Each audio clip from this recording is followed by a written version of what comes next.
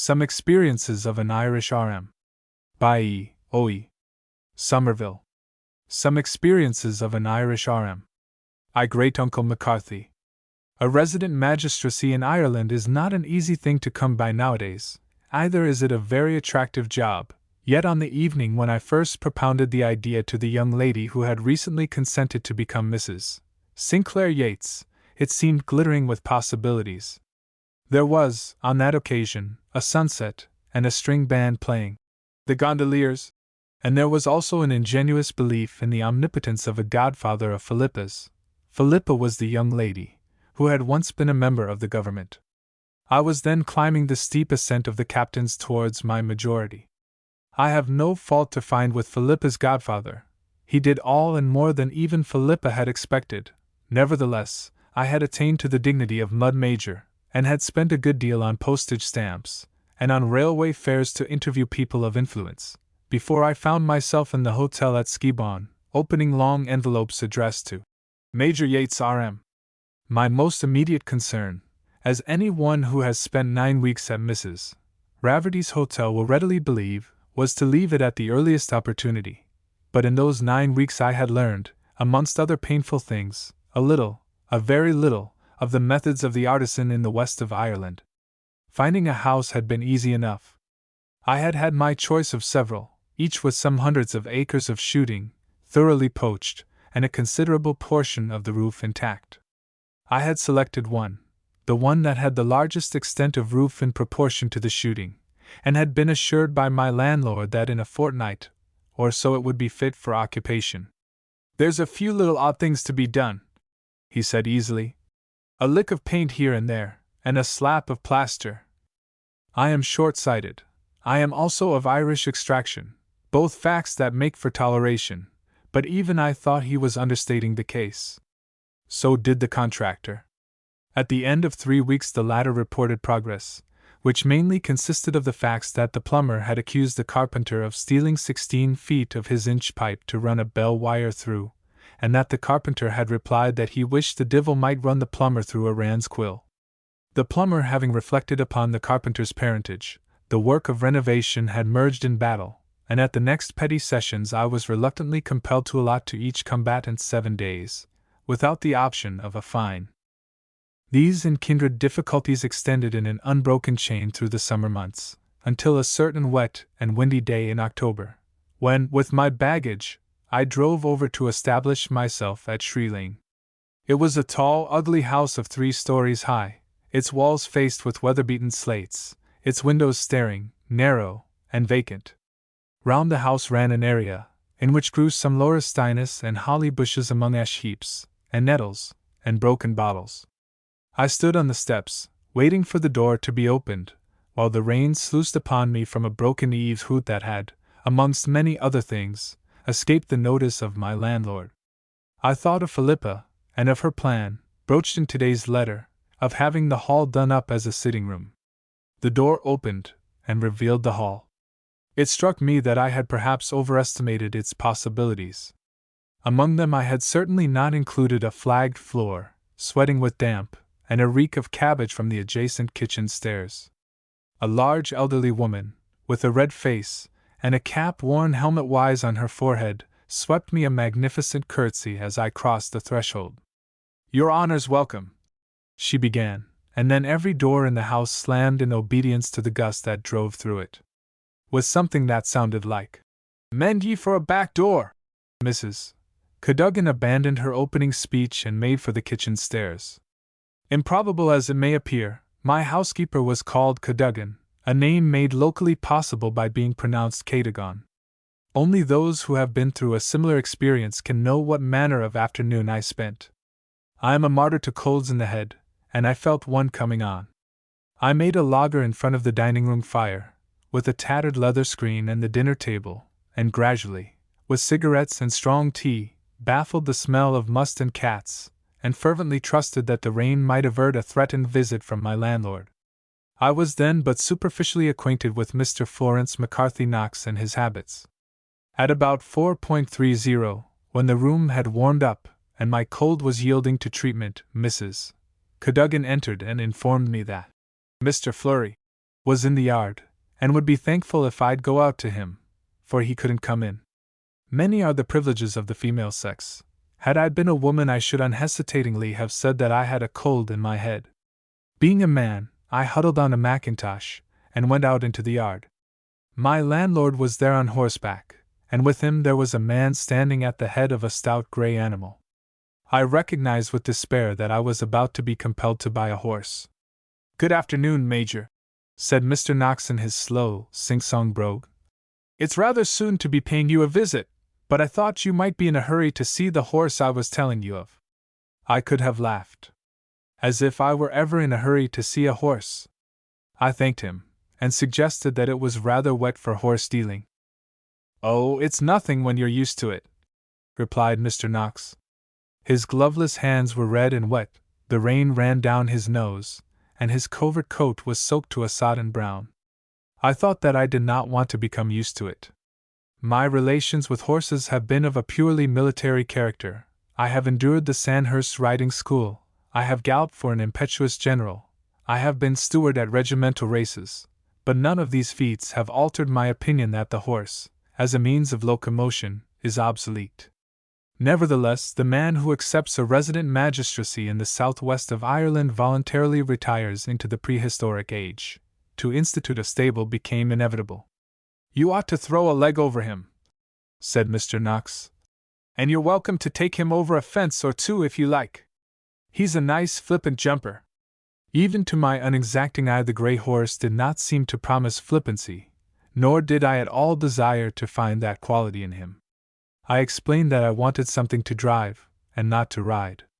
"Well, that's a fine raking horse in harness," said Mr. Knox, looking at me with his serious grey eyes. "And you'd drive him with a sop of hay in his mouth. Bring him up here, Michael." Michael abandoned his efforts to kick the grey horse's forelegs into a becoming position, and led him up to me. I regarded him from under my umbrella with a quite unreasonable disfavor. He had the dreadful beauty of a horse in a toy shop, as chubby, as wooden, and as conscientiously dappled, but it was unreasonable to urge this as an objection, and I was incapable of finding any more technical drawback.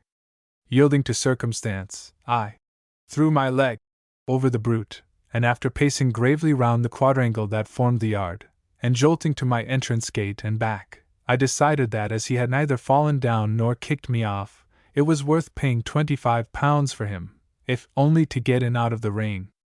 Mr. Knox accompanied me into the house and had a drink. He was a fair, spare young man, who looked like a stable boy among gentlemen, and a gentleman among stable boys. He belonged to a clan that cropped up in every grade of society in the county, from Sir Valentine Knox of Castle Knox down to the auctioneer Knox, who bore the attractive title of Larry the Liar. So far as I could judge, Florence McCarthy of that ilk occupied a shifting position about midway in the tribe. I had met him at dinner at Sir Valentine's, I had heard of him at an illicit auction, held by Larry the Liar, of brandy stolen from a wreck. They were black Protestants, all of them, in virtue of their descent from a godly soldier of Cromwell, and all were prepared at any moment of the day or night to sell a horse. "You'll be apt to find this place a bit lonesome after the hotel," remarked Mr. Fleury, sympathetically, as he placed his foot in its steaming boot on the hob. "But it's a fine sound house anyway, and lots of rooms in it, though indeed, to tell you the truth, I never was through the whole of them since the time my great-uncle, Dennis McCarthy, died here. The dear knows I had enough of it that time." He paused, and lit a cigarette, one of my best, and quite thrown away upon him. "Those top floors, now," he resumed, "I wouldn't make too free with them. There's some of them would jump under you like a spring bed. Many's the night I was in and out of those attics, following my poor uncle when he had a bad turn on him. The horrors, why no, there were nights he never stopped walking through the house. Good Lord! Will I ever forget the morning he said he saw the devil coming up the avenue? 'Look at the two horns on him,' says he, and he out with his gun and shot him, and begad, it was his own donkey." Mr. Knox gave a couple of short laughs. He seldom laughed, having in unusual perfection the gravity of manner that is bred by horse dealing, probably from the habitual repression of all emotion save disparagement.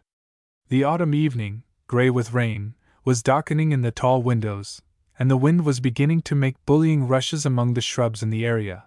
A shower of soot rattled down the chimney and fell on the hearthrug. "More rain coming," said Mr. Knox, rising composedly. "You'll have to put a goose down these chimneys some day soon. It's the only way in the world to clean them. Well, I'm for the road. You'll come out on the grey next week, I hope. The hounds will be meeting here. Give a roar at him coming in at his jumps." He threw his cigarette into the fire and extended a hand to me. "Goodbye, Major, you'll see plenty of me and my hounds before you're done. There's a power of foxes in the plantations here." This was scarcely reassuring for a man who hoped to shoot woodcock, and I hinted as much. "Oh, is it the cock?" said Mr. Fleury. "Believe me, there never was a woodcock yet that minded hounds, now, no more than they'd mind rabbits. The best shoots ever I had here, the hounds were in it the day before." When Mr. Knox had gone, I began to picture myself going across country roaring, like a man on a fire engine, while Philippa put the goose down the chimney. But when I sat down to write to her, I did not feel equal to being humorous about it. I dilated ponderously on my cold, my hard work, and my loneliness, and eventually went to bed at 10 o'clock full of cold shivers and hot whiskey and water. After a couple of hours of feverish dozing, I began to understand what had driven Great-Uncle McCarthy to perambulate the house by night. Mrs. Cadogan had assured me that the Pope of Rome hadn't a better bed under him than myself. Wasn't I down on the new flog materass the old master bought in Father Scanlon's auction?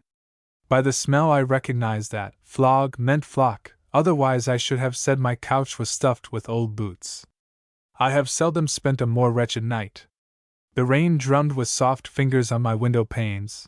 The house was full of noises. I seemed to see Great-Uncle McCarthy ranging the passages with Fleury at his heels. Several times I thought I heard him. Whisperings seemed borne on the wind through my keyhole, boards creaked in the room overhead, and once I could have sworn that a hand passed, groping, over the panels of my door. I am, I may admit, a believer in ghosts. I even take in a paper that deals with their culture. But I cannot pretend that on that night I looked forward to a manifestation of Great-Uncle McCarthy with any enthusiasm. The morning broke stormily, and I woke to find Mrs. Cadogan's understudy, a grimy nephew of about 18, standing by my bedside, with a black bottle in his hand. "There's no bath in the house, sir," was his reply to my command. "But me auntie said, would ye like a taggeen?" This alternative proved to be a glass of raw whiskey. I declined it. I look back to that first week of housekeeping at Shree Lane as to a comedy excessively badly staged, and striped with lurid melodrama. Towards its close I was positively homesick for Mrs. Raverty's, and I had not a single clean pair of boots. I am not one of those who hold the convention that in Ireland the rain never ceases, day or night, but I must say that my first November at Shree Lane was composed of weather of which my friend Fleury Knox remarked that you wouldn't meet a Christian out of doors, unless it was a snipe or a dispensary doctor. To this lamentable category might be added a resident magistrate. Daily, shrouded in mackintosh, I set forth for the petty sessions courts of my wide district. Daily, in the inevitable atmosphere of wet frieze and perjury, I listened to indictments of old women who plucked geese alive, of publicans whose hospitality to their friends broke forth uncontrollably on Sunday afternoons, of parties, who, in the language of the police sergeant, were subtly defined as, not to say drunk, but in good fighting trim. I got used to it all in time. I suppose one can get used to anything. I even became callous to the surprises of Mrs. Cadogan's cooking. As the weather hardened and the woodcock came in, and one by one I discovered and nailed up the rat holes, I began to find life endurable, and even to feel some remote sensation of homecoming when the grey horse turned in at the gate of Shree Lane. The one feature of my establishment to which I could not become inured was the pervading subpresence of something or things which, for my own convenience, I summarized as Great-Uncle McCarthy. There were nights on which I was certain that I heard the inebriate shuffle of his foot overhead, the touch of his fumbling hand against the walls. There were dark times before the dawn when sounds went to and fro, the moving of weights, the creaking of doors, a far-away rapping in which was a workmanlike suggestion of the undertaker, a rumble of wheels on the avenue. Once I was impelled to the perhaps imprudent measure of cross-examining Mrs. Cadogan. Mrs. Cadogan, taking the preliminary precaution of crossing herself, asked me fatefully what day of the week it was. "Friday," she repeated after me. "Friday. The Lord save us! 'Twas a Friday the old master was buried." At this point a saucepan opportunely boiled over, and Mrs. Cadogan fled with it to the scullery, and was seen no more. In the process of time I brought Great-uncle McCarthy down to a fine point. On Friday nights he made coffins and drove hearses. During the rest of the week he rarely did more than patter and shuffle in the attics over my head. One night, about the middle of December, I awoke, suddenly aware that some noise had fallen like a heavy stone into my dreams. As I felt for the matches it came again, the long, grudging groan and the uncompromising bang of the cross door at the head of the kitchen stairs. I told myself that it was a draught that had done it, but it was a perfectly still night. Even as I listened, a sound of wheels on the avenue shook the stillness. The thing was getting past a joke. In a few minutes I was stealthily groping my way down my own staircase, with a box of matches in my hand, enforced by scientific curiosity, but none the less armed with a stick. I stood in the dark at the top of the back stairs and listened. The snores of Mrs. Cadogan and her nephew Peter rose tranquilly from their respective lairs. I descended to the kitchen and lit a candle. There was nothing unusual there, except a great portion of the Cadogan wearing apparel, which was arranged at the fire, and was being serenaded by 2 crickets. Whatever had opened the door, my household was blameless. The kitchen was not attractive, yet I felt indisposed to leave it. None the less, it appeared to be my duty to inspect the yard. I put the candle on the table and went forth into the outer darkness. Not a sound was to be heard. The night was very cold, and so dark that I could scarcely distinguish the roofs of the stables against the sky. The house loomed tall and oppressive above me. I was conscious of how lonely it stood in the dumb and barren country. Spirits were certainly futile creatures, childish in their manifestations, stupidly content with the old machinery of raps and rumbles. I thought how fine a scene might be played on a stage like this. If I were a ghost, how bluely I would glimmer at the windows, how whimperingly chatter in the wind. Something whirled out of the darkness above me, and fell with a flop on the ground, just at my feet. I jumped backwards. In point of fact I made for the kitchen door, and with my hand on the latch, stood still and waited. Nothing further happened. The thing that lay there did not stir. I struck a match. The moment of tension turned to bathos as the light flickered on nothing more fateful than a dead crow. Dead it certainly was. I could have told that without looking at it, but why should it, at some considerable period after its death, fall from the clouds at my feet? But did it fall from the clouds? I struck another match, and stared up at the impenetrable face of the house. There was no hint of solution in the dark windows, but I determined to go up and search the rooms that gave upon the yard. How cold it was! I can feel now the frozen musty air of those attics, with their rat-eaten floors and wallpapers furred with damp. I went softly from one to another, feeling like a burglar in my own house, and found nothing in elucidation of the mystery. The windows were hermetically shut, and sealed with cobwebs. There was no furniture, except in the end room, where a wardrobe without doors stood in a corner, empty save for the solemn presence of a monstrous tall hat. I went back to bed, cursing those powers of darkness that had got me out of it, and heard no more. My landlord had not failed of his promise to visit my coverts with his hounds. In fact, he fulfilled it rather more conscientiously than seemed to me quite wholesome for the cock-shooting. I maintained a silence which I felt to be magnanimous on the part of a man who cared nothing for hunting and a great deal for shooting, and wished the hounds more success in the slaughter of my foxes than seemed to be granted to them. I met them all, one red frosty evening, as I drove down the long hill to my domain gates, Flurry at their head, in his shabby pink coat and dingy breeches, the hounds trailing dejectedly behind him and his half-dozen companions. "What luck?" I called out, drawing rein as I met them. "None," said Mr. Flurry briefly. He did not stop, either did he remove his pipe from the down-twisted corner of his mouth. His eye at me was cold and sour. The other members of the hunt passed me with equal hauteur. I thought they took their ill luck very badly. On foot, among the last of the straggling hounds, cracking a carman's whip, and swearing comprehensively at them all, slouched my friend Slipper. Our friendship had begun in court, the relative positions of the dock and the judgment seat forming no obstacle to its progress, and had been cemented during several days' tramping after snipe. He was, as usual, a little drunk, and he hailed me as though I were a ship. "Ahoy, Major Yates!" he shouted, bringing himself up with a lurch against my cart. "It's hunting you should be, in place of sending poor divils to jail." "But I hear you had no hunting," I said. "Ye heard that, did ye?"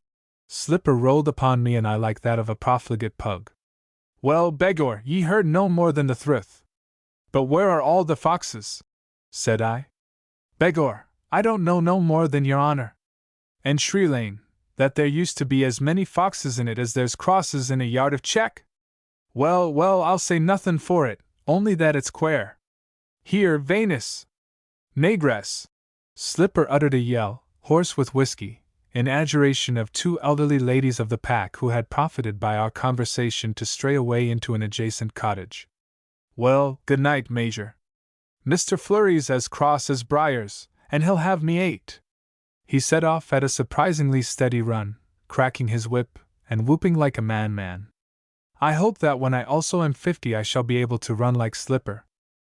That frosty evening was followed by 3 others like unto it, and a flight of woodcock came in. I calculated that I could do with 5 guns, and I dispatched invitations to shoot and dine on the following day to 4 of the local sportsmen, among whom was, of course, my landlord. I remember that in my letter to the latter I expressed a facetious hope that my bag of cock would be more successful than his of foxes had been. The answers to my invitations were not what I expected. All, without so much as a conventional regret, declined my invitation. Mr. Knox added that he hoped the bag of cock would be to my liking, and that I need not be afraid that the hounds would trouble my coverts any more. Here was war! I gazed in stupefaction at the crooked scrawl in which my landlord had declared it. It was wholly and entirely inexplicable, and instead of going to sleep comfortably over the fire and my newspaper as a gentleman should, I spent the evening in irritated ponderings over this bewildering and exasperating change of front on the part of my friendly squireens. My shoot the next day was scarcely a success. I shot the woods in company with my gamekeeper, Tim Connor, a gentleman whose duties mainly consisted in limiting the poaching privileges to his personal friends, and whatever my offense might have been, Mr. Knox could have wished me no bitterer punishment than hearing the unavailing shouts of "Mark Cock!" and seeing my birds winging their way from the coverts, far out of shot. Tim Connor and I got 10 couple between us. It might have been 30 if my neighbors had not boycotted me, for what I could only suppose was the slackness of their hounds. I was dog-tired that night, having walked enough for 3 men, and I slept the deep, insatiable sleep that I had earned.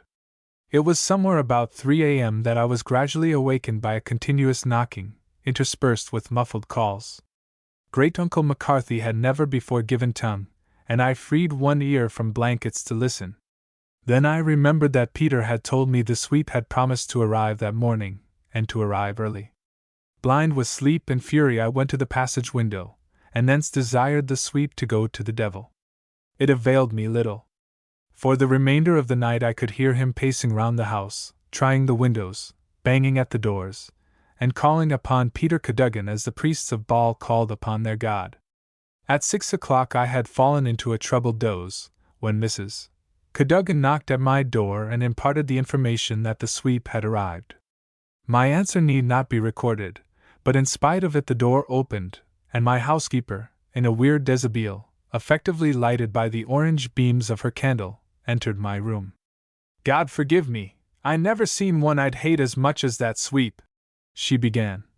"He's these 3 hours, Ara, what, 3 hours? No, but all night, raising talwhack and tandem round the house to get at the chimneys." "Well, for heaven's sake let him get at the chimneys and let me go to sleep," I answered, goaded to desperation. "And you may tell him from me that if I hear his voice again I'll shoot him." Mrs.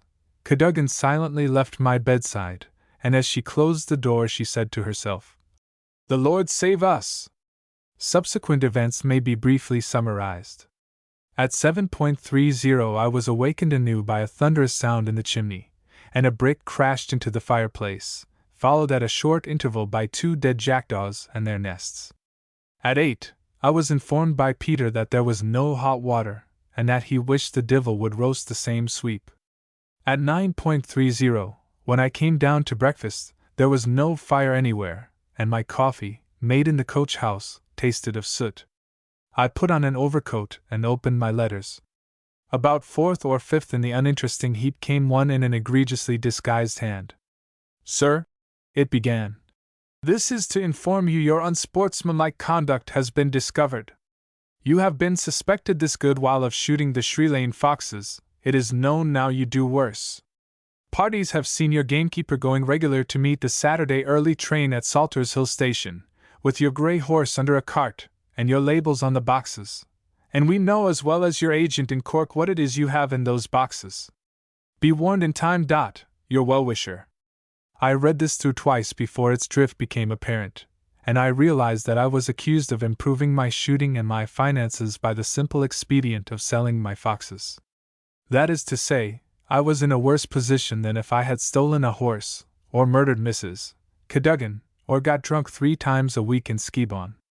For a few moments I fell into wild laughter, and then, aware that it was rather a bad business to let a lie of this kind get a start, I sat down to demolish the preposterous charge in a letter to Flurry Knox. Somehow, as I selected my sentences, it was borne in upon me that, if the letter spoke the truth, circumstantial evidence was rather against me. Mere lofty repudiation would be unavailing, and by my infernal facetiousness about the woodcock I had effectively filled in the case against myself. At all events, the first thing to do was to establish a basis, and have it out with Tim Connor. I rang the bell. "Peter, is Tim Connor about the place?" "He is not, sir. I heard him say he was going west the hill to mend the Bounds fence." Peter's face was covered with soot, his eyes were red, and he coughed ostentatiously. "The sweep's after breaking one of his brushes within in your bedroom chimney, sir," he went on, with all the satisfaction of his class in announcing domestic calamity. "He's above on the roof now, and he'd be thankful to you to go up to him." I followed him upstairs in that state of simmering patience that any employer of Irish labor must know and sympathize with. I climbed the rickety ladder and squeezed through the dirty trapdoor involved in the ascent to the roof, and was confronted by the hideous face of the sweep, black against the frosty blue sky. He had encamped with all his paraphernalia on the flat top of the roof, and was good enough to rise and put his pipe in his pocket on my arrival. "Good morning, Major. That's a grand view you have up here," said the sweep. He was evidently far too well bred to talk shop. "I travelled every roof in this country, and there isn't one where you'd get as handsome a prospect." Theoretically he was right, but I had not come up to the roof to discuss scenery, and demanded brutally why he had sent for me. The explanation involved a recital of the special genius required to sweep the Sri Lane chimneys, of the fact that the sweep had in infancy been sent up and down every one of them by Great-Uncle McCarthy, of the 3 ass-loads of soot that by his peculiar skill he had this morning taken from the kitchen chimney, of its present purity, the draught being such that it would draw up a young cat with it. Finally, realizing that I could endure no more, he explained that my bedroom chimney had got what he called a wind in it, and he proposed to climb down a little way in the stack to try. Would he get to come at the brush? The sweep was very small, the chimney very large. I stipulated that he should have a rope round his waist, and despite the illegality, I let him go. He went down like a monkey, digging his toes and fingers into the niches made for the purpose in the old chimney. Peter held the rope. I lit a cigarette and waited. Certainly the view from the roof was worth coming up to look at. It was rough, heathery country on one side, with a string of little blue lakes running like a turquoise necklet round the base of a free hill, and patches of pale green pasture were set amidst the rocks and heather. A silvery flash behind the undulations of the hills told where the Atlantic lay in immense plains of sunlight. I turned to survey with an owner's eye my own grey woods and straggling plantations of larch, and espied a man coming out of the western wood. He had something on his back, and he was walking very fast. a rabbit poacher no doubt. As he passed out of sight into the back avenue, he was beginning to run. At the same instant I saw on the hill beyond my western boundaries half a dozen horsemen scrambling by zigzag ways down towards the wood. There was one red coat among them. It came first at the gap in the fence that Tim Connor had gone out to mend, and with the others was lost to sight in the covert, from which, in another instant, came clearly through the frosty air a shout of "Gone to ground!"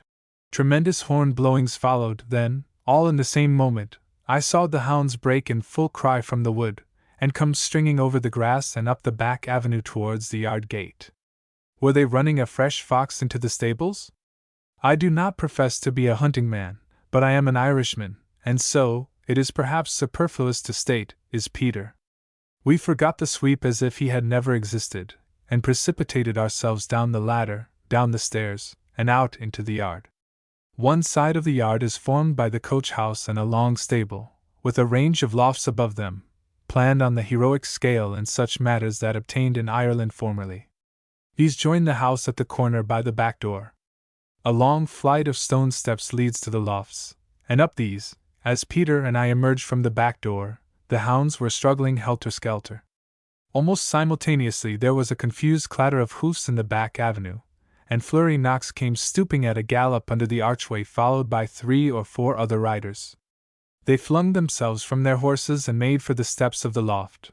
More hounds pressed, yelling, on their heels. The din was indescribable, and justified Mrs.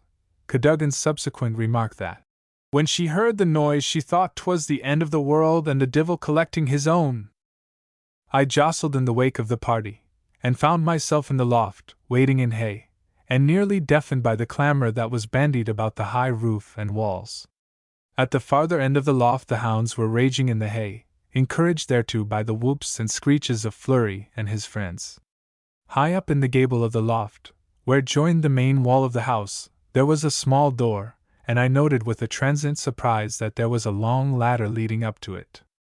Even as it caught my eye, a hound fought his way out of a drift of hay and began to jump at the ladder, throwing his tongue vociferously, and even clambering up a few rungs in his excitement. "There's the way he's gone!" roared Flurry, striving through hounds and hay towards the ladder. "Trumpeter has him! What's up there, back of the door, Major?"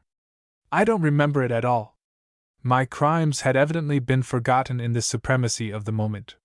While I was futilely asserting that had the fox gone up the ladder he could not possibly have opened the door and shut it after him, even if the door led anywhere, which, to the best of my belief, it did not, the door in question opened, and to my amazement the sweep appeared at it.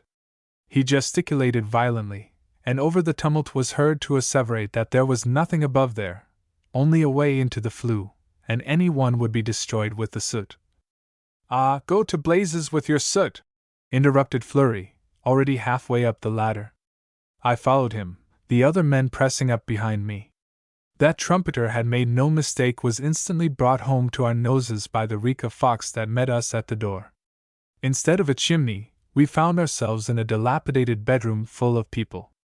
Tim Connor was there, the sweep was there, and a squalid elderly man and woman on whom I had never set eyes before.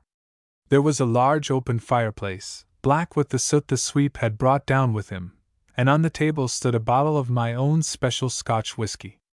In one corner of the room was a pile of broken packing cases, and beside these on the floor lay a bag in which something kicked. Flurry, looking more uncomfortable and nonplussed than I could have believed possible, listened in silence to the ceaseless harangue of the elderly woman. The hounds were yelling like lost spirits in the loft below, but her voice pierced the uproar like a bagpipe. It was an unspeakably vulgar voice, yet it was not the voice of a countrywoman, and there were frowsy remnants of respectability about her general aspect. "And is it you, Flurry Knox, that's calling me a disgrace?" "Disgrace, indeed, am I? Me that was your poor mother's own uncle's daughter, and as good a McCarthy as ever stood in Shree Lane." What followed I could not comprehend, owing to the fact that the sweep kept up a perpetual undercurrent of explanation to me as to how he had got down the wrong chimney. I noticed that his breath stank of whiskey, Scotch, not the native variety. Never, as long as Flurry Knox lives to blow a horn, will he hear the last of the day that he ran his mother's first cousin to ground in the attic. Never, while Mrs. Cadogan can hold a basting spoon, will she cease to recount how, on the same occasion, she plucked and roasted 10 couple of woodcock in one torrid hour to provide luncheon for the hunt. In the glory of this achievement her confederacy with the stowaways in the attic is wholly slurred over, in much the same manner as the startling outburst of summons for trespass, brought by Tim Connor during the remainder of the shooting season, obscured the unfortunate episode of the bagged fox. It was, of course, zeal for my shooting that induced him to assist Mr. Knox's disreputable relations in the deportation of my foxes, and I have allowed it to remain at that. In fact, the only things not allowed to remain were Mr. and Mrs. McCarthy Gannon. They, as my landlord informed me, in the midst of vast apologies, had been permitted to squat at Shree Lane until my tenancy began, and having then ostentatiously and abusively left the house, they had, with the connivance of the Cadugans, secretly returned to roost in the corner attic, to sell foxes under the aegis of my name, and to make inroads on my belongings. They retained connection with the outer world by means of the ladder and the loft, and with the house in general, and my whiskey in particular, by a door into the other attics, a door concealed by the wardrobe in which reposed Great-Uncle McCarthy's tall hat. It is with the greatest regret that I relinquish the prospect of writing a monograph on Great-Uncle McCarthy for a spiritualistic journal, but with the departure of his relations he ceased to manifest himself, and neither the nailing up of packing cases, nor the rumble of the cart that took them to the station, disturbed my sleep for the future. I understand that the task of clearing out the McCarthy Gannon's effects was of a nature that necessitated 2 glasses of whiskey per man, and if the remnants of rabbit and jackdaw disinterred in the process were anything like the crow that was thrown out of the window at my feet, I do not grudge the restorative. As Mrs. Cadogan remarked to the sweep, "A Turk couldn't stand it." 2. In the Kernhilty country.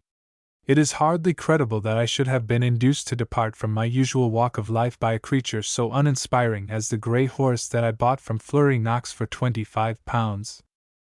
Perhaps it was the monotony of being questioned by every other person with whom I had 5 minutes' conversation, as to when I was coming out with the hounds, and being further informed that in the days when Captain Brown, the late Coast Guard officer, had owned the grey, there was not a fence between this and Mallow big enough to please them.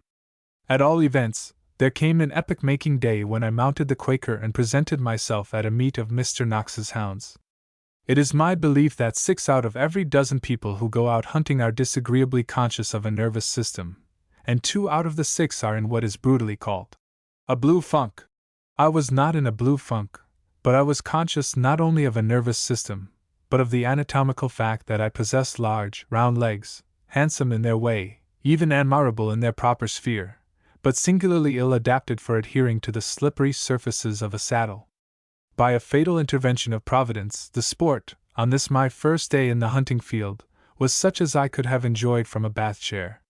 The hunting field was, on this occasion, a relative term, implying long stretches of unfenced moorland and bog, anything, in fact, save a field. The hunt itself might also have been termed a relative one, being mainly composed of Mr. Knox's relations in all degrees of cousinhood. It was a day when frost and sunshine combined went to one's head like iced champagne, the distant sea looked like the Mediterranean, and for 4 sunny hours the Knox relatives and I followed 9 couple of hounds at a tranquil foot-pace along the hills, our progress mildly enlivened by 1 or 2 scrambles in the shape of jumps. At 3 o'clock I jogged home, and felt within me the newborn desire to brag to Peter Cadogan of the Quaker's doings, as I dismounted rather stiffly in my own yard.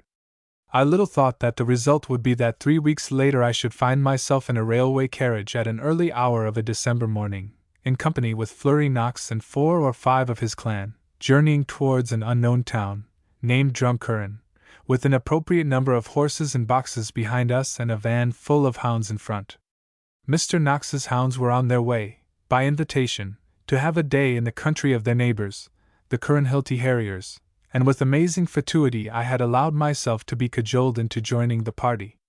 A northerly shower was striking in long spikes on the glass of the window, the atmosphere of the carriage was blue with tobacco smoke, and my feet, in a pair of new blucher boots, had sunk into a species of arctic sleep.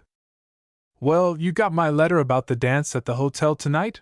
said Flurry Knox, breaking off a whispered conversation with his amateur whip, Dr. Jerome Hickey, and sitting down beside me. "And we're to go out with the harriers today, and they've a sure fox for our hounds tomorrow. I tell you you'll have the best fun ever you had. It's a great country to ride. Fine honest banks, that you can come racing at anywhere you like." Dr. Hickey, a saturnine young man, with a long nose and a black torpedo beard, returned to his pocket the lancet with which he had been trimming his nails. "They're like the Tipperary banks," he said. "You climb down 9 feet and you fall the rest." It occurred to me that the Quaker and I would most probably fall all the way, but I said nothing. "I hear Tomsey Flood has a good horse this season," resumed Flurry. "Then it's not the one you sold him," said the doctor. "I'll take my oath it's not," said Flurry with a grin. "I believe he has it in for me still over that one." Dr. Jerome's mustache went up under his nose and showed his white teeth. "Small blame to him. When you sold him a mare that was wrong of both her hind legs. Do you know what he did, Major Yates? The mare was lame going into the fair, and he took the 2 hind shoes off her and told poor Flood she kicked them off in the box, and that was why she was going tender, and he was so drunk he believed him." The conversation here deepened into trackless obscurities of horse dealing. I took out my stylograph pen and finished a letter to Philippa, with a feeling that it would probably be my last. The next step in the day's enjoyment consisted in trotting in cavalcade through the streets of Drumcurran, with another northerly shower descending upon us, the mud splashing in my face, and my feet coming torturingly to life. Every man and boy in the town ran with us. The harriers were somewhere in the tumult ahead, and the Quaker began to pull and hump his back ominously. I arrived at the meet considerably heated, and found myself one of some 30 or 40 riders, who, with traps and bicycles and foot people, were jammed in a narrow, muddy road. We were late, and a move was immediately made across a series of grass fields, all considerately furnished with gates. There was a glacial gleam of sunshine, and people began to turn down the collars of their coats. As they spread over the field, I observed that Mr. Knox was no longer riding with old Captain Hancock, the master of the harriers, but had attached himself to a square-shouldered young lady with effective coils of dark hair and a grey habit. She was riding a fidgety black mare with great decision and a not disagreeable swagger. It was at about this moment that the hounds began to run, fast and silently, and every one began to canter. "This is nothing at all," said Dr. Hickey, thundering alongside of me on a huge young chestnut. "There might have been a hare here last week, or a red herring this morning. I wouldn't care if we only got what'd warm us. For the matter of that, I'd as soon hunt a cat as a hare." I was already getting quite enough to warm me. The Quaker's respectable grey head had twice disappeared between his forelegs in a brace of most unsettling bucks, and all my experiences at the riding school at Sandhurst did not prepare me for the sensation of jumping a briery wall with a heavy drop into a lane so narrow that each horse had to turn at right angles as he landed. I did not so turn, but saved myself from entire disgrace by a timely clutch at the mane. We scrambled out of the lane over a pile of stones and furze bushes, and at the end of the next field were confronted by a tall, stone-faced bank. Everyone, always excepting myself, was riding with that furious valor which is so conspicuous when neighboring hunts meet, and the leading half-dozen charged the obstacle at steeplechase speed. I caught a glimpse of the young lady in the grey habit, sitting square and strong as her mare topped the bank, with Flurry and the redoubtable Mr. Tomsey Flood riding on either hand. I followed in their wake, with a blind confidence in the Quaker, and none at all in myself. He refused it. I suppose it was in token of affection and gratitude that I fell upon his neck. At all events, I had reason to respect his judgment, as, before I had recovered myself, the hounds were straggling back into the field by a gap lower down. It finally appeared that the hounds could do no more with the line they had been hunting, and we proceeded to jog interminably, I knew not whither.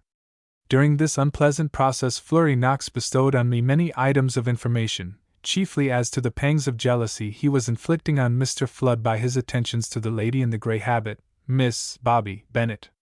"She'll have all old Hancock's money one of these days. She's his niece, why no, and she's a good girl to ride, but she's not as young as she was 10 years ago. You'd be looking at a chicken a long time before you thought of her. She might take Tomsey some day if she can't do any better." He stopped and looked at me with a gleam in his eye.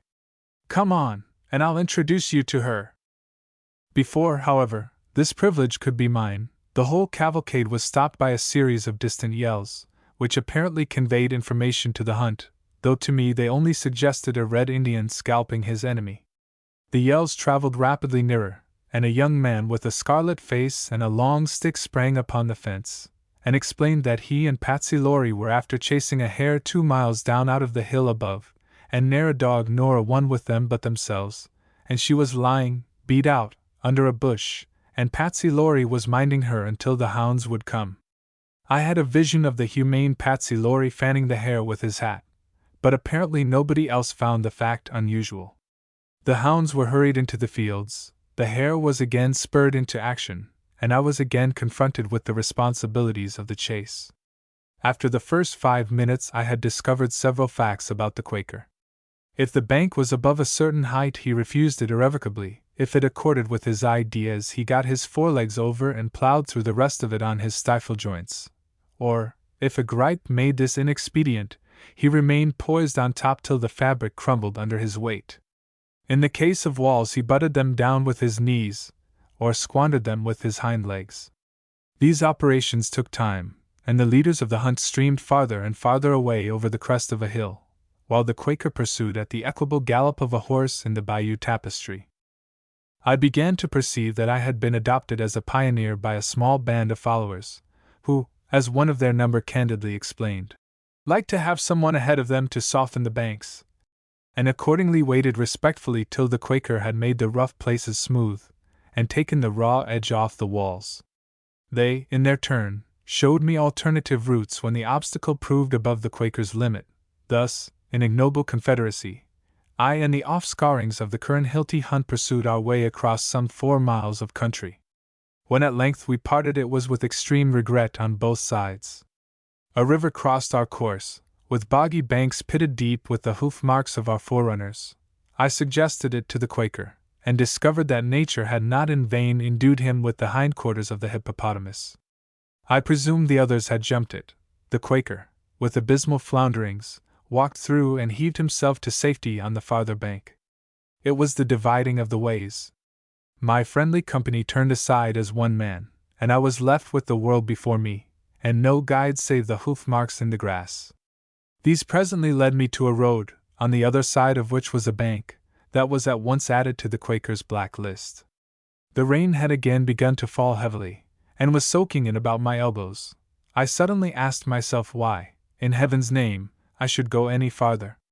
No adequate reason occurred to me, and I turned in what I believed to be the direction of Drumcurran. I rode on for possibly 2 or 3 miles without seeing a human being, until, from the top of a hill I descried a solitary lady rider. I started in pursuit. The rain kept blurring my eyeglass, but it seemed to me that the rider was a schoolgirl with hair hanging down her back, and that her horse was a trifle lame. I pressed on to ask my way, and discovered that I had been privileged to overtake no less a person than Miss Bobby Bennet. My question as to the route led to information of a varied character. Miss Bennet was going that way herself. Her mare had given her what she called a toss and a half, whereby she had strained her arm and the mare her shoulder. Her habit had been torn, and she had lost all her hairpins. "I'm an awful object," she concluded. "My hair's the plague of my life out hunting. I declare I wish to goodness I was bald." I struggled to the level of the occasion with an appropriate protest. She had really very brilliant gray eyes, and her complexion was undeniable. Philippa has since explained to me that it is a mere male fallacy that any woman can look well with her hair down her back, but I have always maintained that Miss Bobby Bennet, with the rain glistening on her dark tresses, looked uncommonly well. "I shall never get it dry for the dance tonight," she complained. "I wish I could help you," said I. "Perhaps you've got a hairpin or 2 about you," said she, with a glance that had certainly done great execution before now. I disclaimed the possession of any such tokens, but volunteered to go and look for some at a neighboring cottage. The cottage door was shut, and my knockings were answered by a stupefied-looking elderly man. Conscious of my own absurdity, I asked him if he had any hairpins. "I didn't see a hair this week," he responded in a slow bellow. "Hairpins!" I roared. "Has your wife any hairpins?"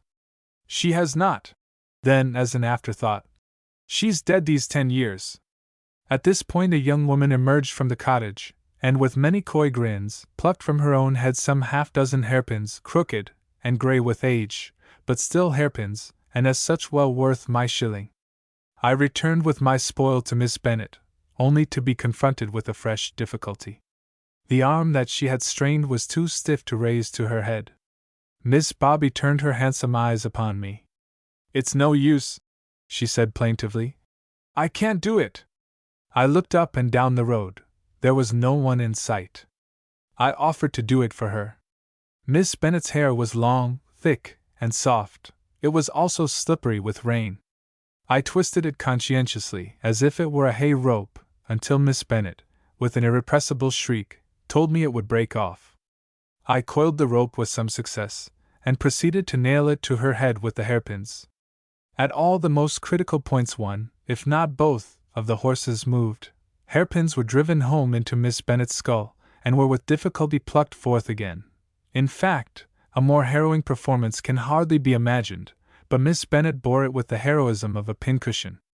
I was putting the finishing touches to the coiffure when some sound made me look round, and I beheld at a distance of some 50 yards the entire hunt approaching us at a foot pace. I lost my head, and instead of continuing my task, I dropped the last hairpin as if it were red-hot, and kicked the Quaker away to the far side of the road, thus, if it were possible, giving the position away a shade more generously. There were 15 riders in the group that overtook us, and 14 of them, including the whip, were grinning from ear to ear. The 15th was Mr. Tomsey Flood, and he showed no sign of appreciation. He shoved his horse past me and up to Miss Bennet, his red mustache bristling, truculence in every outline of his heavy shoulders. His green coat was muddy, and his hat had a cave in it. Things had apparently gone ill with him. Flurry's witticisms held out for about 2.5 miles. I do not give them, because they were not amusing, but they all dealt ultimately with the animosity that I, in common with himself, should henceforth have to fear from Mr. Flood. "Oh, he's a holy terror," he said conclusively. "He was riding the tails off the hounds today to best me. He was near killing me twice.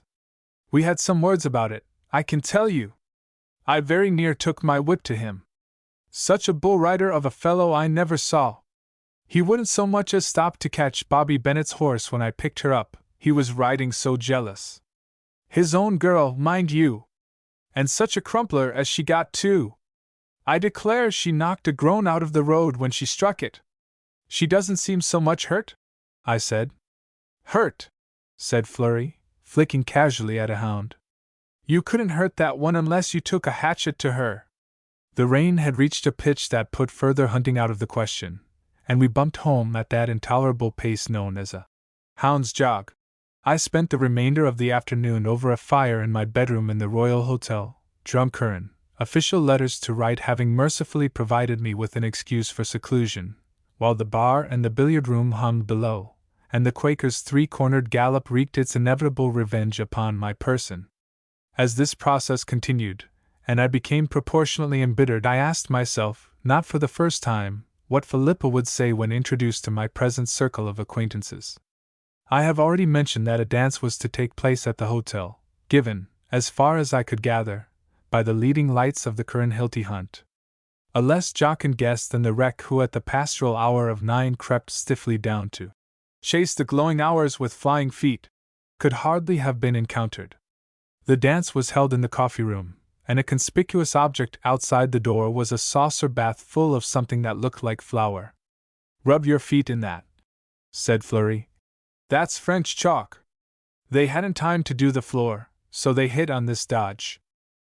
I complied with this encouraging direction, and followed him into the room. Dancing had already begun, and the first sight that met my eyes was Miss Bennet, in a yellow dress, waltzing with Mr. Tomsey Flood. She looked very handsome, and, in spite of her accident, she was getting round the sticky floor and her still more sticky partner with the swing of a racing cutter. Her eye caught mine immediately, and with confidence. Clearly our acquaintance that, in the space of 20 minutes, had blossomed tropically into hairdressing, was not to be allowed to wither. Nor was I myself allowed to wither. Men, known and unknown, plied me with partners, till my shirt cuff was black with names, and the number of dances stretched away into the blue distance of tomorrow morning. The music was supplied by the organist of the church, who played with religious unction and at the pace of a processional hymn.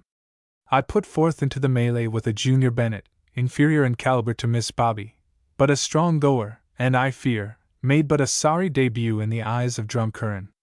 At every other moment I bumped into the unforeseen orbits of those who reversed, and of those who walked their partners backwards down the room with faces of ineffable supremacy. Being unskilled in these intricacies of an elder civilization, the younger Miss Bennet fared but ingloriously at my hands. The music pounded interminably on, until the heel of Mr. Flood put a period to our sufferings. "The nasty, dirty, filthy brute!" shrieked the younger Miss Bennet in a single breath. "He's torn the gown off my back!" She whirled me to the cloakroom.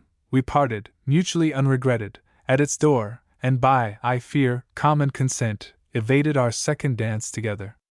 Many, many times during the evening I asked myself why I did not go to bed. Perhaps it was the remembrance that my bed was situated some 10 feet above the piano in a direct line. But whatever was the reason, the night wore on and found me still working my way down my shirt cuff. I sat out as much as possible, and found my partners to be, as a body, pretty, talkative, and ill-dressed, and during the evening I had many and varied opportunities of observing the rapid progress of Mr. Knox's flirtation with Miss Bobby Bennet. From number 4 to number 8 they were invisible. That they were behind a screen in the commercial room might be inferred from Mr. Flood's thundercloud presence in the passage outside. At number 9 the young lady emerged for one of her dances with me. It was a barn dance, and particularly trying to my momently stiffening muscles. But Miss Bobby, whether in dancing or sitting out, went in for the rigor of the game. She was in as hard condition as one of her uncle's hounds, and for a full 15 minutes I capered and swooped beside her, larding the lean earth as I went, and replying but spasmodically to her even flow of conversation. "That'll take the stiffness out of you!" she exclaimed, as the organist slowed down reverentially to a conclusion. "I had a bet with Flurry Knox over that dance. He said you weren't up to my weight at the pace." I led her forth to the refreshment table, and was watching with all her fearless consumption of claret cup that I would not have touched for a sovereign, when Flurry, with a partner on his arm, strolled past us. "Well, you won the gloves, Miss Bobby," he said. "Don't you wish you may get them?" "Gloves without the G, Mr. Knox," replied Miss Bennet, in a voice loud enough to reach the end of the passage, where Mr. Thomas Flood was burying his nose in a very brown whiskey and soda. "Your hair's coming down," retorted Flurry. "Ask Major Yates if he can spare you a few hairpins." Swifter than lightning Miss Bennet hurled a macaroon at her retreating foe, missed him, and subsided laughing on to a sofa. I mopped my brow and took my seat beside her, wondering how much longer I could live up to the social exigencies of Drumcurran. Miss Bennet, however, proved excellent company. She told me artfully, and inch by inch, all that Mr. Flood had said to her on the subject of my hairdressing. She admitted that she had, as a punishment, cut him out of 3 dances and given them to Flurry Knox. When I remarked that in fairness they should have been given to me, she darted a very attractive glance at me, and pertinently observed that I had not asked for them. So did the rumor of supper pass among the chaperones, male and female. It was obviously due to a sense of the fitness of things that Mrs. Bennet was apportioned to me, and I found myself in the gratifying position of heading with her the procession to supper. My impressions of Mrs. Bennet are few but salient. She wore an apple-green satin dress and filled it tightly. Wisely mistrusting the hotel supper, she had imported sandwiches and cake in a pocket handkerchief, and warmed by 2 glasses of sherry, she made me the recipient of the remarkable confidence that she had but 2 back teeth in her head, but thank God, they met. When, with the other starving men, I fell upon the remains of the feast, I regretted that I had declined her offer of a sandwich. Of the remainder of the evening I am unable to give a detailed account. Let it not for one instant be imagined that I had looked upon the wine of the Royal Hotel when it was red, or, indeed, any other color. As a matter of fact, I had espied an inconspicuous corner in the entrance hall, and there I first smoked a cigarette, and subsequently sank into uneasy sleep. Through my dreams I was aware of the measured pounding of the piano, of the clatter of glasses at the bar, of wheels in the street, and then, more clearly, of Florry's voice assuring Miss Bennet that if she'd only wait for another dance he'd get the R.M. out of bed to do her hair for her. Then again oblivion. At some later period I was dropping down a chasm on the Quaker's back, and landing with a shock. I was twisting his mane into a chignon, when he turned round his head and caught my arm in his teeth.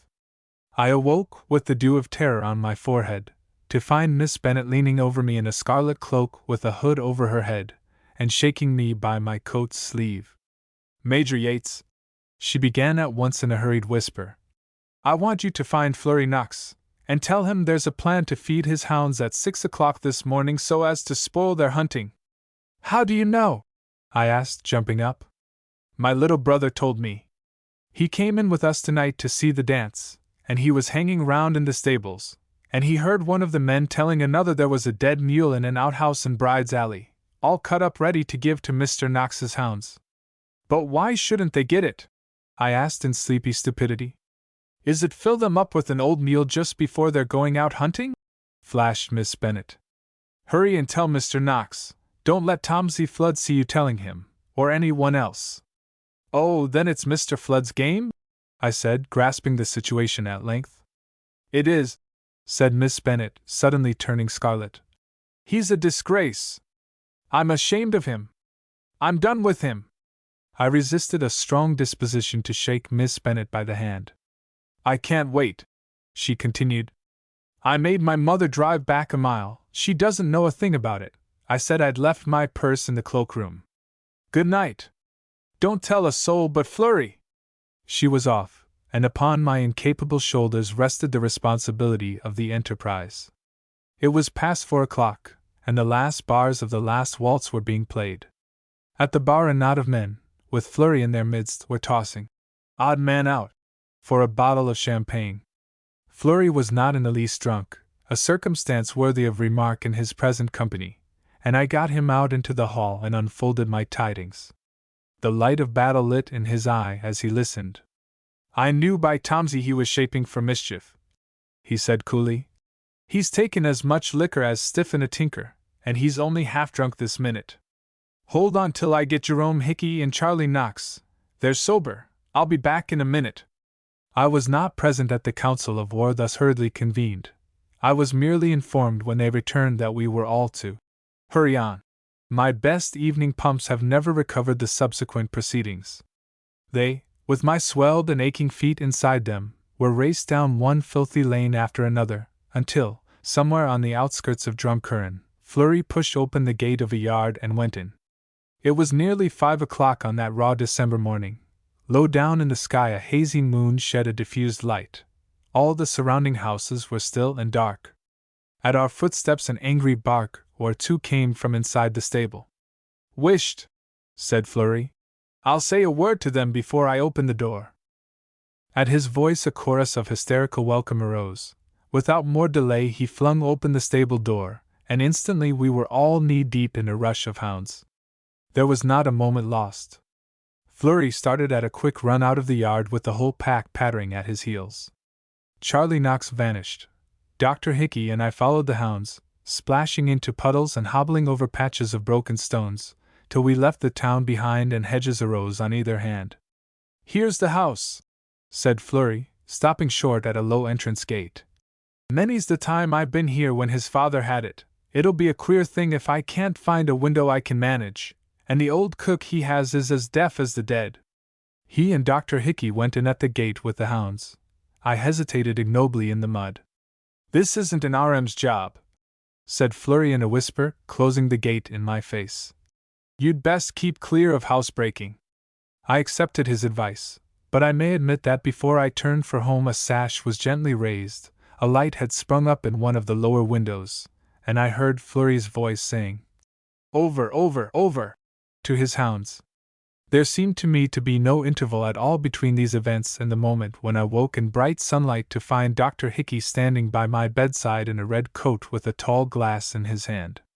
"It's 9 o'clock," he said. "I'm just after waking Flurry Knox. There wasn't one stirring in the hotel till I went down and pulled the boots from under the kitchen table.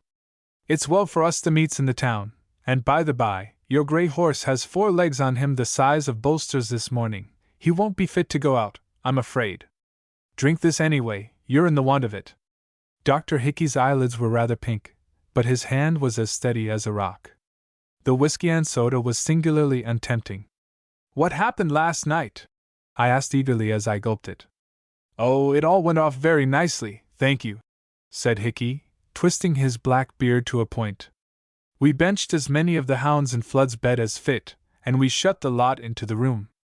We had them just comfortable when we heard his latchkey below at the door." He broke off and began to snigger. "Well?" I said, sitting bolt upright. "Well, he got in at last, and he lit a candle then. That took him 5 minutes. He was pretty tight. We were looking at him over the banisters until he started to come up, and according as he came up, we went on up the top flight. He stood admiring his candle for a while on the landing, and we wondered he didn't hear the hounds snuffing under the door. He opened it then, and on the minute 3 of them bolted out between his legs." Dr. Hickey again paused to indulge in Mephistophelian laughter. "Well, you know," he went on, "when a man in poor Tomsy's condition sees 6 dogs jumping out of his bed, he's apt to make a wrong diagnosis. He gave a roar, and pitched the candlestick at them, and ran for his life downstairs, and all the hounds after him. Gone away screeches that devil Flurry, pelting downstairs on top of them in the dark. I believe I screeched too. Good heavens! I gasped. I was well out of that." "Well, you were," admitted the doctor. "However, Tomsy bested them in the dark, and he got to ground in the pantry. I heard the cups and saucers go as he slammed the door on the hounds' noses, and the minute he was in Flurry turned the key on him. They're real dogs, Tomsy, my buck, says Flurry, just to quiet him, and there we left him." "Was he hurt?" I asked, conscious of the triviality of the question. "Well, he lost his brush," replied Dr. Hickey. "Old Merrylegs tore the coattails off him. We got them on the floor when we struck a light. Flurry has them to nail on his kennel door. Charlie Knox had a pleasant time too," he went on, "with the man that brought the barrow load of meat to the stable. We picked out the tastiest bits and arranged them round Flood's breakfast table for him. They smelled very nice. Well, I'm delaying you with my talking. Flurry's hounds had the run of the season that day. I saw it admirably throughout, from Miss Bennet's pony cart. She drove extremely well, in spite of her strained arm. 3 trinkets colt. It was Petty Sessions Day in Skibon, a cold, grey day of February. A case of trespass had dragged its burden of cross summonses and cross swearing far into the afternoon, and when I left the bench my head was singing from the bellowings of the attorneys, and the smell of their clients was heavy upon my palate. The streets still testified to the fact that it was market day, and I evaded with difficulty the sinuous course of carts full of soddenly screwed people, and steered an equally devious one for myself among the groups anchored round the doors of the public houses. Skibon possesses, among its legion of public houses, one establishment which timorously, and almost imperceptibly, proffers tea to the thirsty.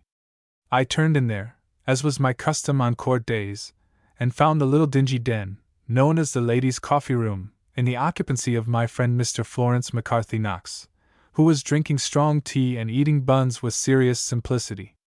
It was a first and quite unexpected glimpse of that domesticity that has now become a marked feature in his character. "You're the very man I wanted to see," I said as I sat down beside him at the oilcloth-covered table.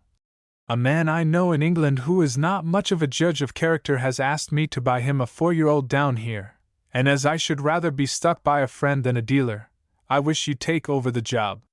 Flurry poured himself out another cup of tea, and dropped 3 lumps of sugar into it in silence. Finally he said, "There isn't a 4-year-old in this country that I'd be seen dead with at a pig fair." This was discouraging, from the premier authority on horseflesh in the district. But it isn't 6 weeks since you told me you had the finest filly in your stables that was ever foaled in the County Cork. I protested. What's wrong with her? Oh, is it that filly? Said Mr. Knox with a lenient smile. She's gone these 3 weeks from me. I swapped her and £6 for a 3-year-old ironmonger colt, and after that I swapped the colt and £19 for that Bandon horse I rode last week at your place, and after that again I sold the Bandon horse for £75 to old Whelpley, and I had to give him back a couple of sovereigns luck money. You see, I did pretty well with the filly after all. Yes, oh rather, I assented, as one dizzily accepts the propositions of a bimetallist. And you don't know of anything else? The room in which we were seated was closely screened from the shop by a door with a muslin-curtained window in it. Several of the panes were broken, and at this juncture 2 voices that had for some time carried on a discussion forced themselves upon our attention. Begging your pardon for contradicting you, ma'am, said the voice of Mrs. MacDonald, proprietress of the tea-shop, and a leading light in Skibon dissenting circles, shrilly tremulous with indignation. If the servants I recommend you won't stop with you, it's no fault of mine. If respectable young girls are set picking grass out of your gravel, in place of their proper work, certainly they will give warning. The voice that replied struck me as being a notable one, well-bred and imperious. When I take a barefooted slut out of a cabin, I don't expect her to dictate to me what her duties are. Fleury jerked up his chin in a noiseless laugh.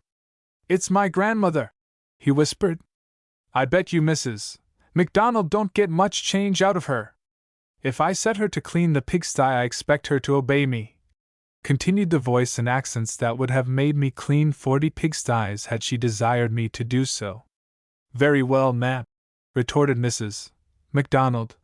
If that's the way you treat your servants, you needn't come here again looking for them. I consider your conduct is neither that of a lady nor a Christian. Don't you, indeed? Replied Fleury's grandmother. Well, your opinion doesn't greatly distress me, for, to tell you the truth, I don't think you're much of a judge. Didn't I tell you she'd score? Murmured Fleury, who was by this time applying his eye to a hole in the muslin curtain. She's off, he went on, returning to his tea. She's a great character. She's 83 if she's a day, and she's as sound on her legs as a 3-year-old. Did you see that old Chandradin of hers in the street a while ago, and a fellow on the box with a red beard on him like Robinson Crusoe? That old mare that was on the near side, Trinket her name is mighty near clean bred. I can tell you her foals are worth a bit of money. I had heard of old Mrs. Knox of Ossolas. Indeed, I had seldom dined out in the neighborhood without hearing some news story of her and her remarkable menage, but it had not yet been my privilege to meet her. Well now, went on Fleury in his slow voice, I'll tell you a thing that's just come into my head. My grandmother promised me a foal of trinkets the day I was 21, and that's 5 years ago, and deuce a one I've got from her yet. You never were at Ossolas? No, you were not. Well, I tell you the place there is like a circus with horses. She has a couple of score of them running wild in the woods like deer. Oh, come, I said. I'm a bit of a liar myself. Well, she has a dozen of them anyhow, rattling good colts too, some of them, but they might as well be donkeys for all the good they are to me or anyone. It's not once in 3 years she sells one, and there she has them walking after her for bits of sugar, like a lot of dirty lapdogs. Ended Fleury with disgust. Well, what's your plan? Do you want me to make her a bid for one of the lapdogs? I was thinking, replied Fleury, with great deliberation, that my birthday's this week, and maybe I could work a 4-year-old colt of trinkets she has out of her in honor of the occasion. And sell your grandmother's birthday present to me? Just that, I suppose, answered Fleury with a slow wink. A few days afterwards a letter from Mr. Knox informed me that he had squared the old lady, and it would be all right about the colt. He further told me that Mrs. Knox had been good enough to offer me, with him, a day's snipe shooting on the celebrated Ossolas bogs, and he proposed to drive me there the following Monday, if convenient. Most people found it convenient to shoot the Ossolas snipe bog when they got the chance. 8 o'clock on the following Monday morning saw Fleury, myself, and a groom packed into a dogcart, with portmanteaus, gun cases, and 2 rampant red setters. It was a long drive, 12 miles at least, and a very cold one. We passed through long tracts of pasture country, fraught, for Fleury, with memories of runs, which were recorded for me, fence by fence, in every one of which the biggest dog fox in the country had gone to ground, with not 2 feet, measured accurately on the handle of the whip, between him and the leading hound, through bogs that imperceptibly melted into lakes, and finally down and down into a valley, where the fir trees of Ossolas clustered darkly round a glittering lake, and all but hid the grey roofs and pointed gables of Ossolas Castle. "There's a nice stretch of a domain for you," remarked Fleury, pointing downwards with the whip. "And one little old woman holding it all in the heel of her fist. Well able to hold it she is, too, and always was, and she'll live 20 years yet, if it's only to spite the whole lot of us, and when all's said and done goodness knows how she'll leave it. It strikes me you were lucky to keep her up to her promise about the colt," I said. Fleury administered a composing kick to the ceaseless strivings of the red setters under the seat. "I used to be rather a pet with her," he said after a pause.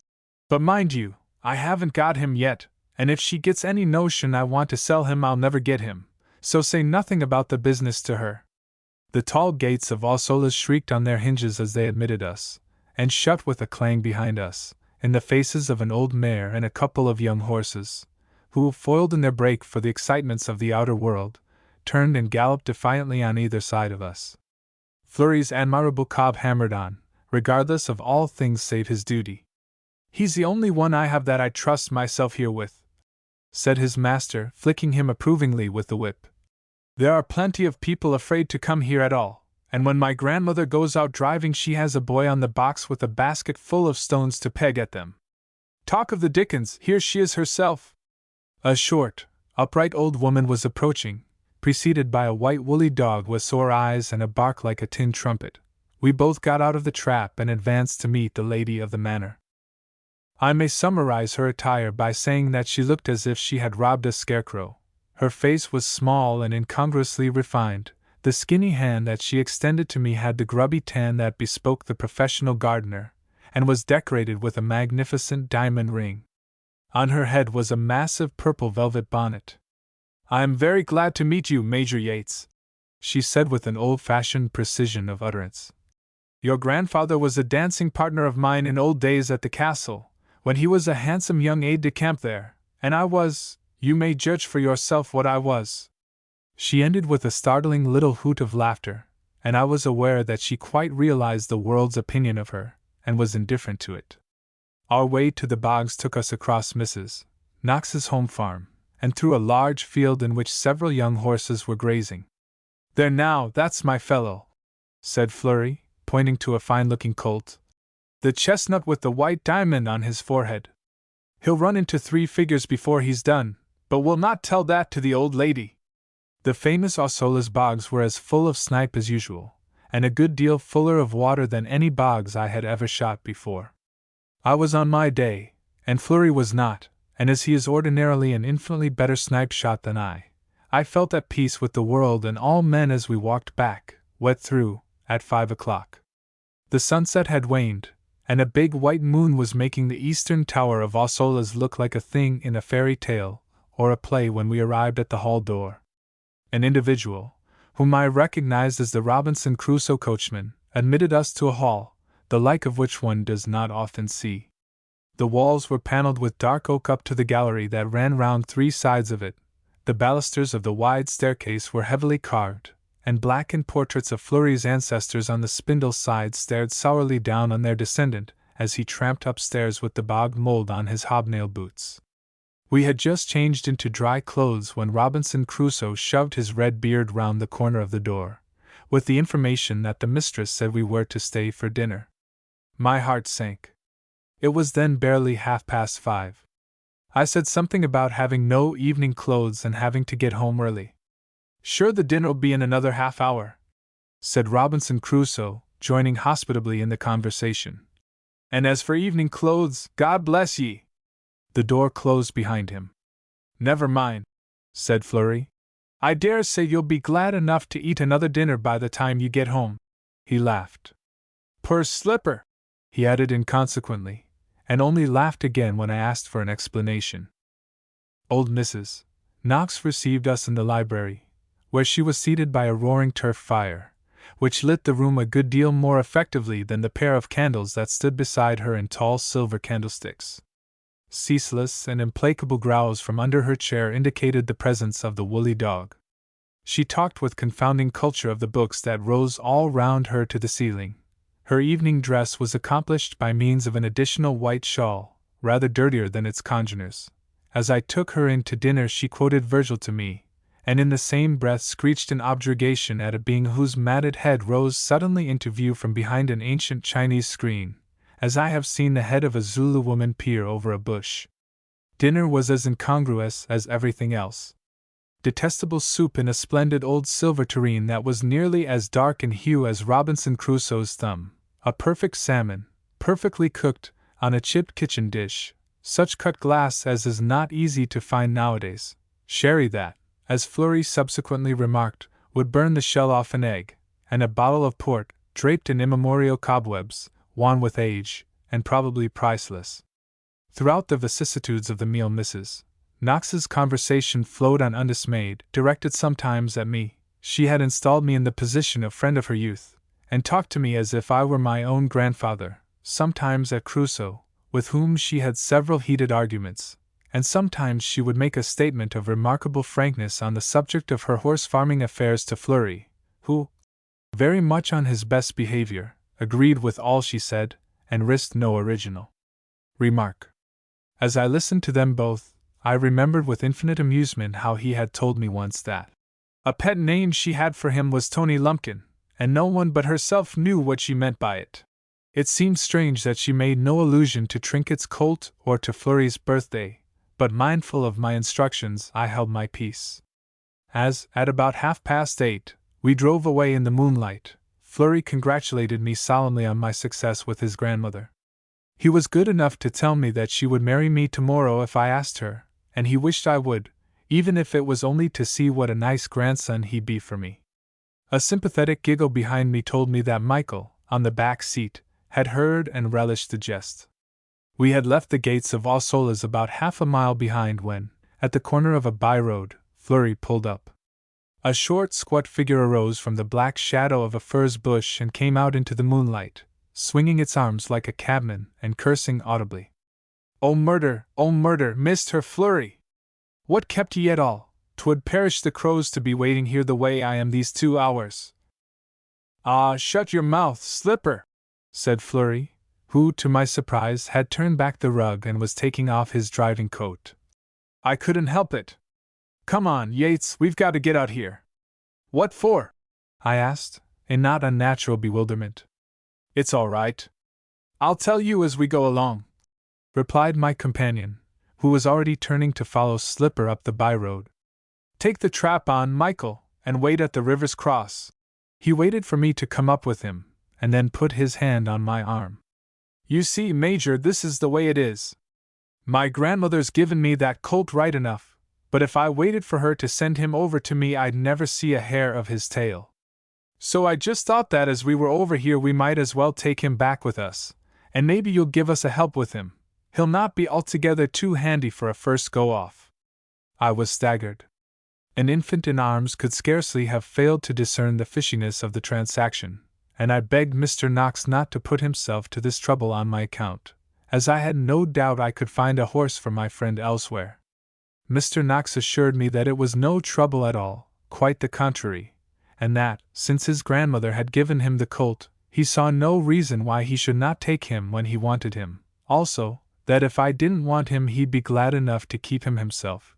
And finally, that I wasn't the chap to go back on a friend, but I was welcome to drive back to Shree Lane with Michael this minute if I liked. Of course I yielded in the end. I told Fleury I should lose my job over the business, and he said I could then marry his grandmother, and the discussion was abruptly closed by the necessity of following Slipper over a locked 5-barred gate. Our pioneer took us over about half a mile of country, knocking down stone gaps where practicable and scrambling over tall banks in the deceptive moonlight. We found ourselves at length in a field with a shed in one corner of it, In a dim group of farm buildings a little way off a light was shining. "Wait here," said Flurry to me in a whisper. "The less noise the better.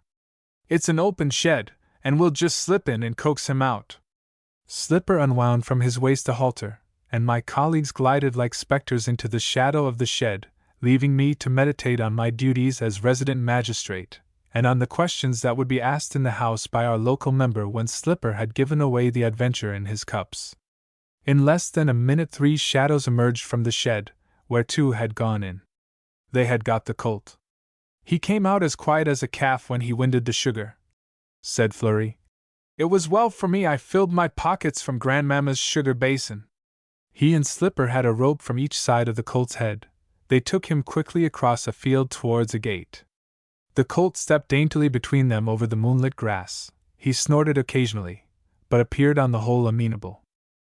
The trouble began later, and was due, as trouble often is, to the beguilements of a short cut.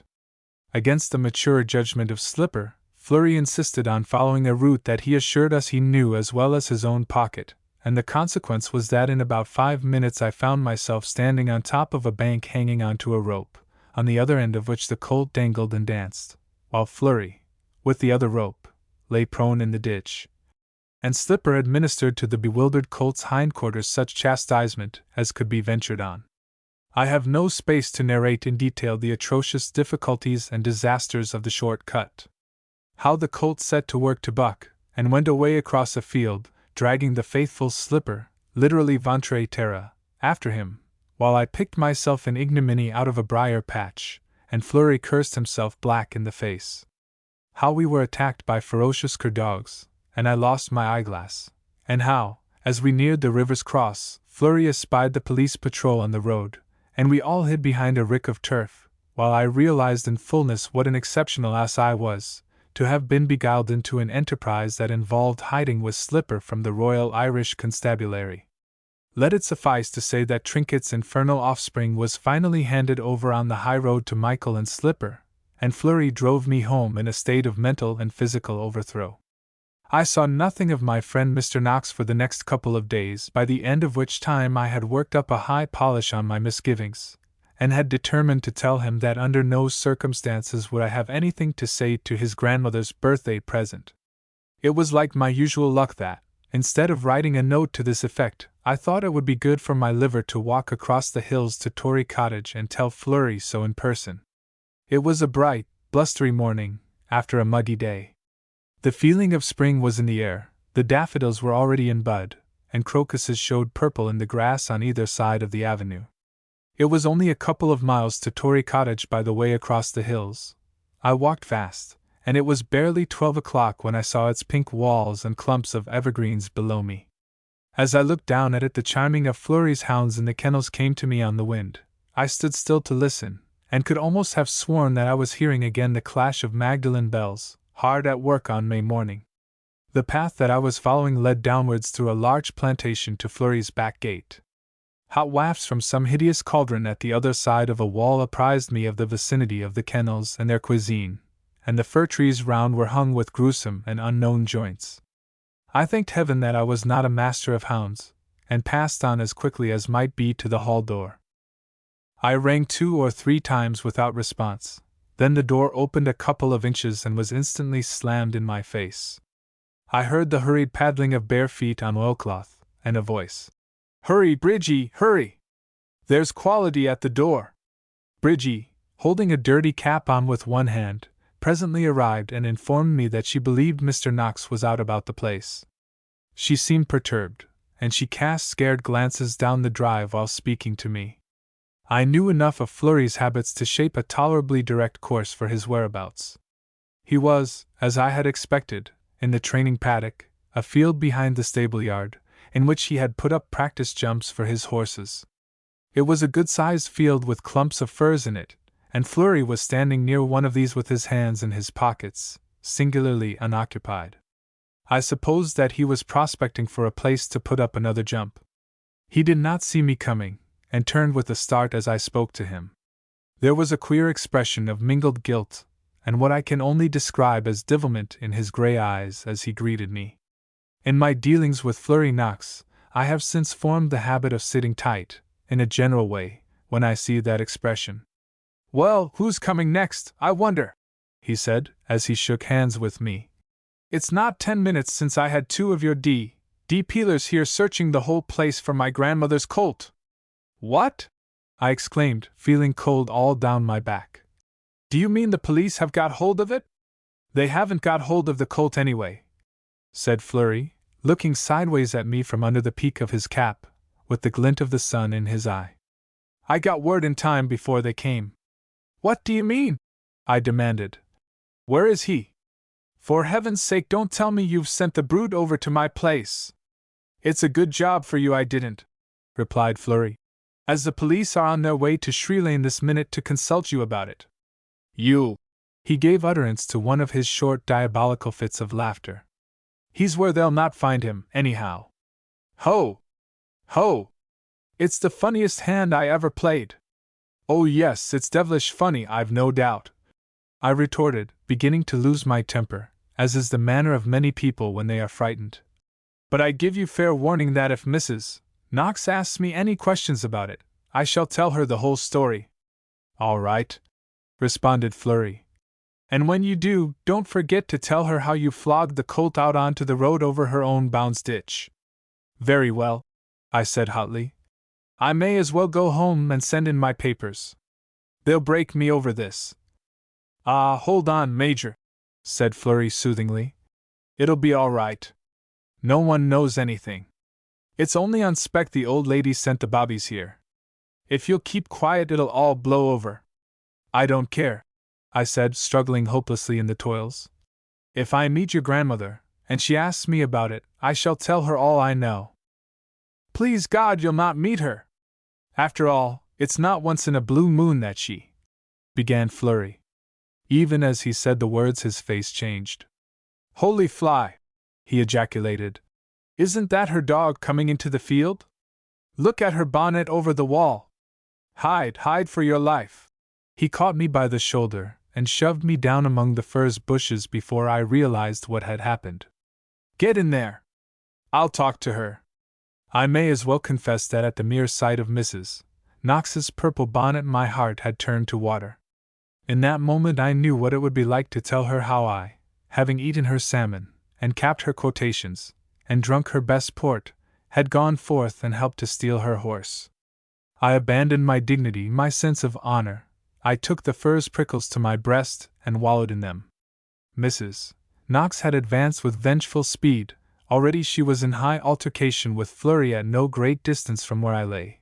Varying sounds of battle reached me, and I gathered that Fleury was not, to put it mildly, shrinking from that economy of truth that the situation required. "Is it that Kirby long-backed brute? You promised him to me long ago, but I wouldn't be bothered with him." The old lady uttered a laugh of shrill derision. "Is it likely I'd promise you my best colt? And still more, is it likely that you'd refuse him if I did?" "Very well, ma'am." Fleury's voice was admirably indignant. "Then I suppose I'm a liar and a thief. I'd be more obliged to you for the information if I hadn't known it before," responded his grandmother with lightning speed. "If you swore to me on a stack of Bibles you knew nothing about my colt, I wouldn't believe you. I shall go straight to Major Yates and ask his advice. I believe him to be a gentleman, in spite of the company he keeps." I writhed deeper into the furze bushes, and thereby discovered a sandy rabbit run, along which I crawled, with my cap well over my eyes, and the furze needles stabbing me through my stockings. The ground shelved a little, promising profounder concealment, but the bushes were very thick, and I laid hold of the bare stem of one to help my progress. It lifted out of the ground in my hand, revealing a freshly cut stump. Something snorted not a yard away. I glared through the opening, and was confronted by the long, horrified face of Mrs. Knox's colt, mysteriously on a level with my own. Even without the white diamond on his forehead I should have divined the truth. But how in the name of wonder had Fleury persuaded him to couch like a woodcock in the heart of a furze brake? For a full minute I lay as still as death for fear of frightening him, while the voices of Fleury and his grandmother raged on alarmingly close to me. The colt snorted, and blew long breaths through his wide nostrils, but he did not move. I crawled an inch or two nearer, and after a few seconds of cautious peering I grasped the position. They had buried him. A small sandpit among the firs had been utilized as a grave. They had filled him in up to his withers with sand, and a few furze bushes, artistically disposed round the pit, had done the rest. As the depth of Fleury's guile was revealed, laughter came upon me like a flood. I gurgled and shook apoplectically, and the colt gazed at me with serious surprise, until a sudden outburst of barking close to my elbow administered a fresh shock to my tottering nerves. Mrs. Knox's woolly dog had tracked me into the firs, and was now baying the colt and me with mingled terror and indignation. I addressed him in a whisper, with perfidious endearments, advancing a crafty hand towards him the while, made a snatch for the back of his neck, missed it badly, and got him by the ragged fleece of his hindquarters as he tried to flee.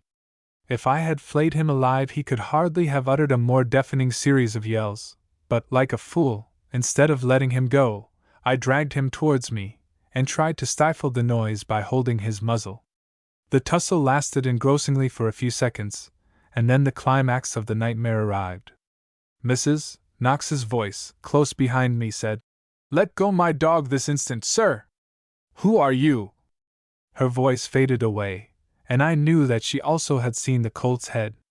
I positively felt sorry for her. At her age there was no knowing what effect the shock might have on her. I scrambled to my feet and confronted her. "Major Yates," she said.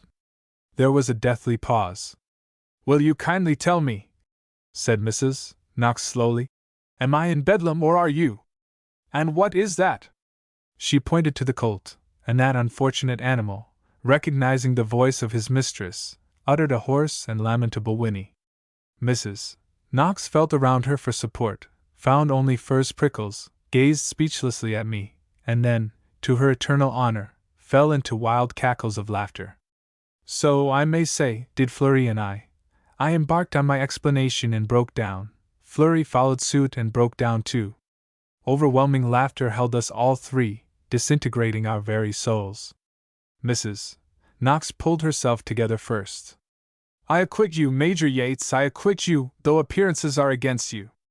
It's clear enough to me you've fallen among thieves." She stopped and glowered at Fleury.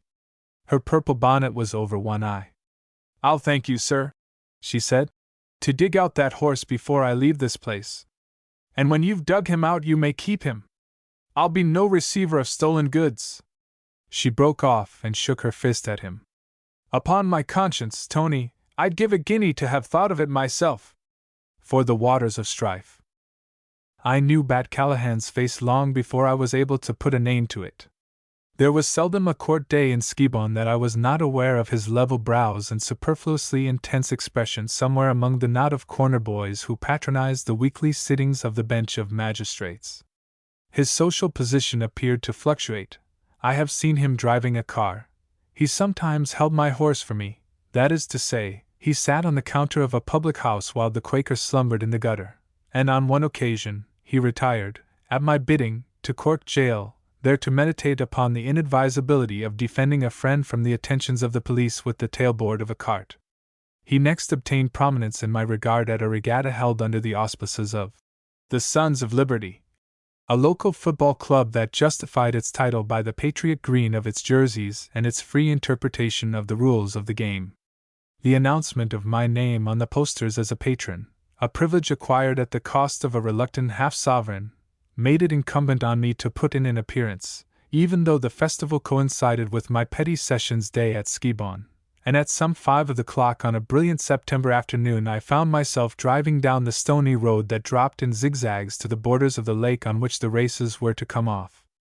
I believe that the selection of Loch Lomond as the scene of the regatta was not unconnected with the fact that the secretary of the club owned a public house at the crossroads at one end of it. Nonetheless, the president of the Royal Academy could scarcely have chosen more picturesque surroundings.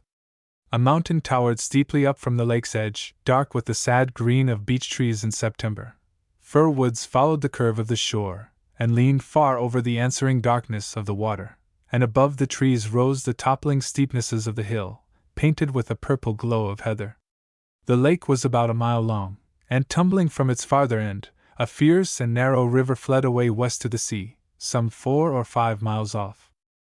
I had not seen a boat race since I was at Oxford, and the words still called up before my eyes a vision of smart parasols, of gorgeous barges, of snowy-clad youths, and of low slim outriggers, winged with the level flight of oars, slitting the water to the sway of the line of flat backs.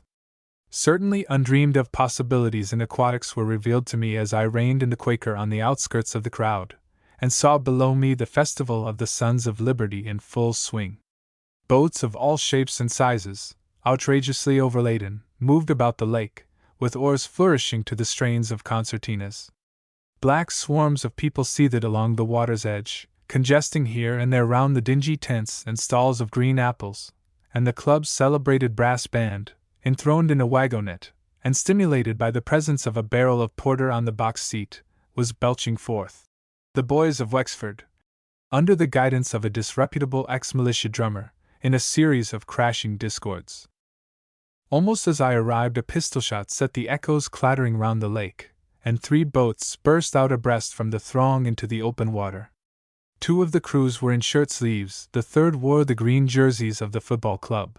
The boats were of the heavy seagoing build, and pulled 6 oars apiece, oars of which the looms were scarcely narrower than the blades, and were, of the 2, but a shade heavier. None the less the rowers started dauntlessly at 35 strokes a minute, quickening up, incredible as it may seem, as they rounded the mark boat in the first lap of the 2-mile course. The rowing was, in general style, more akin to the action of beating up eggs with a fork than to any other form of athletic exercise, but in its unorthodox way it kicked the heavy boats along at a surprising pace. The oars squeaked and grunted against the thole-pins, the coxswains kept up an unceasing flow of oratory, and superfluous little boys in punts contrived to intervene at all the more critical turning points of the race, only evading the flail of the oncoming oars by performing prodigies of waggling, with a single oar at the stern. I took out my watch and counted the strokes when they were passing the mark boat for the second time. They were pulling a fraction over 40. One of the shirt-sleeved crews was obviously in trouble, the other, with humped backs and jerking oars, was holding its own against the green jerseys amid the blended yells of friends and foes. When for the last time they rounded the green flag there were but 2 boats in the race, and the foul that had been imminent throughout was at length achieved with a rattle of oars and a storm of curses.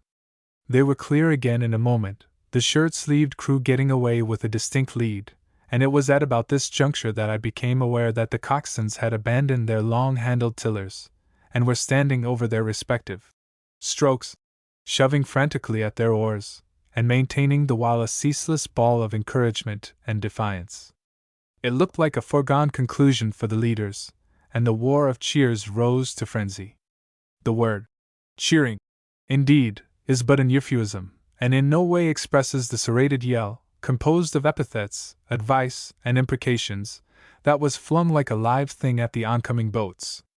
The green jerseys answered to this stimulant with a wild spurt that drove the bow of their boat within a measurable distance of their opponent's stroke, or, in another second, a thoroughly successful foul would have been effected, but the cox of the leading boat proved himself equal to the emergency by unshipping his tiller, and with a dealing bow of the green jerseys such a blow over the head as effectually dismissed him from the sphere of practical politics. A great roar of laughter greeted this feat of arms, and a voice at my dogcarts will pierce the clamor. "More power to ye, Larry, me old darlin'!" I looked down and saw Bat Callahan, with shining eyes, and a face white with excitement, poising himself on one foot on the box of my wheel in order to get a better view of the race. Almost before I had time to recognize him, a man in a green jersey caught him round the legs and jerked him down. Callahan fell into the throng, recovered himself in an instant, and rushed, white and dangerous, at his assailant. The Son of Liberty was no less ready for the fray, and what is known in Ireland as the father and mother of a row was imminent. Already, however, one of those unequal judges of the moral temperature of a crowd, a sergeant of the RIC, had quietly interposed his bulky person between the combatants, and the coming trouble was averted. Elsewhere battle was raging. The race was over, and the committee boat was hemmed in by the rival crews, supplemented by craft of all kinds. The objection was being lodged, and in its turn objected to, and I can only liken the process to the screaming warfare of seagulls round a piece of carrion.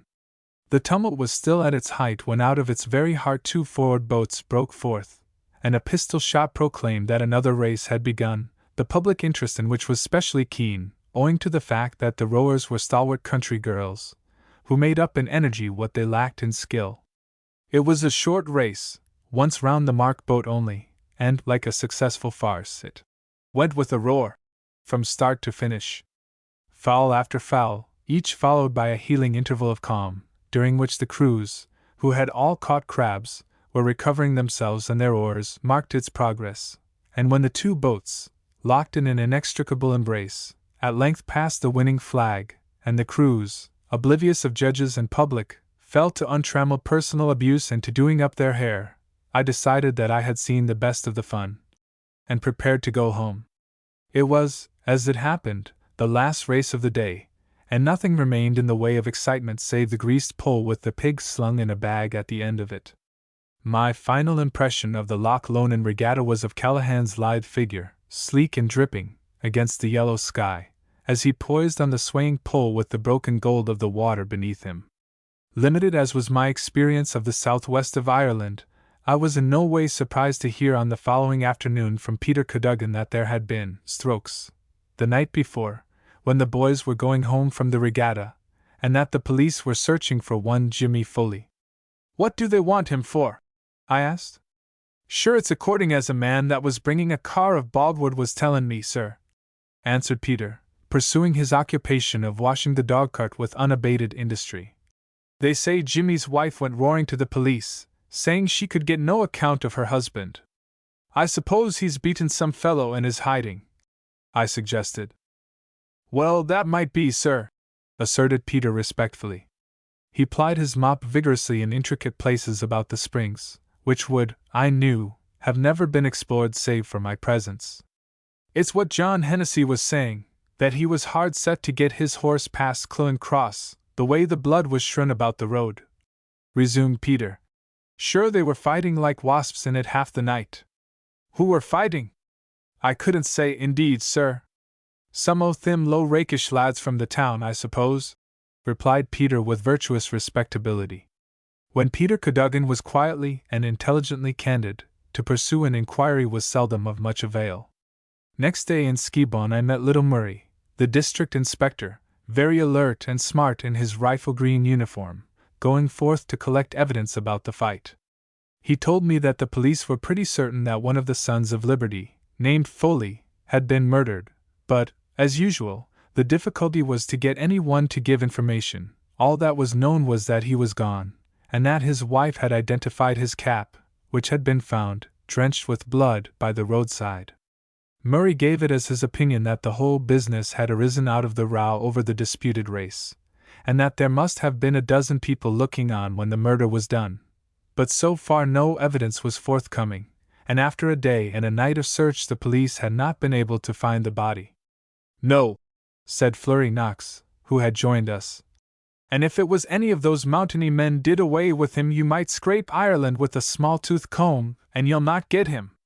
That evening I smoked an after-dinner cigarette out of doors in the mild starlight, strolling about the rudimentary paths of what would, I hoped, some day be Philippa's garden. The bats came stooping at the red end of my cigarette, and from the covert behind the house I heard once or twice the delicate bark of a fox. Civilization seemed 1,000 miles off, as far away as the falling star that had just drawn a line of pale fire halfway down the northern sky. I had been nearly a year at Shree Lane House by myself now, and the time seemed very long to me. It was slow work putting by money, even under the austerities of Mrs. Cadogan's regime, and though I had warned Philippa I meant to marry her after Christmas, there were moments, and this was one of them, when it seemed an idle threat. "Petha!"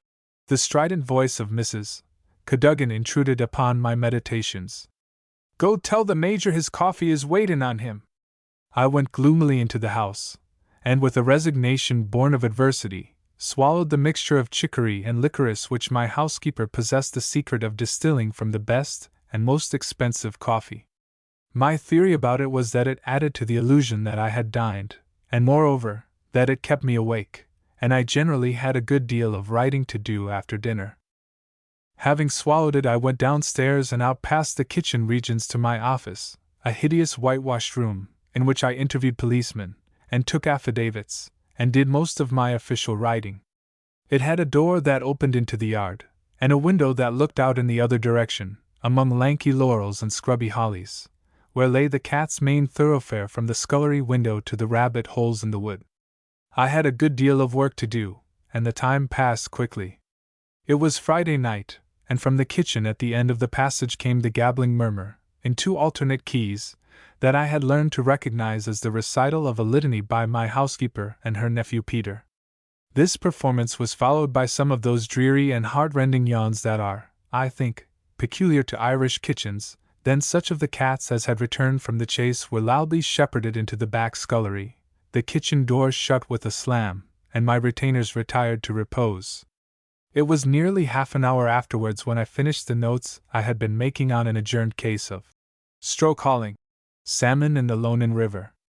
I leaned back in my chair and lighted a cigarette preparatory to turning in. My thoughts had again wandered on a sentimental journey across the Irish Channel, when I heard a slight stir of some kind outside the open window.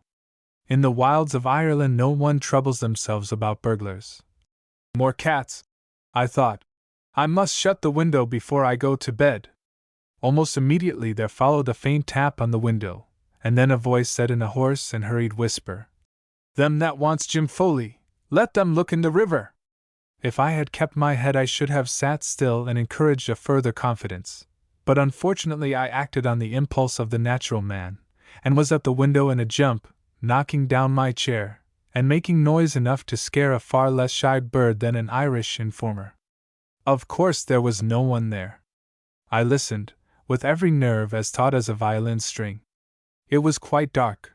There was just breeze enough to make a rustling in the evergreens, so that a man might brush through them without being heard, and while I debated on a plan of action there came from beyond the shrubbery the jar and twang of a loose strand of wire in the paling by the wood.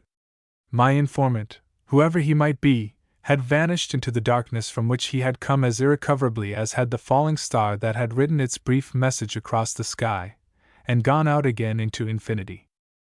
I got up very early next morning and drove to Skibon to see Murray, and offer him my mysterious information for what it was worth. Personally I did not think it worth much, and was disposed to regard it as a red herring drawn across the trail. Murray, however, was not in a mood to despise anything that had a suggestion to make, having been out till 9 o'clock the night before without being able to find any clue to the hiding place of James Foley. "The river's a good mile from the place where the fight was," he said, straddling his compasses over the Ordnance Survey map, "and there's no sort of a road they could have taken him along, but a tip like this is always worth trying. I remember in the Land League time how a man came one Saturday night to my window and told me there were holes drilled in the chapel door to shoot a boycotted man through while he was at Mass. The holes were there right enough, and you may be quite sure that chap found excellent reasons for having family prayers at home next day. I had sessions to attend on the extreme outskirts of my district, and could not wait, as Murray suggested, to see the thing out. I did not get home till the following day, and when I arrived I found a letter from Murray awaiting me. Your pal was right. We found Foley's body in the river, knocking about against the posts of the weir. The head was wrapped in his own green jersey, and had been smashed in by a stone. We suspect a fellow named Bat Callahan, who has bolted, but there were a lot of them in it. Possibly it was Callahan himself who gave you the tip. You never can tell how superstition is going to take them next. The inquest will be held tomorrow. The coroner's jury took a cautious view of the cause of the catastrophe, and brought in a verdict of death by misadventure, and I presently found it to be my duty to call a magisterial inquiry to further investigate the matter. A few days before this was to take place, I was engaged in the delicate task of displaying to my landlord, Mr. Flurry Knox, the defects of the pantry sink, when Mrs. Cadogan advanced upon us with the information that the widow Callahan from Cluin would be thankful to speak to me, and had brought me a present of a fine young goose. "Is she come over here looking for Bat?" said Flurry, withdrawing his arm and the longest kitchen ladle from the pipe that he had been probing. She knows you're handy at hiding your friends, Mary. Maybe it's he that's stopping the drain. Mrs. Cadogan turned her large red face upon her late employer. God knows I wish yourself was stuck in it, Master Flurry, the way ye'd hear Pether cursin' the full o' the house when he's striving to wash the things in that unnatural little trough. Are you sure it's Peter does all the cursing? Retorted Flurry. I hear Father Scamlin has it in for you this long time for not going to confession. And how can I walk 2 miles to the chapel with God's burden on me feet? Demanded Mrs. Cadogan in purple indignation. The blessed Virgin and Doc Thor Hickey knows well the hardship I gets from them. If it wasn't for a pair of the Major's boots he gave me, I'd be hard set to thravel the house itself. The contest might have been continued indefinitely, had I not struck up the swords with the request that Mrs. Callahan might be sent round to the hall door.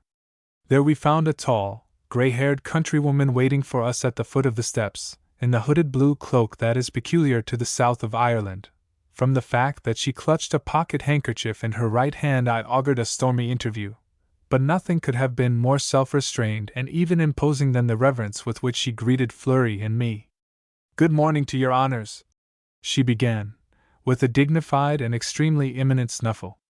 "I ask your pardon for troubling you, Major Yates, but I haven't a one in the country to give me an advice, and I have no confidence only in your honor's experiments." "Experience, she means," prompted Flurry.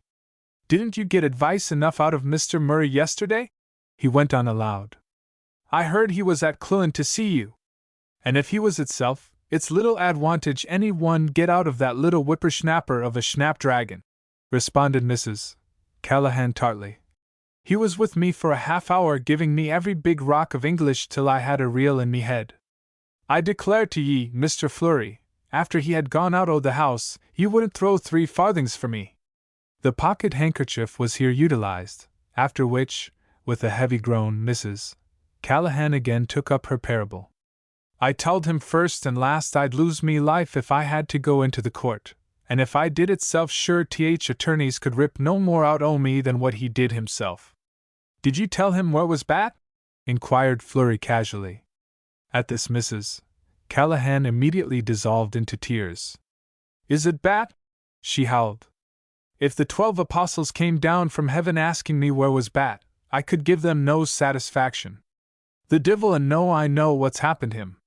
He came home with me sober and good-natured from the Rogata, and the next morning he axed a fresh egg for his breakfast, and God forgive me, I wouldn't break the score I was taking to the hotel, and with that he slapped the cup o' tea into the fire and went out the door, and I never got a word of him since, good nor bad.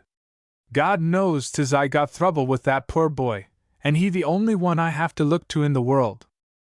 I cut the matter short by asking her what she wanted me to do for her, and sifted out from amongst much extraneous detail the fact that she relied upon my renowned wisdom and clemency to preserve her from being called as a witness at the coming inquiry.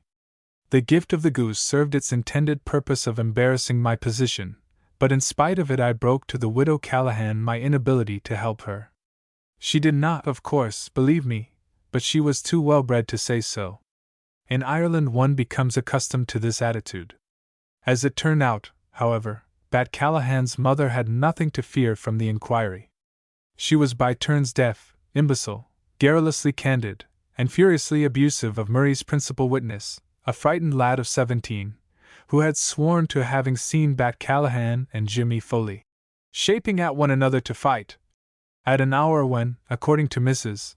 Callahan, Bat was lying stretched on the beddeen with a sick stomach, in consequence of the malignant character of the porter supplied by the last witness's father. It all ended, as such cases so often do in Ireland, in complete moral certainty in the minds of all concerned as to the guilt of the accused, and entire impotence on the part of the law to prove it. A warrant was issued for the arrest of Bartholomew Callahan, and the clans of Callahan and Foley fought rather more bloodily than usual, as occasion served, and at intervals during the next few months Murray used to ask me if my friend the murderer had dropped in lately, to which I was wont to reply with condolences on the failure of the RIC to find the widow Callahan's only son for her. And that was about all that came of it. Events with which the present story has no concern took me to England towards the end of the following March. It so happened that my old regiment, the Fusiliers, was quartered at Wincastle, within a couple of hours by rail of Philippa's home, where I was staying, and since my wedding was now within measurable distance, my former brothers-in-arms invited me over to dine and sleep, and to receive a valedictory silver claret jug that they were magnanimous enough to bestow upon a backslider. I enjoyed the dinner as much as any man can enjoy his dinner when he knows he has to make a speech at the end of it. Through much and varied conversation I strove, like a nervous mother who cannot trust her offspring out of her sight, to keep before my mind's eye the opening sentences that I had composed in the train. I felt that if I could only get away satisfactorily, I might trust the Ayala, 89, to do the rest. And of that fount of inspiration there was no lack. As it turned out, I got away all right, though the sight of the double line of expectant faces and red mess jackets nearly scattered those precious opening sentences, and I am afraid that so far as the various subsequent points went that I had intended to make, I stayed away. However, neither Demosthenes, nor a Nationalist member at a Cork election, could have been listened to with more gratifying attention, and I sat down, hot and happy, to be confronted with my own flushed visage, hideously reflected in the glittering paunch of the claret jug. Once safely over the presentation, the evening mellowed into frivolity, and it was pretty late before I found myself settled down to whist, at sixpenny points, in the ancient familiar way, while most of the others fell to playing pool in the billiard-room next door.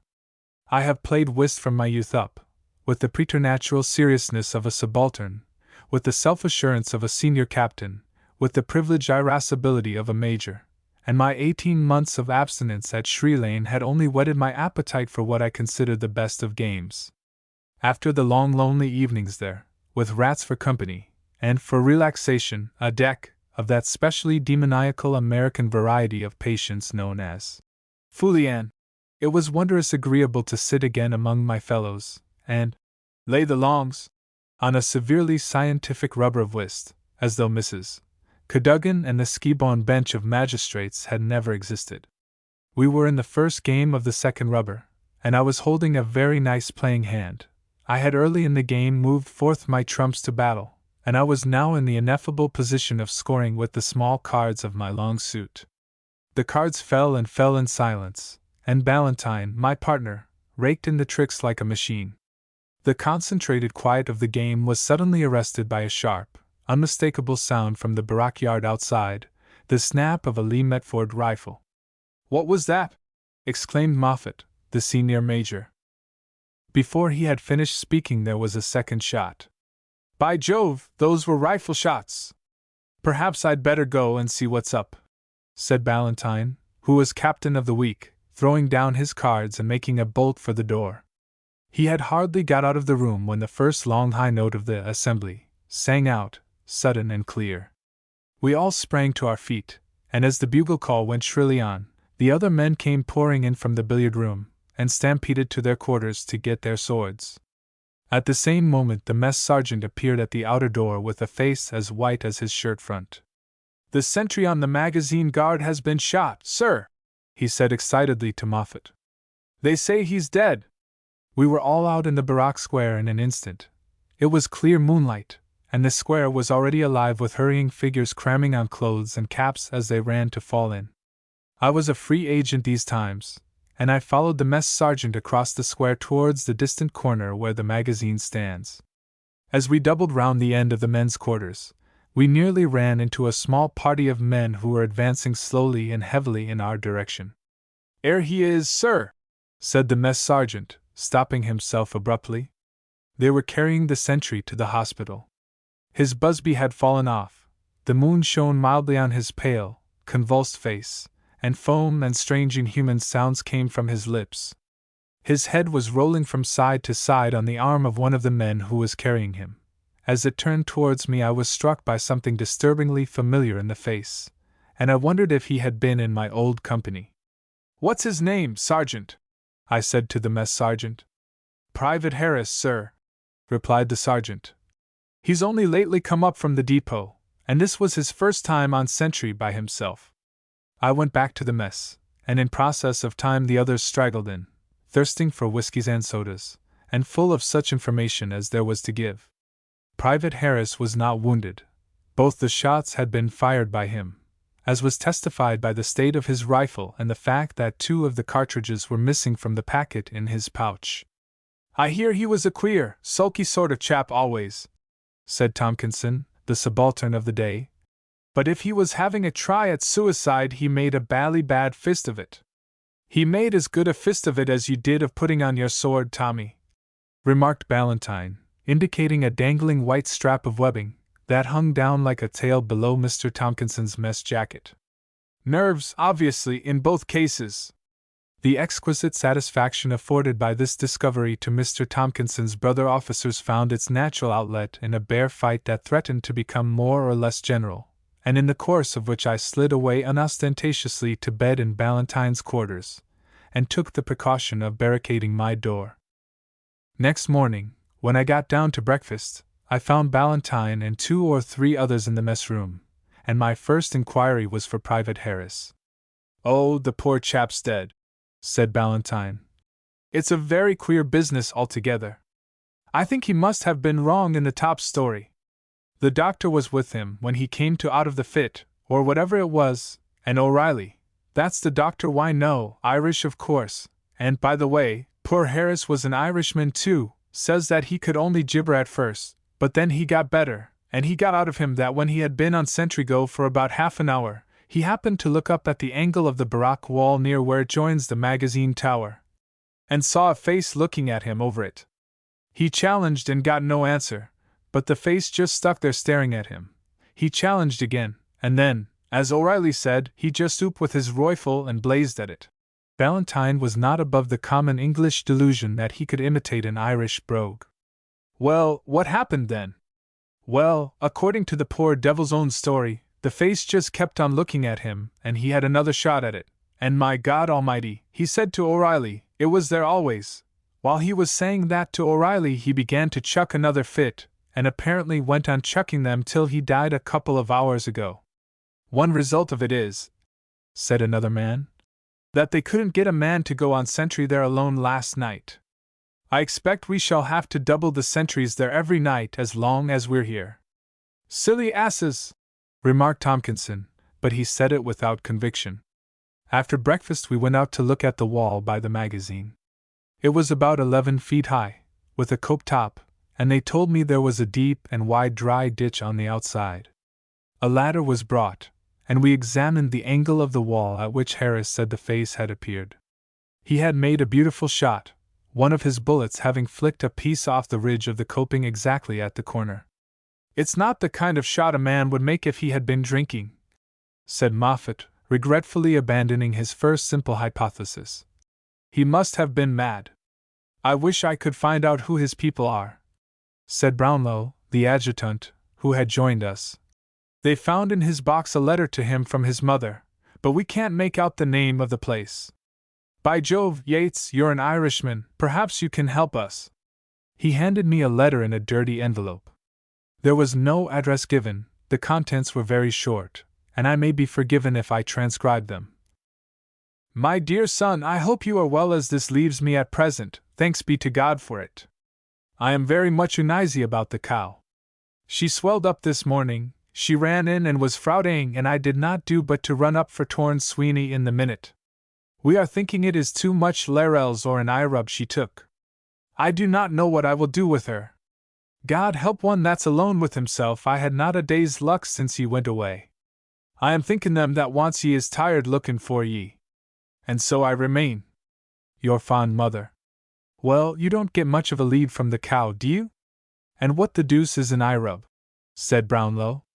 "It's another way of spelling herb," I said, turning over the envelope abstractedly. The postmark was almost obliterated, but it struck me it might be construed into the word skibon. "Look here," I said suddenly. "Let me see Harris. It's just possible I may know something about him." The sentry's body had been laid in the dead house near the hospital, and Brownlow fetched the key. It was a grim little whitewashed building, without windows, save a small one of lancet shape, high up in one gable, through which a streak of April sunlight fell sharp and slender on the whitewashed wall. The long figure of the sentry lay sheeted on a stone slab, and Brownlow, with his cap in his hand, gently uncovered the face. I leaned over and looked at it, at the heavy brows, the short nose, the small mustache lying black above the pale mouth, the deep-set eyes sealed in appalling peacefulness. There rose before me the wild dark face of the young man who had hung on my wheel and yelled encouragement to the winning coxswain at the Loch Lomond regatta. I know him, I said. His name is Callahan. V. Lachine races second hand. It may or may not be agreeable to have attained the age of 38, but judging from old photographs, the privilege of being 19 has also its drawbacks. I turned over page after page of an ancient book in which were enshrined portraits of the friends of my youth, singly, in David and Jonathan couples, and in groups in which I, as it seemed to my mature and possibly jaundiced perception, always contrived to look the most immeasurable young bounder of the lot. Our faces were fat, and yet I cannot remember ever having been considered fat in my life. We indulged in low-neck shirts, in Jemima ties with diagonal stripes. We wore coats that seemed 3 sizes too small, and trousers that were 3 sizes too big. We also wore small whiskers. I stopped at last at one of the David and Jonathan memorial portraits. Yes, here was the object of my researches. This stout and earnestly romantic youth was Lee Kelway, and that fatuous and chubby young person seated on the arm of his chair was myself.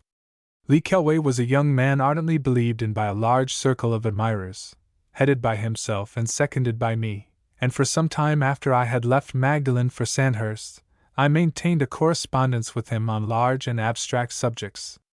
This phase of our friendship did not survive. I went soldiering to India, and Lee Kelway took honors and moved suitably on into politics, as is the duty of an earnest young radical with useful family connections and an independent income.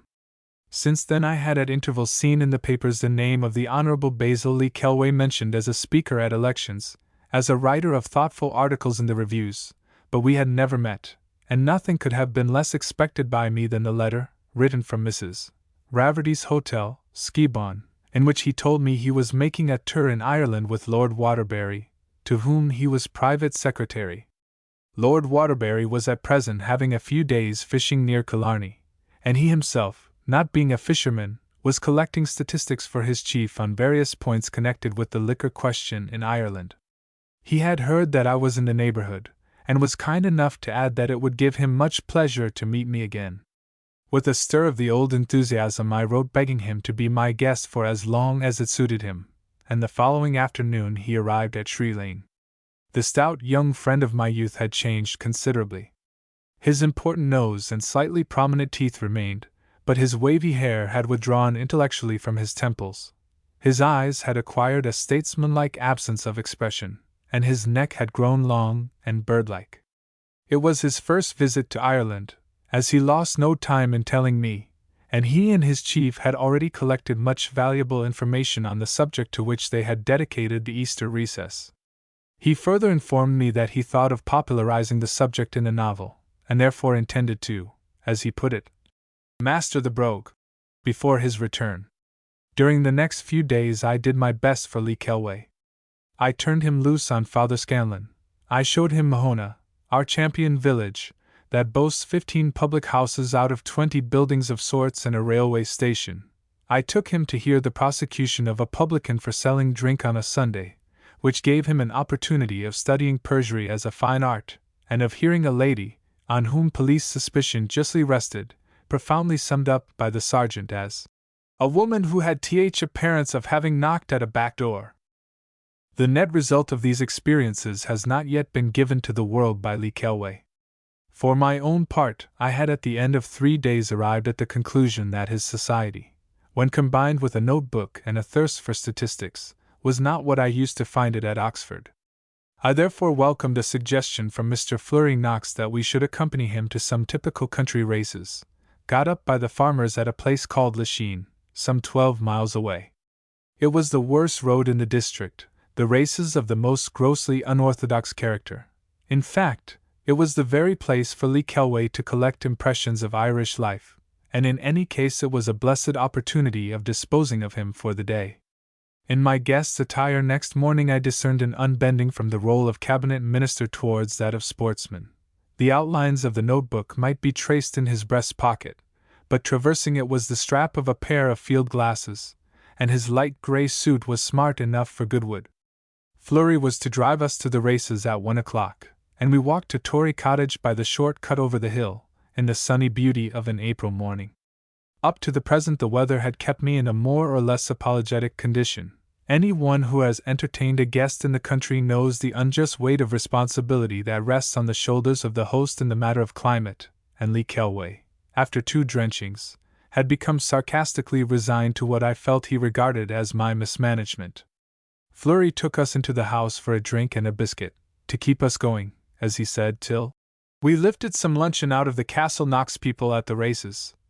And it was while we were thus engaged that the first disaster of the day occurred.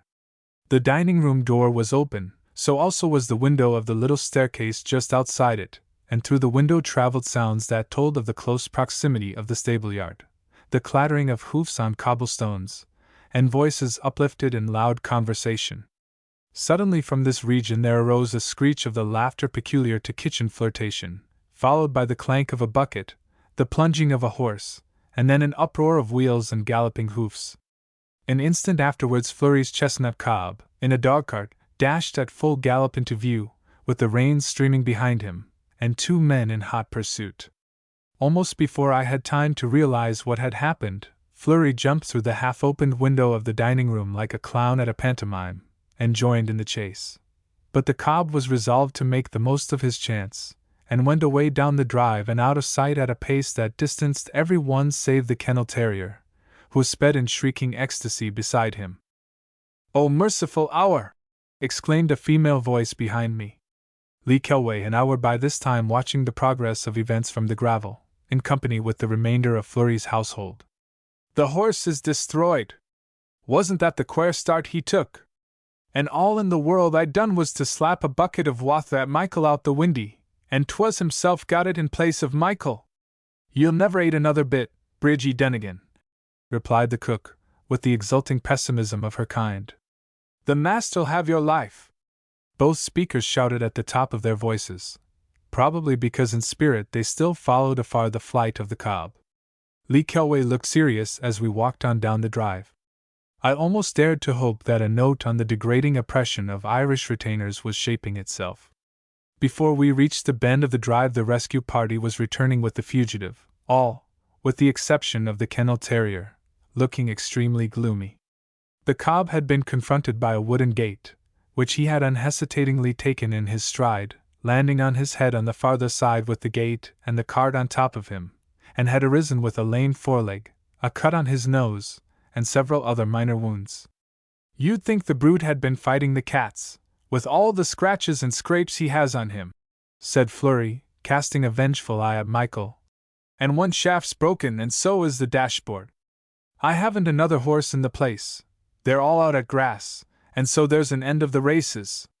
We all 3 stood blankly on the hall door steps and watched the wreck of the trap being trundled up the avenue. "I'm very sorry you're done out of your sport," said Fleury to Lee Kelway, in tones of deplorable sincerity. "Perhaps, as there's nothing else to do, you'd like to see the hounds?" I felt for Fleury, but of the 2 I felt more for Lee Kelway as he accepted this alleviation. He disliked dogs, and held the newest views on sanitation, and I knew what Fleury's kennels could smell like. I was lighting a precautionary cigarette, when we caught sight of an old man riding up the drive. Fleury stopped short. "Hold on a minute," he said. "Here's an old chap that often brings me horses for the kennels. I must see what he wants." The man dismounted and approached Mr. Knox, hat in hand, towing after him a gaunt and ancient black mare with a big knee. "Well, Barrett," began Fleury, surveying the mare with his hands in his pockets, "I'm not giving the hounds meat this month, or only very little." "Ah, Master Fleury," answered Barrett, "it's you that's pleasant. Is it give the like o' this one for the dogs to ate? She's a valuable strong young mare, no more than 16 years of age, and ye'd sooner be looking at her going under a sidecar than eating your dinner. There isn't as much meat on her as defatten a jackdaw," said Fleury, clinking the silver in his pockets as he searched for a matchbox. "What are you asking for her?" The old man drew cautiously up to him. "Master Fleury," he said solemnly, "I'll sell her to your honor for £5, and she'll be worth 10 after you give her a month's grass. Flurry lit his cigarette, then he said imperturbably, I'll give you 7 shillings for her. Old Barrett put on his hat in silence, and in silence buttoned his coat and took hold of the stirrup leather. Flurry remained immovable. Master Flurry, said old Barrett suddenly, with tears in his voice, you must make it 8, sir. Michael, called out Flurry with apparent irrelevance, run up to your father's and ask him would he lend me a loan of his sidecar. Half an hour later we were, improbable as it may seem, on our way to Lachine races. We were seated upon an outside car of immemorial age, whose joints seemed to open and close again as it swung in and out of the ruts, whose tattered cushions stank of rats and mildew, whose wheels staggered and rocked like the legs of a drunken man. Between the shafts jogged the latest addition to the kennel larder, the 8-shilling mare. Flurry sat on one side, and kept her going at a rate of not less than 4 miles an hour. Lee Kelway and I held on to the other. She'll get us as far as Lynch's anyway, said Flurry, abandoning his first contention that she could do the whole distance, as he pulled her on to her legs after her 15th stumble. And he'll lend us some sort of a horse, if it was only a mule. Do you notice that these cushions are very damp? Said Lee Kelway to me, in a hollow undertone. Small blame to them if they are, replied Flurry. I've no doubt but they were out under the rain all day yesterday at Mrs. Hurley's funeral. Lee Kelway made no reply, but he took his notebook out of his pocket and sat on it. We arrived at Lynch's at a little past 3, and were there confronted by the next disappointment of this disastrous day. The door of Lynch's farmhouse was locked, and nothing replied to our knocking except a puppy, who barked hysterically from within. All gone to the races, said Flurry philosophically, picking his way round the manure heap. No matter, here's the filly in the shed here. I know he's had her under a car. An agitating 10 minutes ensued, during which Lee Kelway and I got the 8-shilling mare out of the shafts and the harness, and Flurry, with our inefficient help, crammed the young mare into them. As Flurry had stated that she had been driven before, I was bound to believe him, but the difficulty of getting the bit into her mouth was remarkable, and so also was the crab-like manner in which she sidled out of the yard, with Flurry and myself at her head, and Lee Kelway hanging on to the back of the car to keep it from jamming in the gateway. Sit up on the car now, said Flurry when we got out onto the road. I'll lead her on a bit. She's been plowed anyway, one side of her mouth's as tough as a gad.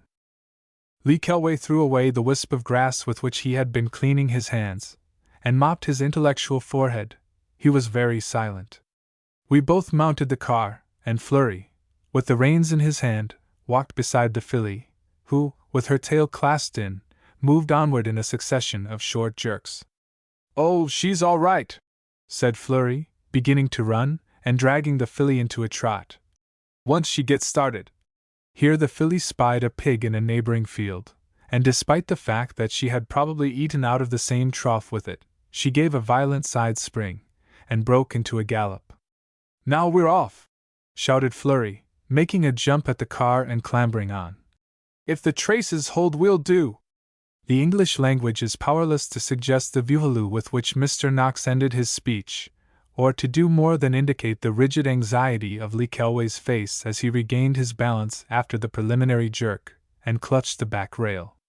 It must be said for Lynch's filly that she did not kick, she merely fled, like a dog with a kettle tied to its tail, from the pursuing rattle and jingle behind her, with the shafts buffeting her dusty sides as the car swung to and fro.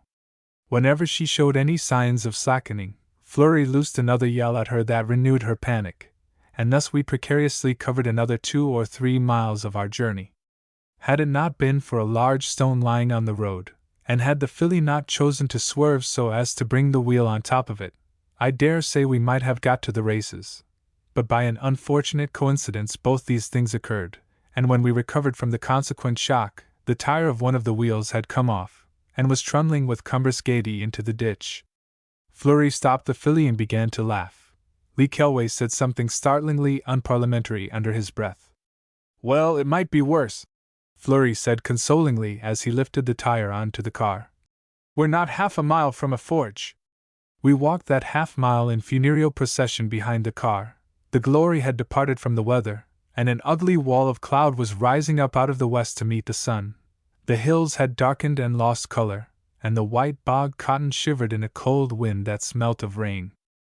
By a miracle the smith was not at the races, owing, as he explained, to his having the toothaches. The two facts combined producing in him a morosity only equaled by that of Lee Kelway. The smith's sole comment on the situation was to unharness the filly, and drag her into the forge, where he tied her up. He then proceeded to whistle viciously on his fingers in the direction of a cottage, and to command, in tones of thunder, some unseen creature to bring over a couple of baskets of turf. The turf arrived in process of time, on a woman's back, and was arranged in a circle in a yard at the back of the forge. The tire was bedded in it, and the turf was with difficulty kindled at different points. "You'll not get to the races this day," said the smith, yielding to a sardonic satisfaction. "The turf's wet, and I haven't one to do a hand's turn for me." He laid the wheel on the ground and lit his pipe. Lee Kelway looked pallidly about him over the spacious empty landscape of brown mountain slopes patched with golden firs and seamed with grey walls. I wondered if he were as hungry as I. We sat on stones opposite the smoldering ring of turf and smoked, and Fleury beguiled the smith into grim and calumnious confidences about every horse in the country. After about an hour, during which the turf went out 3 times, and the weather became more and more threatening, a girl with a red petticoat over her head appeared at the gate of the yard, and said to the smith, "The horse is gone away from ye." "Where?" exclaimed Fleury, springing to his feet. "I met him walking west the road there below, and when I thought to turn him he commenced to gallop." "Pulled her head out of the headstall," said Fleury, after a rapid survey of the forge. "She's near home by now." It was at this moment that the rain began. The situation could scarcely have been better stage managed. After reviewing the position, Fleury and I decided that the only thing to do was to walk to a public house a couple of miles farther on, feed there if possible, hire a car, and go home.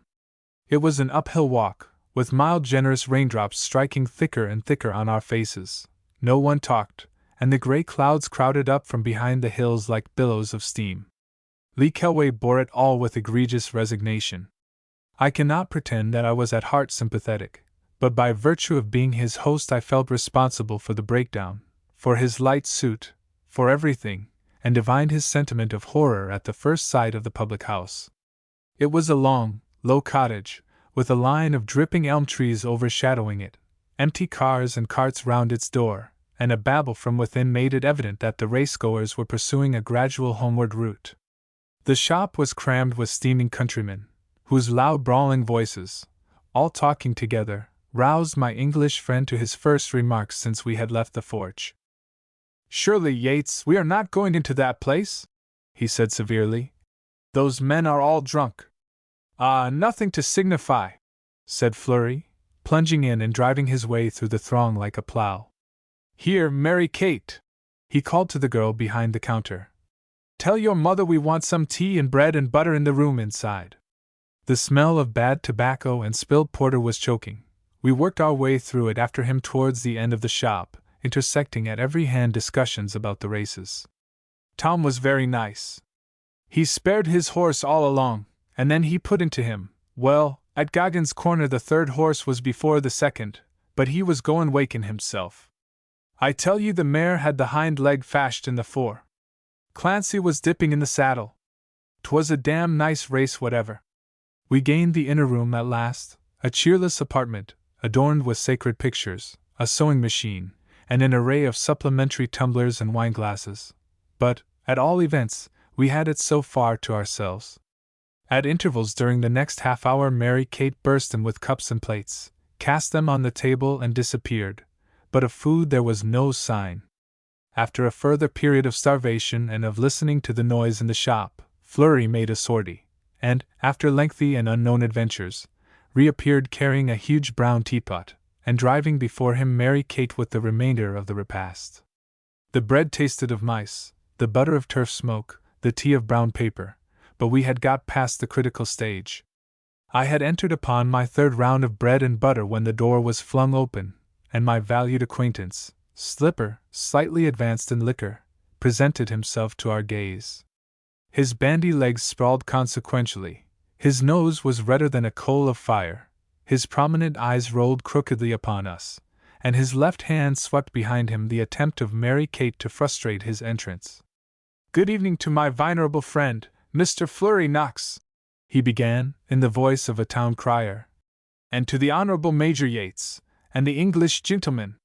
This impressive opening immediately attracted an audience from the shop, and the doorway filled with grinning faces as Slipper advanced farther into the room.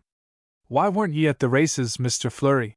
he went on, his roving eye taking a grip of us all at the same time. "Sure the Miss Bennets and all the ladies was asking where were ye. It'd take some time to tell them that," said Flurry, with his mouth full. "But what about the races, Slipper? Had you good sport?" "Sport is it? Divil so pleasant an afternoon ever you seen," replied Slipper. He leaned against a side table, and all the glasses on it jingled. "Does your honor know O'Driscoll?" he went on irrelevantly. "Sure you do. He was in your honor's stable. It's what we were all sayin'. It was a great pity your honor was not there, for the leaking you had to Driscoll." "That's true," said a voice at the door. "There wasn't one in the barony but was gathered in it, through and fro," continued Slipper, with a quelling glance at the interrupter. "And there was tints for sellin' porther, and whiskey as pliable as new milk, and boys gain round the tints outside, feeling for heads with the big ends of their blackthorns, and all kinds of recreations, and the Sons of Liberty's piffler and drum band from Skibon, though faith, there was more of thim runnin' to look at the races than what was playin' in it, not to mint on different occasions that the bandmaster was otten his lunch within in the whiskey tint." "But what about Driscoll?" said Flurry. "Sure it's about him I'm tellin' ye," replied Slipper, with the practiced orator's watchful eye on his growing audience. "'Twas within in the same whiskey tint meself was, with the bandmaster and a few of the lads, and we buyin' a ha'porth o' crackers, when I seen me brave Driscoll landin' into the tint, and a pair o' thim long boots on him that hadn't a shoe nor a stocking to his foot when your honor had him picking grass out o' the stones behind in your yard. Well, says I to meself, we'll knock some sport out of Driscoll. Come here to me, acushla, says I to him. I suppose it's some way wakin' the legs wire, says I, on the dock Thor put them on ye the way the people wouldn't thrample ye. May the divil choke ye, says he, pleasant enough, but I knew by the blush he was vexed. Then I suppose 'tis a Lieutenant Colonel Wyar, says I. Your mother must be proud out o' ye, says I, and maybe ye'll lend her a loan o' thin waders when she's rinsing your boneen in the river, says I. There'll be work out o' this, says he, looking at me both sour and bitter. Well, indeed, I was thinking you were blue molded for want of a baton, says I. He was for fighting us then, but after we had him pacificated with about a quarter of a naggin o' sperrits, he told us he was goin' ridin' in a race. "And what'll you ride?" says I. "Auld Bacchus mare," says he. "Nipes," says I, sayin' a great curse, "is it that little staggeen from the mountains? Sure she's somethin' about the one age with meself," says I. "Many's the time Jamesy Gogan and meself used to be driven her to Macroom with pigs and all sorts," says I, "and is it leppin' stone walls you want her to go now?" "Faith, there's walls and every variety of obstacle in it," says he. "It'll be the best o' your place, so," says I, "to leg it away home out o' this." "And who'll ride her so?" says he. "Let the divil ride her," says I. Lee Kelway, who had been leaning back seemingly half asleep, obeyed the hypnotism of Slipper's gaze, and opened his eyes. "That was now all the conversation that passed between himself and meself," resumed Slipper. "And there was no great delay after that till they said there was a race startin' and the dickens of one at all was goin' to ride only two, Driscoll, and one Clancy. With that then I seen Mr. Kinahane, the petty sessions clerk, goin' round clearin' the course, and I gethered a few o' the neighbors, and we walked the fields hither and over till we seen the most of th obstacles. Stand aisy now by the plantation, says I. If they get to come as far as this, believe me you'll see sport, says I, and 'twill be a convenient spot to encourage the mare if she's anyway wakin' herself, says I, cuttin' somethin' about 5 foot of an ash sapling out o' the plantation. That's your sort, says Auld Bacchic, that was thravellin' the racecourse, pegged in a bit o' paper down with a thorn in front of every lep, the way Driscoll d know the handiest place to face her at it. Well, I hadn't barely thrimmed the ash plant. Have you any jam, Mary Kate? interrupted Flurry, whose meal had been in no way interfered with by either the story or the highly scented crowd who had come to listen to it. We have no jam, only thrakel, sir, replied the invisible Mary Kate. I hadn't the switch barely trimmed, repeated Slipper firmly.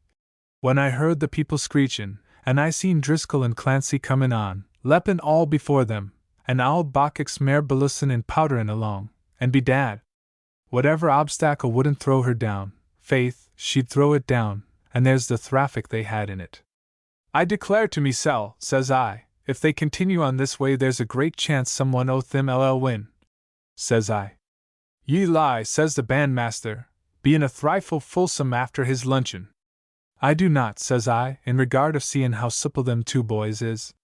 Ye might observe, says I, that if they have no convanient way to sit on the saddle, they'll ride the neck o' the horse till such time as they gets an occasion to lave it, says I.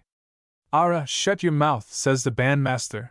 They're puckin' out this way now, and may the divil admire me, says he, but Clancy has the other bet out, and the divil such leatherin' and beltin' of all Bacchus mare ever you seen as what's in it, says he.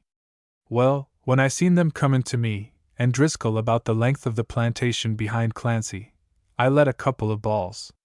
Skelp her, ye big brute, says I, what good's in ye that ye aren't able to skelp her? The yell and the histrionic flourish of his stick with which Slipper delivered this incident brought down the house. Lee Kelway was sufficiently moved to ask me in an undertone if scalp was a local term. Well, Mr. Flurry and gentlemen, recommenced Slipper, I declare to ye when old Bacchus mare heard them roars she stretched out her neck like a gundeer, and when she passed me out she give a couple of grunts, and looked at me as ugly as a Christian. Ha, says I, givin' her a couple o' draws o' th plant across the butt o' the tail, the way I wouldn't blind her. I'll make ye grunt, says I, I'll nourish ye.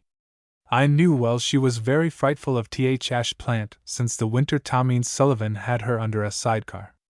But now, in place of havin' any obligations to me, ye'd be surprised if ye heard the blasphemous expressions of that young boy that was ridin' her, and whether it was over anxious he was, tinnin' around the way I'd hear him cursin', or whether it was some slither or slide came to old Bacchus mare, I dunno, but she was bet up eggin' the last obstacle but two, and before ye could say schnipes, she was standin' on her two ears beyond in th other field.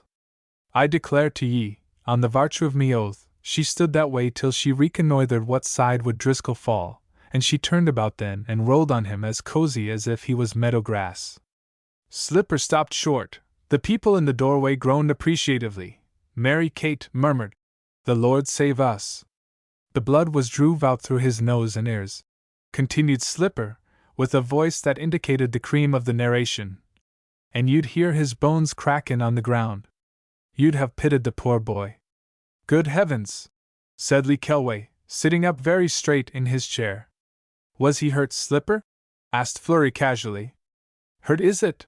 Echoed Slipper in high scorn. Killed on the spot.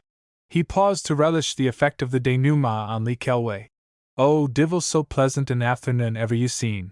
And indeed, Mr. Flurry, it's what we were all sayin', it was a great pity your honor was not there for the leaking you had for Driscoll. As he spoke the last word there was an outburst of singing and cheering from a carload of people who had just pulled up at the door. Flurry listened, leaned back in his chair, and began to laugh. It scarcely strikes one as a comic incident, said Lee Kelway, very coldly to me. In fact, it seems to me that the police ought. Show me Slipper, bawled a voice in the shop. Show me that dirty little underlooper till I have his blood. Hadn't I the race won only for he souring the mare on me? What's that you say? I tell ye he did. He left 7 slaps on her with the handle of a hay-rake. There was in the room in which we were sitting a second door, leading to the backyard, a door consecrated to the unobtrusive visits of so-called Sunday travelers. Through it Slipper faded away like a dream, and simultaneously, a tall young man, with a face like a red-hot potato tied up in a bandage, squeezed his way from the shop into the room. Well, Driscoll, said Flurry, since it wasn't the teeth of the rake he left on the mare, you needn't be talking. Lee Kelway looked from one to the other with a wilder expression in his eye than I had thought it capable of. I read in it a resolve to abandon Ireland to her fate. At 8 o'clock we were still waiting for the car that we had been assured should be ours directly it returned from the races. At 8:30 we had adopted the only possible course that remained, and had accepted the offers of lifts on the laden cars that were returning to Skibon, and I presently was gratified by the spectacle of my friend Lee Kelway wedged between a roulette table and its proprietor on one side of a car, with Driscoll and Slipper, mysteriously reconciled and excessively drunk, seated, locked in each other's arms, on the other. Flurry and I, somewhat similarly placed, followed on 2 other cars. I was scarcely surprised when I was informed that the melancholy white animal in the shafts of the leading car was Owl Bacchus' much-enduring steeplechaser. The night was very dark and stormy, and it is almost superfluous to say that no one carried lamps. The rain poured upon us, and through wind and wet Owl Bacchus' mare set the pace at a rate that showed she knew from bitter experience what was expected from her by gentlemen who had spent the evening in a public house. Behind her the other 2 tired horses followed closely, incited to emulation by shouting, singing, and a liberal allowance of whip. We were a good 10 miles from Skibon, and never had the road seemed so long. For mile after mile the half-seen low walls slid past us, with occasional plunges into caverns of darkness under trees. Sometimes from a wayside cabin a dog would dash out to bark at us as we rattled by. Sometimes our cavalcade swung aside to pass, with yells and counter-yells, crawling carts filled with other belated racegoers. I was nearly wet through, even though I received considerable shelter from a Skibon publican, who slept heavily and irrepressibly on my shoulder. Driscoll, on the leading car, had struck up an approximation to the wearing of the green, when a wavering star appeared on the road ahead of us. It grew momently larger, it came towards us apace. Flurry, on the car behind me, shouted suddenly, "That's the mail car, with one of the lamps out! Tell those fellows ahead to look out!" But the warning fell on deaf ears. Howled 5 discordant voices, oblivious of the towering proximity of the star. A Bianconi mail car is nearly 3 times the size of an ordinary outside car, and when on a dark night it advances, cyclops-like, with but one eye, it is difficult for even a sober driver to calculate its bulk. Above the sounds of melody there arose the thunder of heavy wheels, the splashing trample of 3 big horses, then a crash and a turmoil of shouts. Our cars pulled up just in time, and I tore myself from the embrace of my publican to go to Lee Kelway's assistance. The wing of the Bianconi had caught the wing of the smaller car, flinging Owl Bacchus' mare on her side and throwing her freight headlong on top of her, the heap being surmounted by the roulette table. The driver of the mail car unshipped his solitary lamp and turned it on the disaster. I saw that Flurry had already got hold of Lee Kelway by the heels, and was dragging him from under the others. He struggled up hatless, muddy, and gasping, with Driscoll hanging on by his neck still singing the wearing of the green. A voice from the mail car said incredulously, "Lee Kelway!" A spectacled face glared down upon him from under the dripping spikes of an umbrella. It was the Right Honourable the Earl of Waterbury, Lee Kelway's chief, returning from his fishing excursion. Meanwhile Slipper, in the ditch, did not cease to announce that "Divil so pleasant an afternoon ever ye seen as what was in it." 6 Philippa's fox hunt. No one can accuse Philippa and me of having married in haste. As a matter of fact, it was but little under 5 years from that autumn evening on the river when I had said what is called in Ireland the hard word, to the day in August when I was led to the altar by my best man, and was subsequently led away from it by Mrs. Sinclair Yates. About 2 years out of the 5 had been spent by me at Shrelane in ceaseless warfare with drains, eaves, hoots, chimneys, pumps, all those fundamentals, in short, that the ingenuous and improving tenant expects to find established as a basis from which to rise to higher things. As far as rising to higher things went, frequent ascents to the roof to search for leaks summed up my achievements. In fact, I suffered so general a shrinkage of my ideals that the triumph of making the hall door bell ring blinded me to the fact that the rat holes in the hall floor were nailed up with pieces of tin biscuit boxes, and that the casual visitor could, instead of leaving a card, have easily written his name in the damp on the walls. Philippa, however, proved adorably callous to these and similar shortcomings. She regarded Shrelane and its foundering menage of incapables in the light of a gigantic picnic in a foreign land, She held long conversations daily with Mrs. Cadogan, in order, as she informed me, to acquire the language. Without any ulterior domestic intention, she engaged kitchen maids because of the beauty of their eyes, and housemaids because they had such delightfully picturesque old mothers. And she declined to correct the phraseology of the parlor maid, whose painful habit it was to whisper, "Do ye choose cherry or clary?" when proffering the wine. Fast days, perhaps, afforded my wife her first insight into the sterner realities of Irish housekeeping. Philippa had what are known as high church proclivities, and took the matter seriously. "I don't know how we are to manage for the servants' dinner tomorrow, Sinclair," she said, coming into my office one Thursday morning. "Julia says she promised God this long time that she wouldn't eat an egg on a fast day, and the kitchen maid says she won't eat herrings without they're fried with onions, and Mrs. Cadogan says she will not go to them extremes for servants." "I should let Mrs. Cadogan settle the menu herself," I suggested. "I asked her to do that," replied Philippa, "and she only said she thanked God she had no appetite." The lady of the house here fell away into unseasonable laughter. I made the demoralizing suggestion that, as we were going away for a couple of nights, we might safely leave them to fight it out, and the problem was abandoned. Philippa had been much called on by the neighborhood in all its shades and grades, and daily she and her trousseau frocks presented themselves at hall doors of varying dimensions in due acknowledgment of civilities. In Ireland, it may be noted, the process known in England as summering and wintering. A newcomer does not obtain. Sociability and curiosity alike forbid delay. The visit to which we owed our escape from the intricacies of the fast day was to the Knoxes of Castle Knox, relations in some remote and tribal way of my landlord, Mr. Fleury of that ilk. It involved a short journey by train, and my wife's longest basket trunk. It also, which was more serious, involved my being lent a horse to go out cubbing the following morning. At Castle Knox we sank into an almost forgotten environment of draft-proof windows and doors, of deep carpets, of silent servants instead of clattering belligerents. Philippa told me afterwards that it had only been by an effort that she had restrained herself from snatching up the train of her wedding gown as she paced across the wide hall on little Sir Valentine's arm. After 3 weeks at Shree Lane she found it difficult to remember that the floor was either damp nor dusty. I had the good fortune to be of the limited number of those who got on with Lady Knox, chiefly, I imagine, because I was as a worm before her, and thankfully permitted her to do all the talking. "Your wife is extremely pretty," she pronounced autocratically, surveying Philippa between the candleshades. "Does she ride?" Lady Knox was a short, square lady, with a weather-beaten face, and an eye decisive from long habit of taking her own line across country and elsewhere. She would have made a very imposing little coachman, and would have caused her stable helpers to rue the day they had the presumption to be born. It struck me that Sir Valentine sometimes did so.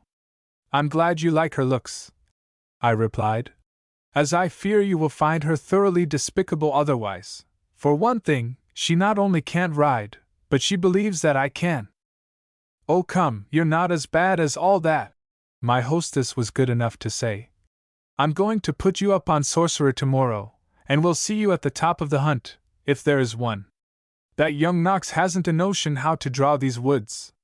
Well, the best run we had last year out of this place was with Fleury's hounds," struck in Miss Sally, sole daughter of Sir Valentine's house and home, from her place halfway down the table. It was not difficult to see that she and her mother held different views on the subject of Mr. Fleury Knox. "I call it a criminal thing in any one's great-great-grandfather to rear up a preposterous troop of sons and plant them all out in his own country," Lady Knox said to me with apparent irrelevance. "I detest collaterals.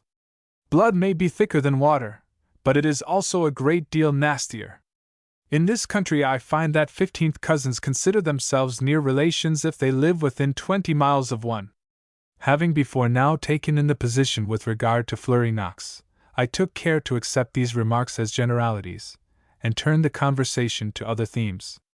"I see Mrs. Yates is doing wonders with Mr. Hamilton," said Lady Knox presently, following the direction of my eyes, which had strayed away to where Philippa was beaming upon her left-hand neighbor, a mildewed-looking old clergyman, who was delivering a long dissertation, the purport of which we were happily unable to catch.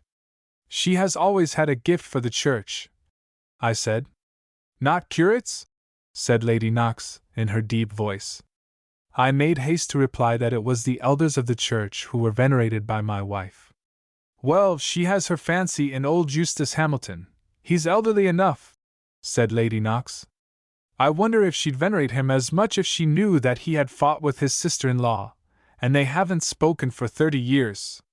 Though for the matter of that, she added, I think it shows his good sense. Mrs. Knox is rather a friend of mine, I ventured. Is she? Well, she's not one of mine, replied my hostess, with her usual definiteness. I'll say one thing for her, I believe she's always been a sportswoman. She's very rich, you know, and they say she only married old Badger Knox to save his hounds from being sold to pay his debts, and then she took the horn from him and hunted them herself. Has she been rude to your wife yet? No? Oh, well, she will. It's a mere question of time. She hates all English people. You know the story they tell of her? She was coming home from London, and when she was getting her ticket the man asked if she had set a ticket for York. No, thank God, Cork, says Mrs. Knox. Well, I rather agree with her, said I. But why did she fight with Mr. Hamilton? Oh, nobody knows. I don't believe they know themselves. Whatever it was, the old lady drives 5 miles to Fort William every Sunday, rather than go to his church, just outside her own back gates. Lady Knox said with a laugh like a terrier's bark.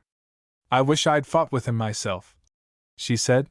He gives us 40 minutes every Sunday. As I struggled into my boots the following morning, I felt that Sir Valentine's acid confidences on cub hunting, bestowed on me at midnight, did credit to his judgment. A very moderate amusement, my dear Major, he had said in his dry little voice. You should stick to shooting. No one expects you to shoot before daybreak. It was 6 o'clock as I crept downstairs, and found Lady Knox and Miss Sally at breakfast, with 2 lamps on the table, and a foggy daylight oozing in from under the half-raised blinds. Philippa was already in the hall, pumping up her bicycle, in a state of excitement at the prospect of her first experience of hunting that would have been more comprehensible to me had she been going to ride a strange horse, as I was. As I bolted my food I saw the horses being led past the windows, and a faint twang of a horn told that Flurry Knox and his hounds were not far off. Miss Sally jumped up. If I'm not on the cockatoo before the hounds come up, I shall never get there, she said, hobbling out of the room in the toils of her safety habit. Her small, alert face looked very childish under her riding hat. The lamplight struck sparks out of her thick coil of golden-red hair. I wondered how I had ever thought her like her prim little father. She was already on her white cob when I got to the hall door, and Flurry Knox was riding over the glistening wet grass with his hounds, while his whip, Dr. Jerome Hickey, was having a stirring time with the young entry and the rabbit holes. They moved on without stopping, up a back avenue, under tall and dripping trees, to a thick laurel covert, at some little distance from the house. Into this the hounds were thrown, and the usual period of fidgety inaction set in for the riders, of whom, all told, there were about half a dozen. Lady Knox, square and solid, on her big, confidential iron grey, was near me, and her eyes were on me and my mount. With her rubicund face and white collar she was more than ever like a coachman. Sorcerer looks as if he suited you well, she said, after a few minutes of silence, during which the hounds rustled and crackled steadily through the laurels. He's a little high on the leg, and so are you, you know, so you show each other off. Sorcerer was standing like a rock, with his good-looking head in the air and his eyes fastened on the covert. His manners, so far, had been those of a perfect gentleman, and were in marked contrast to those of Miss Sally's cob, who was sidling, hopping, and snatching unappeasably at his bit. Philippa had disappeared from view down the avenue ahead. The fog was melting, and the sun threw long blades of light through the trees. Everything was quiet, and in the distance the curtained windows of the house marked the warm repose of Sir Valentine, and those of the party who shared his opinion of cubbing. Hark! Hark to cry there! It was Flurry's voice, away at the other side of the covert. The rustling and brushing through the laurels became more vehement, then passed out of hearing. "He never will leave his hounds alone," said Lady Knox disapprovingly. Miss Sally and the cockatoo moved away in a series of heraldic capers towards the end of the laurel plantation, and at the same moment I saw Philippa on her bicycle shoot into view on the drive ahead of us. "I've seen a fox!" she screamed, white with what I believe to have been personal terror, though she says it was excitement. "It passed quite close to me." "What way did he go?" bellowed a voice which I recognized as Dr. Hickey's, somewhere in the deep of the laurels. "Down the drive!" returned Philippa, with a peahen quality in her tones with which I was quite unacquainted.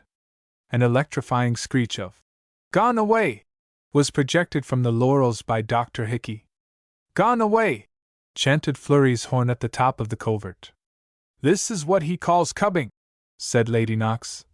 "A mere farce." But none the less she loosed her sedate monster into a canter. Sorcerer got his hind legs under him, and hardened his crest against the bit, as we all hustled along the drive after the flying figure of my wife. I knew very little about horses, but I realized that even with the hounds tumbling hysterically out of the covert, and the cockatoo kicking the gravel into his face, Sorcerer comported himself with the manners of the best society. Up a side road I saw Flurry Knox opening half of a gate and cramming through it. In a moment we also had crammed through, and the turf of a pasture field was under our feet. Dr. Hickey leaned forward and took hold of his horse. I did likewise, with the trifling difference that my horse took hold of me, and I steered for Flurry Knox with single-hearted purpose, the hounds, already a field ahead, being merely an exciting and noisy accompaniment of this endeavor. A heavy stone wall was the first occurrence of note. Flurry chose a place where the top was loose, and his clumsy-looking brown mare changed feet on the rattling stones like a fairy. Sorcerer came at it, tense and collected as a bow at full stretch, and sailed steeply into the air. I saw the wall far beneath me, with an unsuspected ditch on the far side, and I felt my hat following me at the full stretch of its guard as we swept over it. Then, with a long slant, we descended to earth some 16 feet from where we had left it, and I was possessor of the gratifying fact that I had achieved a good-sized fly, and had not perceptibly moved in my saddle. Subsequent disillusioning experience has taught me that but few horses jump like Sorcerer, so gallantly, so sympathetically, and with such supreme mastery of the subject. But none the less the enthusiasm that he imparted to me has never been extinguished, and that October morning ride revealed to me the unsuspected intoxication of fox hunting. Behind me I heard the scrabbling of the cockatoo's little hoofs among the loose stones, and Lady Knox, galloping on my left, jerked a maternal chin over her shoulder to mark her daughter's progress. For my part, had there been an entire circus behind me, I was far too much occupied with ramming on my hat and trying to hold Sorcerer, to have looked round, and all my spare faculties were devoted to steering for Flurry, who had taken a right-handed turn, and was at that moment surmounting a bank of uncertain and briery aspect.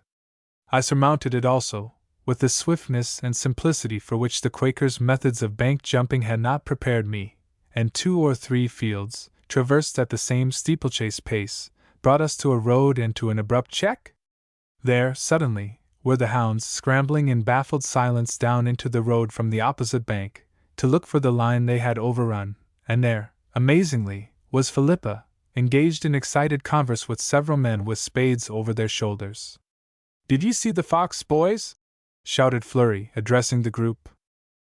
"We did! We did!" cried my wife and her friends in chorus. "He ran up the road. We'd be badly off without Mrs. Yates," said Flurry, as he whirled his mare round and clattered up the road with a hustle of hounds after him. It occurred to me as forcibly as any mere earthly thing can occur to those who are wrapped in the sublimities of a run, that, for a young woman who had never before seen a fox out of a cage at the zoo, Philippa was taking to hunting very kindly. Her cheeks were a most brilliant pink, her blue eyes shone. "Oh, Sinclair!" she exclaimed. "They say he's going for Ossolas, and there's a road I can ride all the way." "Ye can, miss." "Sure we'll show you," chorused her cortege. Her foot was on the pedal ready to mount. Decidedly my wife was in no need of assistance from me. Up the road a hound gave a yelp of discovery, and flung himself over a stile into the fields. The rest of the pack went squealing and jostling after him, and I followed Flurry over one of those infinitely varied directions, pleasantly termed gaps, in Ireland. On this occasion the gap was made of 3 razor-edged slabs of slate leaning against an iron bar, and Sorcerer conveyed to me his thorough knowledge of the matter by a lift of his hindquarters that made me feel as if I were being skillfully kicked downstairs. To what extent I looked it, I cannot say, nor providentially can Philippa, as she had already started. I only know that undeserved good luck restored to me my stirrup before Sorcerer got away with me in the next field. What followed was, I am told, a very fast 15 minutes. For me time was not. The empty fields rushed past uncounted, fences came and went in a flash, while the wind sang in my ears, and the dazzle of the early sun was in my eyes. I saw the hounds occasionally, sometimes pouring over a green bank, as the charging breaker lifts and flings itself, sometimes driving across a field, as the white tongues of foam slide racing over the sand, and always ahead of me was Flurry Knox, going as a man goes who knows his country, who knows his horse, and whose heart is wholly and absolutely in the right place. Do what I would, Sorcerer's implacable stride carried me closer and closer to the brown mare, till, as I thundered down the slope of a long field, I was not 20 yards behind Flurry. Sorcerer had stiffened his neck to iron, and to slow him down was beyond me, but I fought his head away to the right, and found myself coming hard and steady at a stone-faced bank with broken ground in front of it. Flurry bore away to the left, shouting something that I did not understand. That Sorcerer shortened his stride at the right moment was entirely due to his own judgment.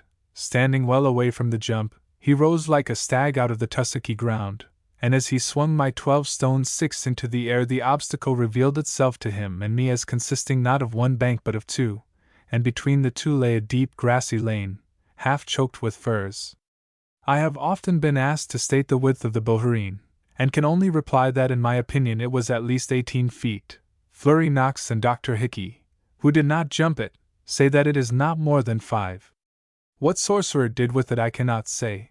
The sensation was of a towering flight with a kick back in it, a biggyish drop, and a landing on C-springs, still on the downhill grade.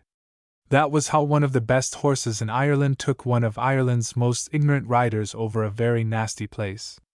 A sombre line of firwood lay ahead, rimmed with a grey wall, and in another couple of minutes we had pulled up on the Ossolas road, and were watching the hounds struggling over the wall into Ossolas domain. "No hurry now," said Flurry, turning in his saddle to watch the cockatoo jump into the road. "He's to ground in the big earth inside." "Well, Major, it's well for you that's a big jumped horse. I thought you were a dead man a while ago when you faced him at the Bohereen." I was disclaiming intention in the matter when Lady Knox and the others joined us. "I thought you told me your wife was no sportswoman," she said to me, critically scanning Sorcerer's legs for cuts the while. "But when I saw her a minute ago she had abandoned her bicycle and was running across country like." "Look at her now!"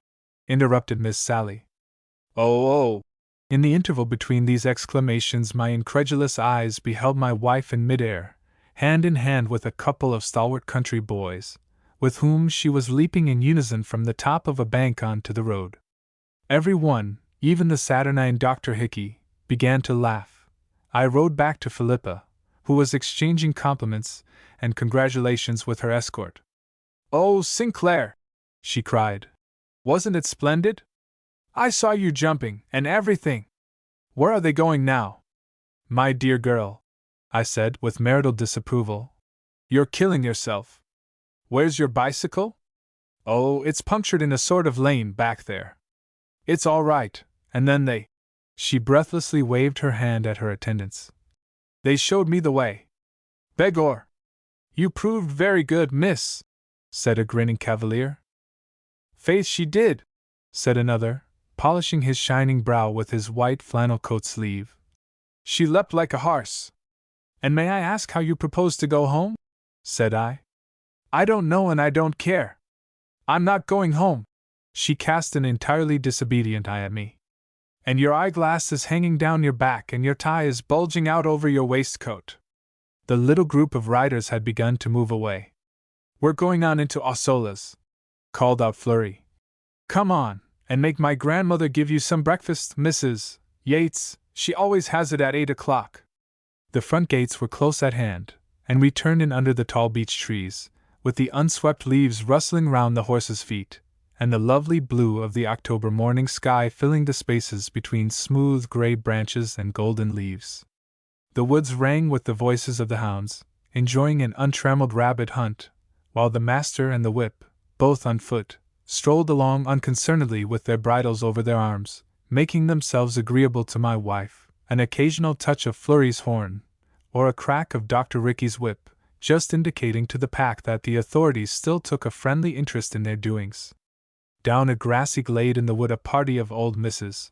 Knox's young horses suddenly swept into view, headed by an old mare, who, with her tail over her back, stampeded ponderously past our cavalcade, shaking and swinging her handsome old head, while her youthful friends bucked and kicked and snapped at each other round her with the ferocious humor of their kind. "Here, Jerome, take the horn," said Flurry to Dr. Hickey. "I'm going to see Mrs. Yates up to the house, the way these tomfools won't gallop on top of her." From this point it seems to me that Philippa's adventures are more worthy of record than mine, and as she has favored me with a full account of them, I venture to think my version may be relied on. Mrs. Knox was already at breakfast when Philippa was led, quaking, into her formidable presence. My wife's acquaintance with Mrs. Knox was, so far, limited to a state visit on either side, and she found but little comfort in Flurry's assurances that his grandmother wouldn't mind if he brought all the hounds into breakfast, coupled with the statement that she would put her eyes on sticks for the Major. Whatever the truth of this may have been, Mrs. Knox received her guests with an equanimity quite unshaken by the fact that her boots were in the fender instead of on her feet, and that a couple of shawls of varying dimensions and degrees of age did not conceal the inner presence of a magenta flannel dressing jacket. She installed Philippa at the table and plied her with food, oblivious as to whether the needful implements with which to eat it were forthcoming or no. She told Flurry where a vixen had reared her family, and she watched him ride away, with some biting comments on his mare's hocks screamed after him from the window.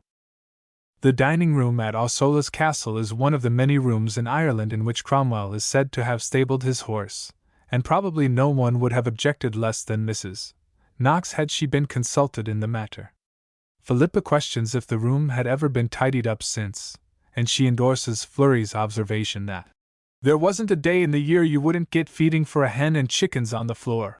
Opposite to Philippa, on a Lewis Quinn's chair, sat Mrs.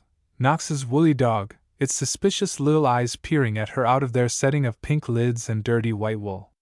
A couple of young horses outside the windows tore at the matted creepers on the walls, or thrust faces that were half shy, half impudent, into the room.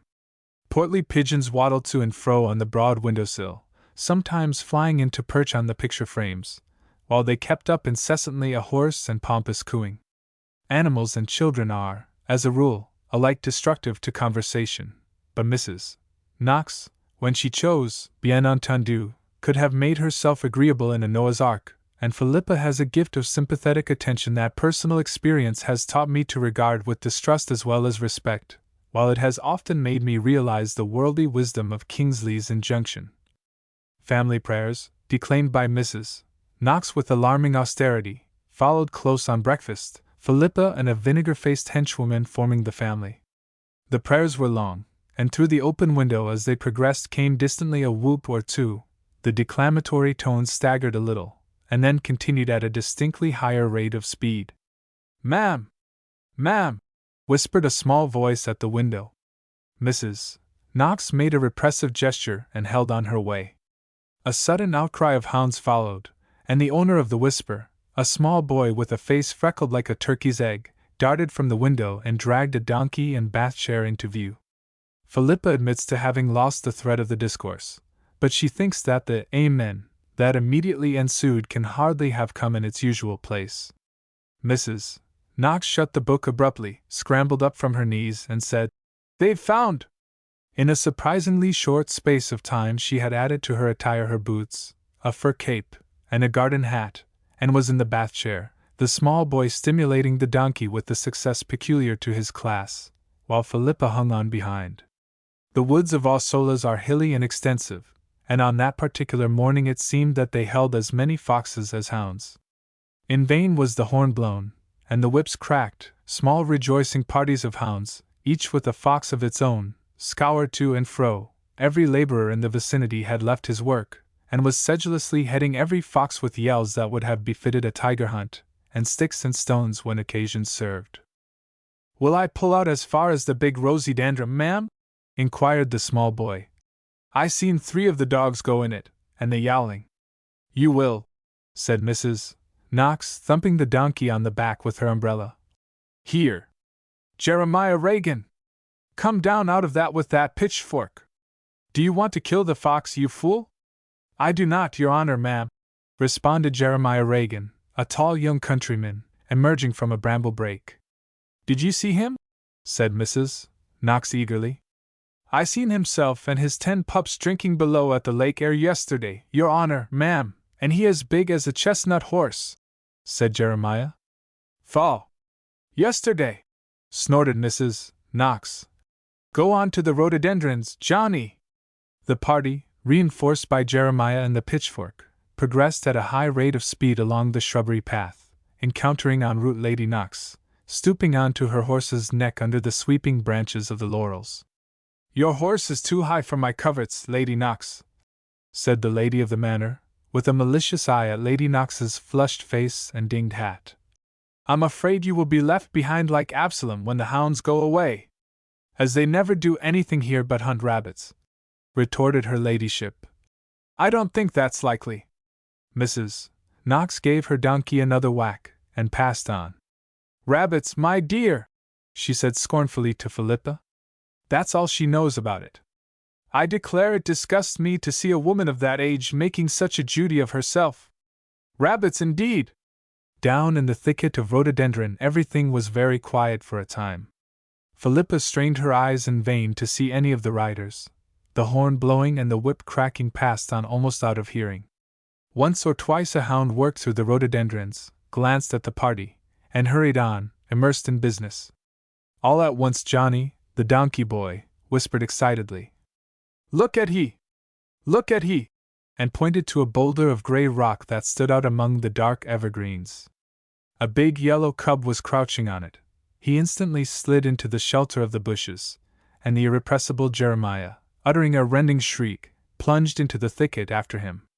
2 or 3 hounds came rushing at the sound, and after this Philippa says she finds some difficulty in recalling the proper order of events, chiefly, she confesses, because of the wholly ridiculous tears of excitement that blurred her eyes. "We ran," she said. "We simply tore, and the donkey galloped, and as for that old Mrs. Knox, she was giving crack screams to the hounds all the time, and they were screaming too, and then somehow we were all out on the road." What seems to have occurred was that 3 couple of hounds, Jeremiah Reagan and Mrs. Knox's equipage, amongst them somehow hustled the cub out of Osola's domain and up onto a hill on the farther side of the road. Jeremiah was sent back by his mistress to fetch Flurry, and the rest of the party pursued a thrilling course along the road, parallel with that of the hounds, who were hunting slowly through the gorse on the hillside. "Upon my honor and word, Mrs. Yates, my dear, we have the hunt to ourselves," said Mrs. Knox to the panting Philippa, as they pounded along the road. "Johnny, do you see the fox?" "I do, ma'am," shrieked Johnny, who possessed the usual field-glass vision bestowed upon his kind. "Look at him override us on the hill above. Hi! The spotty dog have him. No, he's gone from him. Gwan out o' that." This to the donkey, with blows that sounded like the beating of carpets, and produced rather more dust. They had left Osola's some half a mile behind, when, from a strip of wood on their right, the fox suddenly slipped over the bank onto the road just ahead of them, ran up it for a few yards and whisked in at a small entrance gate, with the 3 couple of hounds yelling on a red-hot scent, not 30 yards behind.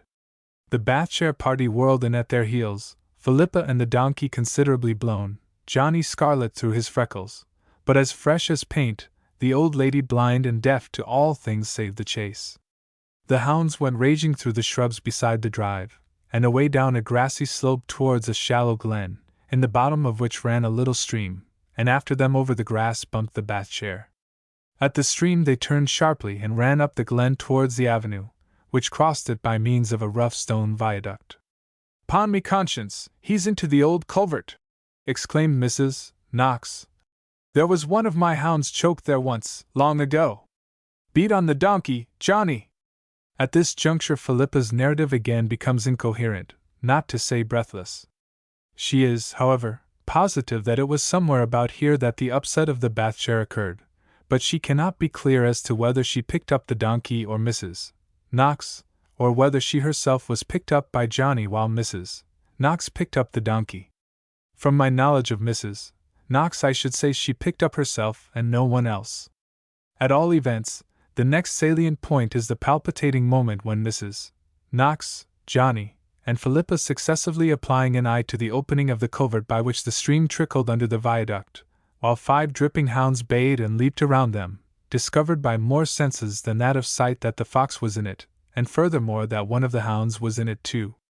"There's a strong grating before him at the far end," said Johnny, his head in at the mouth of the hole, his voice sounding as if he were talking into a jug. "The 2 of them's fighting in it. They'll be choked surely." "Then don't stand gabbling there, you little fool, but get in and pull the hound out," exclaimed Mrs. Knox, who was balancing herself on a stone in the stream. "I'd be in dread, ma'am," whined Johnny. "Balderdash!" said the implacable Mrs. Knox. "In with you."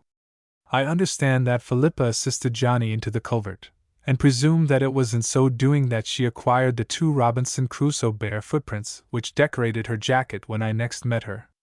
"Have you got hold of him yet, Johnny?" cried Mrs. Knox up the culvert.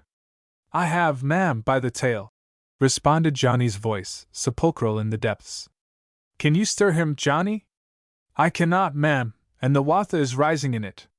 "Well, please God, they'll not open the mill dam," remarked Mrs. Knox philosophically to Philippa, as she caught hold of Johnny's dirty ankles. "Hold on to the tail, Johnny!" She hauled, with, as might be expected, no appreciable result. "Run, my dear, and look for somebody, and we'll have that fox yet!" Philippa ran, whither she knew not, pursued by fearful visions of bursting mill dams, and maddened foxes at bay. As she sped up the avenue she heard voices, robust male voices, in a shrubbery, and made for them. Advancing along an embowered walk towards her was what she took for one wild instant to be a funeral. A second glance showed her that it was a party of clergymen of all ages, walking by 2s and 3s in the dappled shade of the overarching trees. Obviously she had intruded her sacrilegious presence into a clerical meeting. She acknowledges that at this awe-inspiring spectacle she faltered, but the thought of Johnny, the hound, and the fox, suffocating, possibly drowning together in the culvert, nerved her. She does not remember what she said or how she said it, but I fancy she must have conveyed to them the impression that old Mrs. Knox was being drowned, as she immediately found herself heading a charge of the Irish Church towards the scene of disaster. Fate has not always used me well, but on this occasion it was mercifully decreed that I and the other members of the hunt should be privileged to arrive in time to see my wife and her rescue party precipitating themselves down the glen. "Holy Biddy!" ejaculated Flurry. "Is she running a paper chase with all the parsons? But look! For pity's sake, will you look at my grandmother and my Uncle Eustace?" Mrs. Knox and her sworn enemy, the old clergyman, whom I had met at dinner the night before, were standing, apparently in the stream, tugging at 2 bare legs that projected from a hole in the viaduct, and arguing at the top of their voices. The bath chair lay on its side with the donkey grazing beside it. On the bank a stout archdeacon was tendering advice, and the hounds danced and howled round the entire group. "I tell you, Eliza, you had better let the archdeacon try," thundered Mr. Hamilton. "Then I tell you I will not," vociferated Mrs. Knox, with a tug at the end of the sentence that elicited a subterranean lament from Johnny. "Now who was right about the second grating? I told you so 20 years ago." Exactly as Philippa and her rescue party arrived, the efforts of Mrs. Knox and her brother-in-law triumphed. The struggling, sopping form of Johnny was slowly drawn from the hole, drenched, speechless, but clinging to the stern of a hound, who, in its turn, had its jaws fast in the hindquarters of a limp, yellow cub. "Oh, it's dead!" wailed Philippa. "I did think I should have been in time to save it." "Well, if that doesn't beat all," said Dr. Hickey. "Seven a Miss Steele." The wagonette slewed and slackened mysteriously on the top of the long hill above Drumcurran. So many remarkable things had happened since we had entrusted ourselves to the guidance of Mr. Bernard Chute that I rose in my place and possessed myself of the brake, and in so doing saw the horses with their heads hard in against their chests, and their quarters jammed crookedly against the splash-board, being apparently tied into knots by some inexplicable power. "Someone's pulling the reins out of my hand!" exclaimed Mr. Chute. The horses and pole were by this time making an acute angle with the wagonette, and the groom plunged from the box to their heads. Miss Sally Knox, who was sitting beside me, looked over the edge. "Put on the brake! The reins are twisted round the axle!" she cried, and fell into a fit of laughter. We all, that is to say, Philippa, Miss Chute, Miss Knox, and I, got out as speedily as might be, but I think, without panic. Mr. Chute alone stuck to the ship, with the horses struggling and rearing below him. The groom and I contrived to back them, and by so doing caused the reins to unwind themselves from the axle. "It was my fault," said Mr. Chute, hauling them in as fast as we could give them to him. "I broke the reins yesterday, and these are the Phaeton ones, and about 6 fathoms long at that, and I forgot and let the slack go overboard. It's all right, I won't do it again." With this reassurance we confided ourselves once more to the wagonette. As we neared the town of Drumcurran the fact that we were on our way to a horse fair became alarmingly apparent. It is impossible to imagine how we pursued an uninjured course through the companies of horsemen, the crowded carts, the squealing colts, the irresponsible led horses, and most immutable of all obstacles, the groups of countrywomen, with the hoods of their heavy blue cloaks over their heads. They looked like nuns of some obscure order. They were deaf and blind as ramparts of sandbags. Nothing less callous to human life than a Parisian cab driver could have burst a way through them. Many times during that drive I had cause to be thankful for the sterling qualities of Mr. Chute's brake. With its aid he dragged his overfed bays into a crawl that finally, and not without injury to the varnish, took the wagonette to the Royal Hotel. Every available stall in the yard was by that time filled, and it was only by virtue of the fact that the kitchen maid was nearly related to my cook that the indignant groom was permitted to stable the bays in a den known as the calf house. That I should have lent myself to such an expedition was wholly due to my wife. Since Philippa had taken up her residence in Ireland she had discovered a taste for horses that was not to be extinguished, even by an occasional afternoon on the Quaker, whose paces had become harder than rock in his many journeys to petty sessions. She had also discovered the Chutes, newcomers on the outer edge of our vast visiting district, and between them this party to Drumcurran Horse Fair had been devised. Philippa proposed to buy herself a hunter. Bernard Chute wished to do the same, possibly 2 hunters, money being no difficulty with this fortunate young man. Miss Sally Knox was of the company, and I also had been kindly invited, as to a missionary meeting, to come and bring my checkbook. The only saving clause in the affair was the fact that Mr. Flurry Knox was to meet us at the scene of action. The fair was held in a couple of large fields outside the town, and on the farther bank of the Curran-Hilty River. Across a wide and glittering ford, horses of all sizes and sorts were splashing, and a long row of stepping stones was hopped, and staggered, and scrambled over by a ceaseless variety of foot passengers. A man with a cart plied as a ferry boat, doing a heavy trade among the apple women and vendors of crubbeans, alias pig's feet, a grisly delicacy peculiar to Irish open-air holiday-making, and the July sun blazed on a scene that even Miss Cecilia Chute found to be almost repayment enough for the alarms of the drive. "As a rule, I am so bored by driving that I find it reviving to be frightened," she said to me, as we climbed to safety on a heathery ridge above the fields dedicated to galloping the horses. "But when my brother scraped all those people off one side of that car, and ran the pole into the cart of lemonade bottles, I began to wish for courage to tell him I was going to get out and walk home." "Well, if you only knew it," said Bernard, who was spreading rugs over the low furze bushes in the touching belief that the prickles would not come through. The time you came nearest to walking home was when the lash of the whip got twisted round Nancy's tail. Miss Knox, you're an authority on these things. Don't you think it would be a good scheme to have a light anchor in the trap, and when the horses began to play the fool, you'd heave the anchor over the fence and bring them up all standing? They wouldn't stand very long, remarked Miss Sally. Oh, that's all right, returned the inventor. I'd have a dodge to cast them loose, with the pole and the splinter bar. You'd never see them again, responded Miss Knox demurely. If you thought that mattered, it would be the brightest feature of the case, said Miss Chute.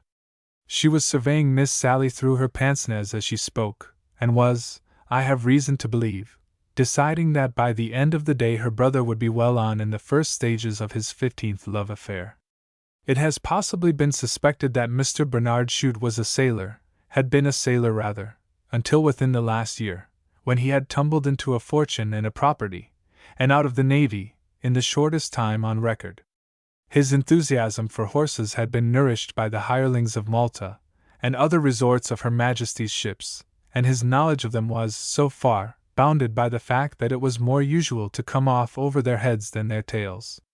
For the rest, he was a clean-shaved and personable youth, with a laugh which I may, without offensive intention, define as possessing a witcheriness special to his profession, and a habit, engendered no doubt by long sojourns at the antipodes, of getting his clothes in large hideous consignments from a naval outfitter.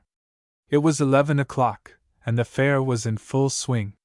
Its vortex was in the center of the field below us, where a low bank of sods and earth had been erected as a trial jump, with a yelling crowd of men and boys at either end, acting instead of the usual wings to prevent a swerve. Strings of reluctant horses were scourged over the bank by dozens of willing hands, while exhortation, cheers, and criticism were freely showered upon each performance. Give the knees to the saddle, boy, and leave the heels slack. That's a nice horse. He'd keep a jock on his back where another'd throw him. Well jumped, begor. She fled that fairly, as an ungainly 3-year-old flounced over the bank without putting a hoof on it. Then her owner, unloosing his pride and simile after the manner of his race. Aha! When she give a lep, man, she's that free, she's like a hare for it. A giggling group of country girls elbowed their way past us out of the crowd of spectators, one of the number inciting her fellows to hurry on to the other field, until they'd see the lads galloping the horses, to which another responding that she'd be skinned alive for the horses. The party sped on their way.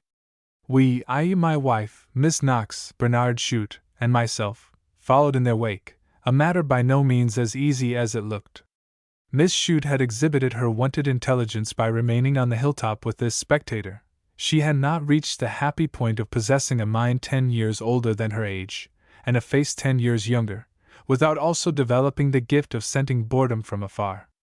We squeezed past the noses and heels of fidgety horses, and circumnavigated their attendant groups of critics, while half-trained brutes in snaffles bolted to nowhere and back again, and whinnying foals ran to and fro in search of their mothers. A moderate bank divided the upper from the lower fields, and as every feasible spot in it was commanded by a refusing horse, the choice of a place and moment for crossing it required judgment. I got Philippa across it in safety. Miss Knox, though as capable as any young woman in Ireland of getting over a bank, either on horseback or on her own legs, had to submit to the assistance of Mr. Chute, and the laws of dynamics decreed that a force sufficient to raise a bower anchor should hoist her 7 stone odd to the top of the bank with such speed that she landed half on her knees and half in the arms of her pioneer. A group of portentously quiet men stood near, their eyes on the ground, their hands in their pockets. They were all dressed so much alike that I did not at first notice that Flurry Knox was among them. When I did, I perceived that his eyes, instead of being on the ground, were surveying Mr. Chute with that measure of disapproval that he habitually bestowed upon strange men. "You're later than I thought you'd be," he said. "I have a horse half bought for Mrs. Yates. It's that old mare of Bobby Bennett's. She makes a little noise, but she's a good mare, and you couldn't throw her down if you tried. Bobby wants £30 for her, but I think you might get her for less. She's in the hotel stables, and you can see her when you go to lunch." We moved on towards the rushy bank of the river, and Philippa and Sally Knox seated themselves on a low rock, looking, in their white frocks, as incongruous in that dingy preoccupied assemblage as the dreamy meadowsweet and purple spires of loosestrife that thronged the river banks. Bernard Chute had been lost in the shifting maze of men and horses, who were, for the most part, galloping with the blind fury of charging bulls. But presently, among a party who seemed to be riding the finish of a race, we descried our friend, and a second or two later he hauled a brown mare to a standstill in front of us. "The fellow's asking £45 for her," he said to Miss Sally. "She's a nailer to gallop. I don't think it's too much." "Her grandsire was the mountain hare," said the owner of the mare, hurrying up to continue her family history. "And he was the grandest horse in the 4 baronies. He was 42 years of age when he died, and they waked him the same as ye'd wake a Christian. They had whiskey and porther, and bread, and a piper in it." "Them mountain hare colts is no great things," interrupted Mr. Chute's groom contemptuously. "I seen a colt once that was one of his stock, and if there was 40 men and their wives, and they after him with sticks, he wouldn't lep a sod of turf." "Lep, is it?" ejaculated the owner in a voice shrill with outrage. "You may lead that mare out through the country, and there isn't a fence in it that she wouldn't go up to it as independent as if she was going to her bed, and your honor's ladyship knows that damn well, Miss Knox." "You want too much money for her, McCarthy," returned Miss Sally, with her little air of preternatural wisdom. "God pardon you, Miss Knox! Sure a lady like you knows well that £45 is no money for that mare." "£45?" he laughed. "It'd be as good for me to make her a present to the gentleman all out as take 3 farthings less for her. She's too grand entirely for a poor farmer like me, and if it wasn't for the long weak family I have, I wouldn't part with her under twice the money. 3 fine lumps of daughters in America paying his rent for him," commented Flurry in the background. "That's the long weak family." Bernard dismounted and slapped the mare's ribs approvingly. "I haven't had such a gallop since I was at Rio," he said. "What do you think of her, Miss Knox?" Then, without waiting for an answer, "I like her. I think I may as well give him the 45 and have done with it." At these ingenuous words I saw a spasm of anguish cross the countenance of McCarthy, easily interpreted as the first pang of a lifelong regret that he had not asked twice the money. Flurry Knox put up an eyebrow and winked at me. Mr. Chute's groom turned away for very shame. Sally Knox laughed with the deplorable levity of 19. Thus, with a brevity absolutely scandalous in the eyes of all beholders, the bargain was concluded. Flurry strolled up to Philippa, observing an elaborate remoteness from Miss Sally and Mr. Chute. "I believe I'm selling a horse here myself today," he said. "Would you like to have a look at him, Mrs. Yates?" "Oh, are you selling, Knox?" struck in Bernard, to whose brain the glory of buying a horse had obviously mounted like new wine. "I want another, and I know yours are the right sort." "Well, as you seem fond of galloping," said Flurry sardonically, "this one might suit you." "You don't mean the Moonlighter?" said Miss Knox, looking fixedly at him. "Supposing I did, have you anything to say against him?" replied Flurry. Decidedly he was in a very bad temper. Miss Sally shrugged her shoulders, and gave a little shred of a laugh, but said no more. In a comparatively secluded corner of the field we came upon Moonlighter, sidling and fussing, with flickering ears, his tail tightly tucked in and his strong back humped in a manner that boded little good. Even to my untutored eye, he appeared to be an uncommonly good-looking animal, a well-bred grey, with shoulders that raked back as far as the eye could wish, the true Irish jumping hindquarters, and a showy head and neck. It was obvious that nothing except Michael Hallahane's adroit chucks at his bridle kept him from displaying his jumping powers free of charge. Bernard stared at him in silence, not the pregnant and intimidating silence of the connoisseur, but the tongue-tied muteness of helpless ignorance. His eye for horses had most probably been formed on circus posters, and the advertisements of a well-known embrocation, and Moonlighter approximated in color and conduct to these models. "I can see he's a ripping fine horse," he said at length. "I think I should like to try him." Miss Knox changed countenance perceptibly, and gave a perturbed glance at Flurry. Flurry remained impenetrably unamiable. I don't pretend to be a judge of horses, went on Mr. Chute. I dare say I needn't tell you that, with a very engaging smile at Miss Sally. But I like this one awfully. As even Philippa said afterwards, she would not have given herself away like that over buying a reel of cotton. Are you quite sure that he's really the sort of horse you want? Said Miss Knox, with rather more color in her face than usual. He's only 4 years old, and he's hardly a finished hunter. The object of her philanthropy looked rather puzzled. What? Can't he jump? He said. Is it jump? Exclaimed Michael Hallahan, unable any longer to contain himself. Is it the horse that jumped 5 foot of a clothesline in Heffernan's yard, and not a one on his back but himself, and didn't leave so much as the thrack of his hoof on the quilt that was hanging on it? That's about good enough, said Mr. Chute, with his large friendly laugh. What's your price, Knox? I must have the horse that jumped the quilt. I'd like to try him, if you don't mind. There are some jolly-looking banks over there. My price is 100 sovereigns, said Fleury. You can try him if you like. Oh, don't, cried Sally impulsively, but Bernard's foot was already in the stirrup. I call it disgraceful, I heard her say in a low voice to her kinsman. You know he can't ride. The kinsman permitted himself a malign smile. That's his lookout, he said. Perhaps the unexpected docility with which Moonlighter allowed himself to be maneuvered through the crowd was due to Bernard's 13 stone. At all events, his progress through a gate into the next field was unexceptionable. Bernard, however, had no idea of encouraging this tranquility. He had come out to gallop, and without further ceremony he drove his heels into Moonlighter's sides, and took the consequences in the shape of a very fine and able buck. How he remained within even visiting distance of the saddle it is impossible to explain. Perhaps his early experience in the rigging stood him in good stead in the matter of hanging on by his hands. But however preserved, he did remain, and went away down the field at what he himself subsequently described as the rate of knots. Fleury flung away his cigarette and ran to a point of better observation.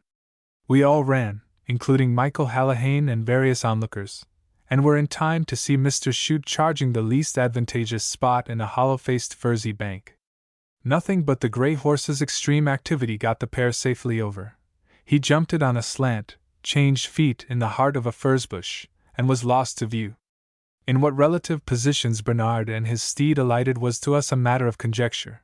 When we caught sight of them again, Moonlighter was running away, with his rider still on his back, while the slope of the ground lent wings to his flight. That young gentleman will be apt to be killed, said Michael Hallahan with composure, not to say enjoyment. He'll be into the long bog with him pretty soon, said Fleury, his keen eye tracking the fugitive. Oh, I thought he was off that time, exclaimed Miss Sally, with a gasp in which consternation and amusement were blended. There! He is into the bog. It did not take us long to arrive at the scene of disaster, to which, as to a dog fight, other footrunners were already hurrying, and on our arrival we found things looking remarkably unpleasant for Mr. Chute and Moonlighter. The latter was sunk to his withers in the sheet of black slime into which he had stampeded. The former, submerged to the waist 3 yards farther away in the bog, was trying to drag himself towards firm ground by the aid of tussocks of wiry grass.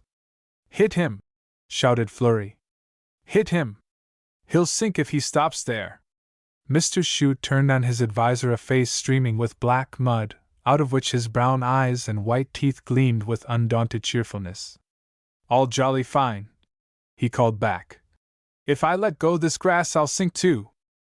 A shout of laughter from the male portion of the spectators sympathetically greeted this announcement, and a dozen equally futile methods of escape were suggested.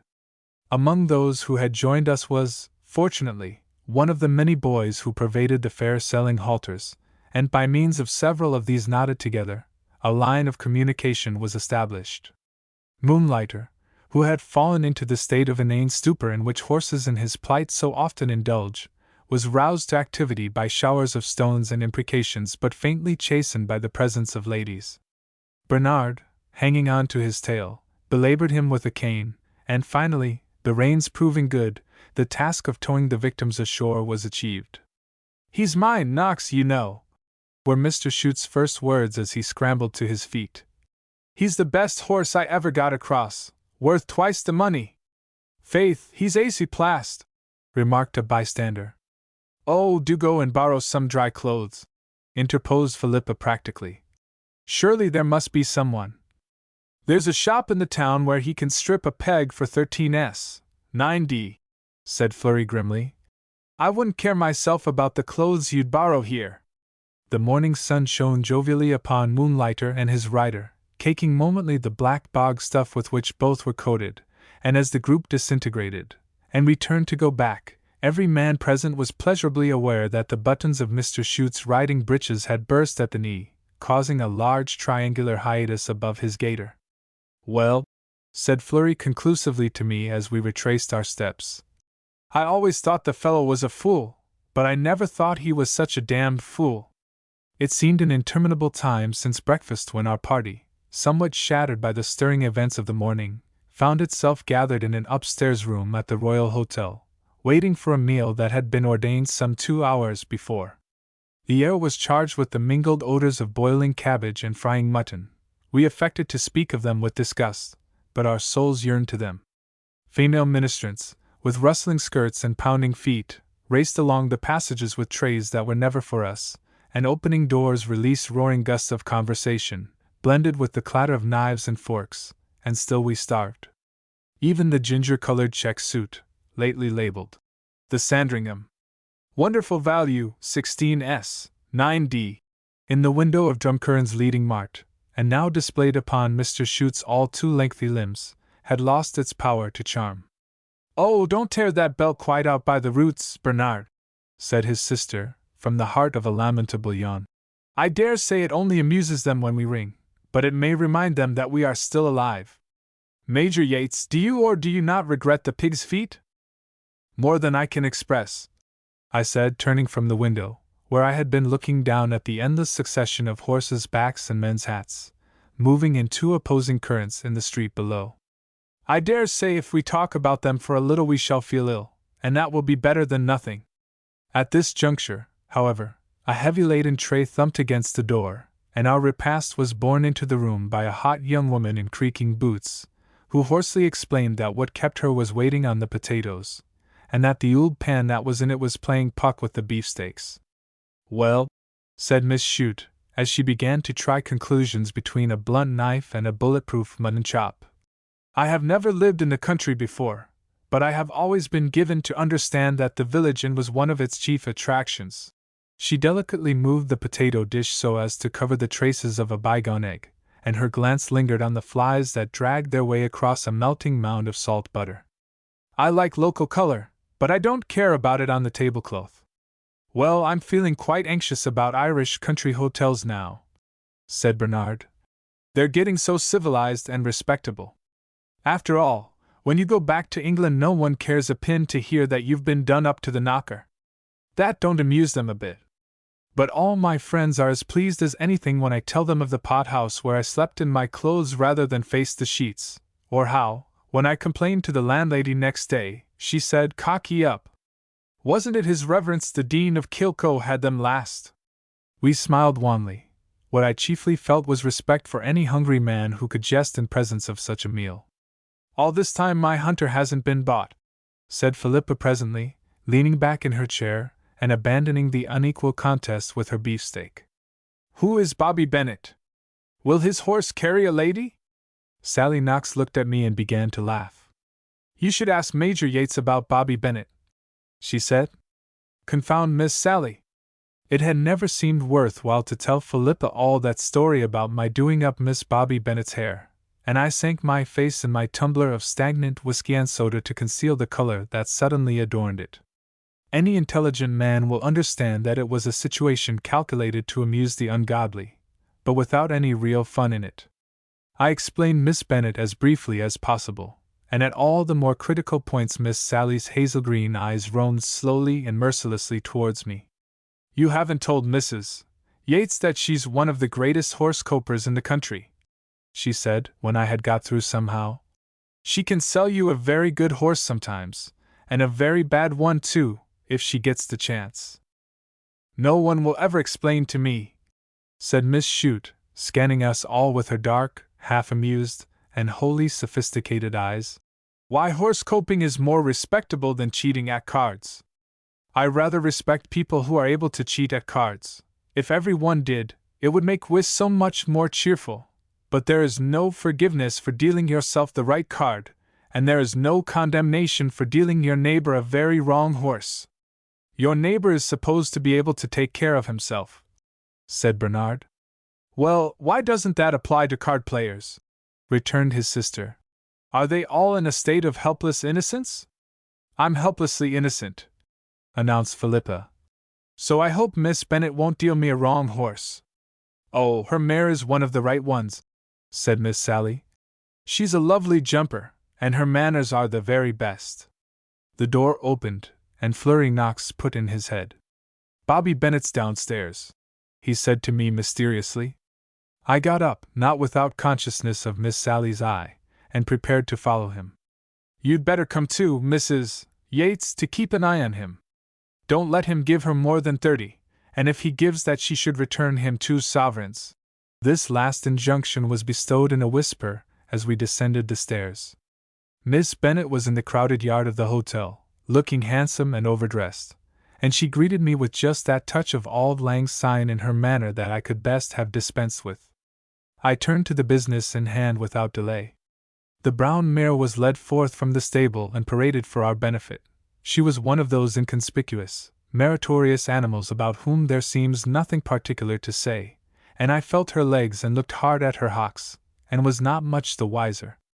It's no use my saying she doesn't make a noise, said Miss Bobby, because everyone in the country will tell you she does. You can have a vet, if you like, and that's the only fault he can find with her. But if Mrs. Yates hasn't hunted before now, I'll guarantee Cruskeen is just the thing for her. She's really safe and confidential. My little brother Georgie has hunted her. You remember Georgie, Major Yates, the night of the ball, you know, and he's only 11. Mr. Knox can tell you what sort she is. Oh, she's a grand mare, said Mr. Knox, thus appealed to. You'd hear her coming 3 fields off like a German band. And well for you if you could keep within 3 fields of her, retorted Miss Bennet. At all events, she's not like the hunter you sold, Uncle, that used to kick the stars as soon as I put my foot in the stirrup.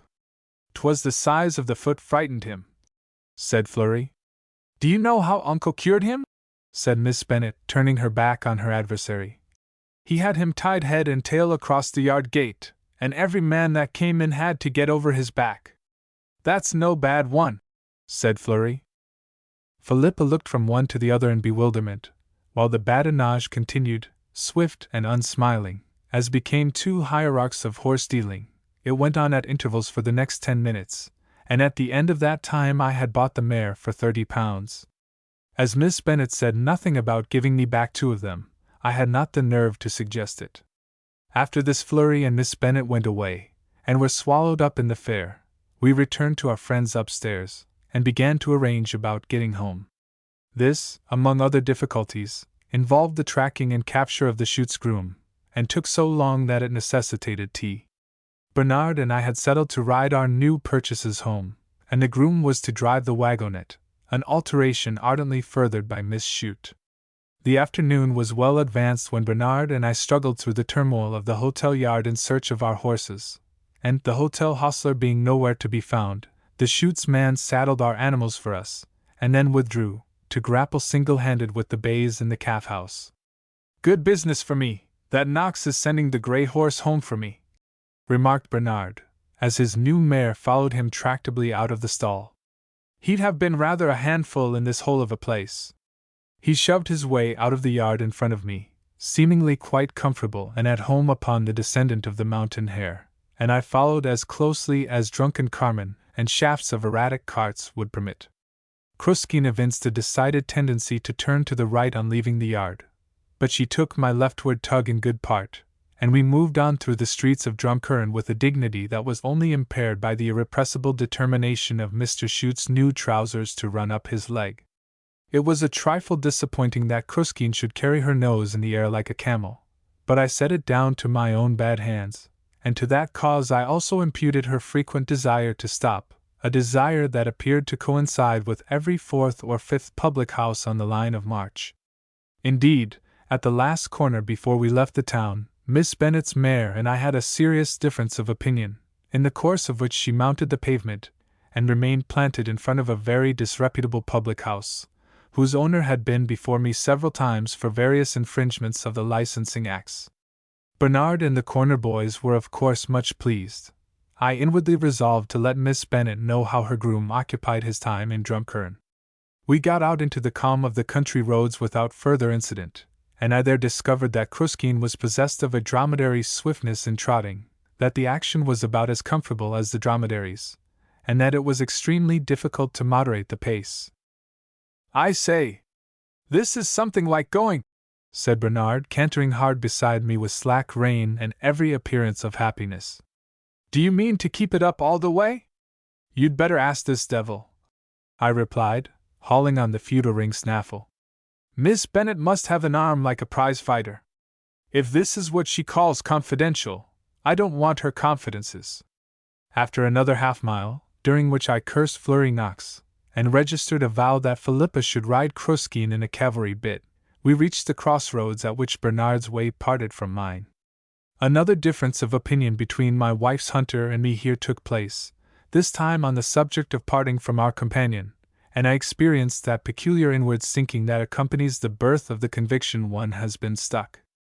There were still some 8 miles between me and home, but I had at least the consolation of knowing that the brown mare would easily cover it in 40 minutes.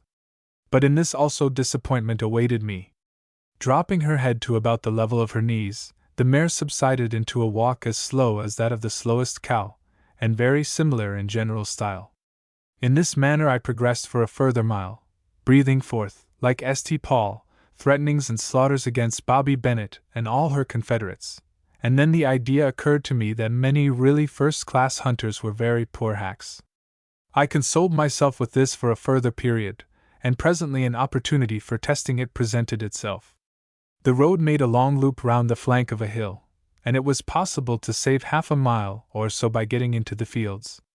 It was a short cut I had often taken on the Quaker, and it involved nothing more serious than a couple of low stone gaps and an infantine bank.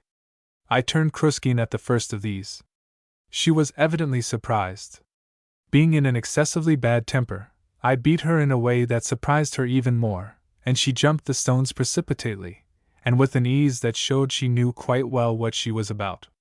I vented some further emotion upon her by the convenient medium of my cane, and galloped her across the field and over the bank, which, as they say in these parts, she fled, without putting an iron on it.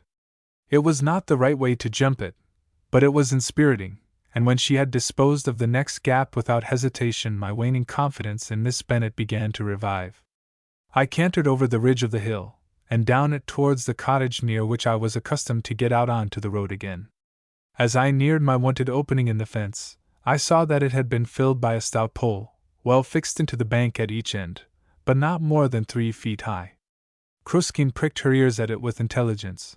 I trotted her at it, and gave her a whack. Ages afterwards there was someone speaking on the blurred edge of a dream that I was dreaming about nothing in particular. I went on dreaming, and was impressed by the shape of a fat jug, mottled white and blue, that intruded itself painfully, and I again heard voices, very urgent and full of effort, but quite outside any concern of mine. I also made an effort of some kind. I was doing my very best to be good and polite, but I was dreaming in a place that word, and was engrossing, and daylight was cold and let in some unknown unpleasantness. For that time the dream got the better of the daylight, and then, apropos of nothing, I was standing up in a house with someone's arm round me. The mottled jug was there, so was the unpleasantness, and I was talking with most careful, old-world politeness. "Sit down now, you're all right," said Miss Bobby Bennet, who was mopping my face with a handkerchief dipped in the jug. I perceived that I was asking what had happened. "She fell over the stick with you," said Miss Bennet. "The dirty brute!" With another great effort I hooked myself on to the march of events, as a truck is dragged out of a siding and hooked to a train. "Oh, the Lord save us!" said a gray-haired woman who held the jug. Yuri destroyed entirely? Asked Hor. Oh, glory be to the merciful will of God, me heart leapt across me chest when I seen him under the horse. Go out and see if the trap's coming, said Miss Bennet. He should have found the doctor by this. She stared very closely at my face, and seemed to find it easier to talk in short sentences. We must get those cuts looking better before Mrs. Yates comes. After an interval, during which unexpected places in my head ached from the cold water, the desire to be polite and coherent again came upon me. I am sure it was not your mare's fault, I said. Miss Bennet laughed a very little. I was glad to see her laugh. It had struck me her face was strangely haggard and frightened. Well, of course it wasn't poor Kruskin's fault, she said. She's nearly home with Mr. Shute by now. That's why I came after you. Mr. Shute, I said. Wasn't he at the fair that day? He was, answered Miss Bobby, looking at me with very compassionate eyes. You and he got on each other's horses by mistake at the hotel, and you got the worst of the exchange. Oh, I said, without even trying to understand. He's here within, your honor's ladyship, Mrs. Yates, ma'am, shouted the gray-haired woman at the door. Don't be uneasy, chut, he's doing grand. Sure, I'm telling Miss Bennet if she was his wife itself, she couldn't give him better care. The gray-haired woman laughed. Ate the Holy Island. For 3 days of November a white fog stood motionless over the country. All day and all night smothered booms and bangs away to the southwest told that the fastnet gun was hard at work, and the sirens of the American liners uplifted their monstrous female voices as they felt their way along the coast of Cork. On the third afternoon the wind began to whine about the windows of Shree Lane, and the barometer fell like a stone. At 11 p.m. the storm rushed upon us with the roar and the suddenness of a train. The chimneys bellowed, the tall old house quivered, and the yelling wind drove against it, as a man puts his shoulder against a door to burst it in. We none of us got much sleep, and if Mrs. Cadogan is to be believed, which experience assures me she is not, she spent the night in devotional exercises, and in ministering to the panic-stricken kitchen maid by the light of a blessed candle. All that day the storm screamed on, dry-eyed. At nightfall the rain began, and next morning, which happened to be Sunday, every servant in the house was a messenger of Job, laden with tales of leakages, floods, and fallen trees, and inflated with the ill-concealed glory of their kind in evil tidings. To Peter Cadogan, who had been to early Mass, was reserved the crowning satisfaction of reporting that a big vessel had gone on the rocks at Yockin Point the evening before, and was breaking up fast. It was rumored that the crew had got ashore, but this feature, being favorable and uninteresting, was kept as much as possible in the background. Mrs. Cadogan, who had been to America in an ocean liner, became at once the latest authority on shipwrecks, and was of opinion that whoever would be drownded, it wouldn't be thim lads o' sailors. Sure wasn't there the greatest storm ever was in it the time meself was on the say, and what did them fellows do but to put us below entirely in the ship, and close down the doors on us, the way theirselves leg it when we be drownding? This view of the position was so startlingly novel that Philippa withdrew suddenly from the task of ordering dinner, and fell up the kitchen stairs in unsuitable laughter. Philippa has not the most rudimentary capacity for keeping her countenance. That afternoon I was wrapped in the slumber, balmiest and most profound, that follows on a wet Sunday luncheon, when Murray, our D.I. of police, drove up in uniform, and came into the house on the top of a gust that set every door banging and every picture dancing on the walls. He looked as if his eyes had been blown out of his head, and he wanted something to eat very badly. "I've been down at the wreck since 10 o'clock this morning," he said, "waiting for her to break up, and once she does there'll be trouble. She's an American ship, and she's full up with rum, and bacon, and butter, and all sorts. Bosanquet is there with all his coast guards, and there are 500 country people on the strand at this moment, waiting for the fun to begin. I've got 10 of my fellows there, and I wish I had as many more. You'd better come back with me, Yates, we may want the riot act before all's done." The heavy rain had ceased, but it seemed as if it had fed the wind instead of calming it, and when Murray and I drove out of Shree Lane, the whole dirty sky was moving, full-sailed, in from the southwest, and the telegraph wires were hanging in a loop from the post outside the gate. Nothing except a ski-bound car-horse would have faced the whooping charges of the wind that came at us across Coran Lake, stimulated mysteriously by whistles from the driver. Murray's yellow hireling pounded woodenly along against the blast, till the smell of the torn seaweed was borne upon it, and we saw the Atlantic waves come towering into the bay of Tralagoff. The ship was, or had been, a three-masted bark. 2 of her masts were gone, and her bows stood high out of water on the reef that forms one of the shark-like jaws of the bay. The long strand was crowded with black groups of people, from the bank of heavy shingle that had been hurled over onto the road, down to the slope where the waves pitched themselves and climbed and fought and tore the gravel back with them, as though they had dug their fingers in. The people were nearly all men, dressed solemnly and hideously in their Sunday clothes.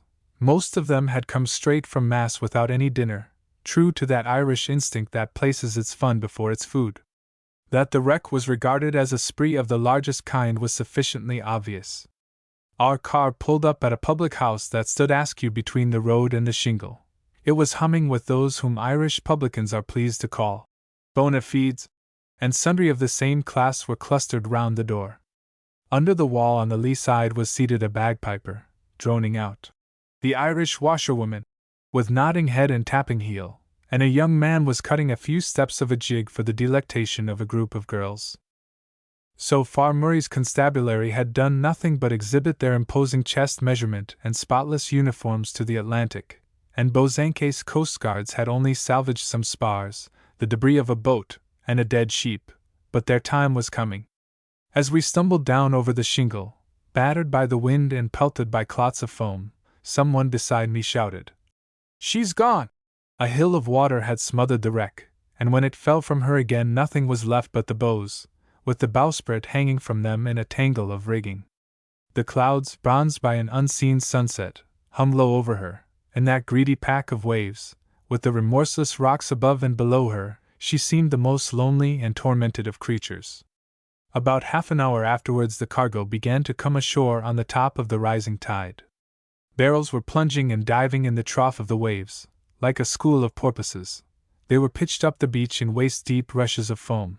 They rolled down again, and were swung up and shouldered by the next wave, playing a kind of Tom Tiddler's ground with the coastguards.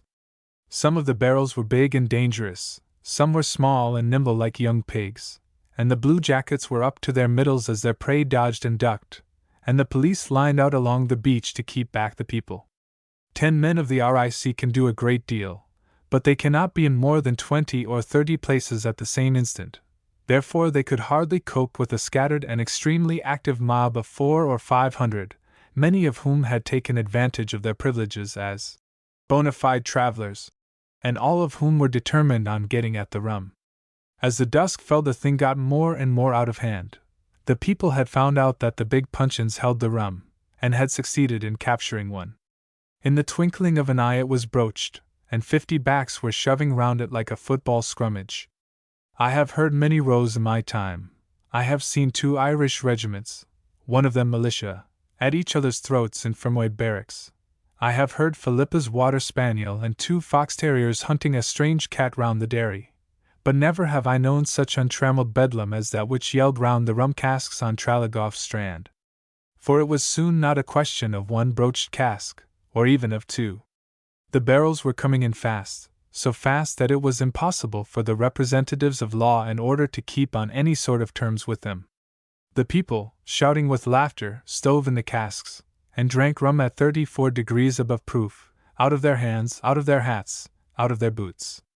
Women came fluttering over the hillsides through the twilight, carrying jugs, milk pails, anything that would hold the liquor. I saw one of them, roaring with laughter, tilt a filthy zinc bucket to an old man's lips. With the darkness came anarchy. The rising tide brought more and yet more booty. Great spars came lunging in on the lap of the waves, mixed up with cabin furniture, seamen's chests, and the black and slippery barrels, and the country people continued to flock in, and the drinking became more and more unbridled. Murray sent for more men and a doctor, and we slaved on hopelessly in the dark, collaring half-drunken men, shoving pig-headed casks up hills of shingle, hustling in among groups of roaring drinkers. We rescued perhaps 1 barrel in half a dozen. I began to know that there were men there who were not drunk and were not idle. I was also aware, as the strenuous hours of darkness passed, of an occasional rumble of cart wheels on the road. It was evident that the casks which were broached were the least part of the looting, but even they were beyond our control. The most that Bosanquet, Murray, and I could do was to concentrate our forces on the casks that had been secured, and to organize charges upon the swilling crowds in order to upset the casks that they had broached. Already men and boys were lying about, limp as leeches, motionless as the dead. "They'll kill themselves before morning, at this rate," shouted Murray to me. "They're drinking it by the quart. Here's another barrel, come on." We rallied our small forces, and after a brief but furious struggle succeeded in capsizing it. It poured away in a flood over the stones, over the prostrate figures that sprawled on them, and a howl of reproach followed.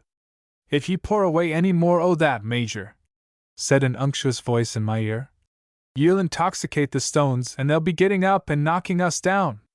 I had been aware of a fat shoulder next to mine in the throng as we heaved the puncheon over, and I now recognized the ponderous wit and Falstaffian figure of Mr. James Canty, a noted member of the Skibon Board of Guardians, and the owner of a large farm near at hand. "I never saw worse work on this strand," he went on. "I consider these debaucheries a disgrace to the country." Mr. Canty was famous as an orator, and I presumed that it was from long practice among his fellow PLGs that he was able, without apparent exertion, to outshout the storm. At this juncture the long-awaited reinforcements arrived, and along with them came Dr. Jerome Hickey, armed with a black bag. Having mentioned that the bag contained a pump, not one of the common or garden variety, and that no pump on board a foundering ship had more arduous labors to perform, I prefer to pass to other themes. The wreck, which had at first appeared to be as inexhaustible and as variously stocked as that in the Swiss Family Robinson, was beginning to fail in its supply. The crowd were by this time for the most part incapable from drink, and the fresh contingent of police tackled their work with some prospect of success by the light of a tar barrel, contributed by the owner of the public house. At about the same time I began to be aware that I was aching with fatigue, that my clothes hung heavy and soaked upon me, that my face was stiff with the salt spray and the bitter wind, and that it was 2 hours past dinner time.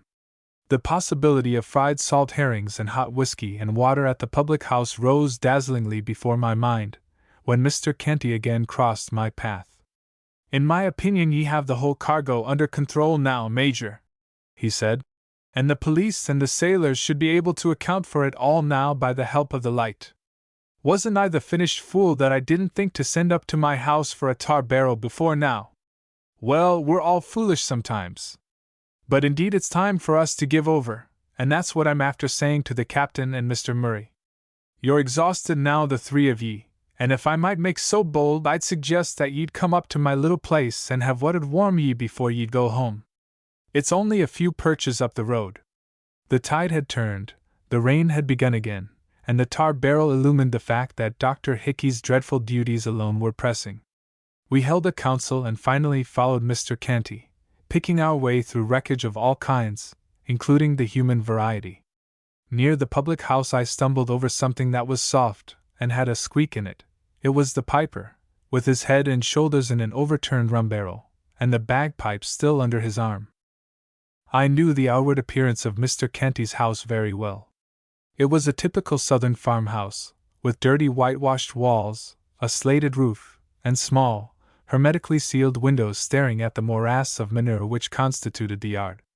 We followed Mr. Canty up the filthy lane that led to it, picked our way round vague and squelching spurs of the manure heap, and were finally led through the kitchen into a stifling best parlor.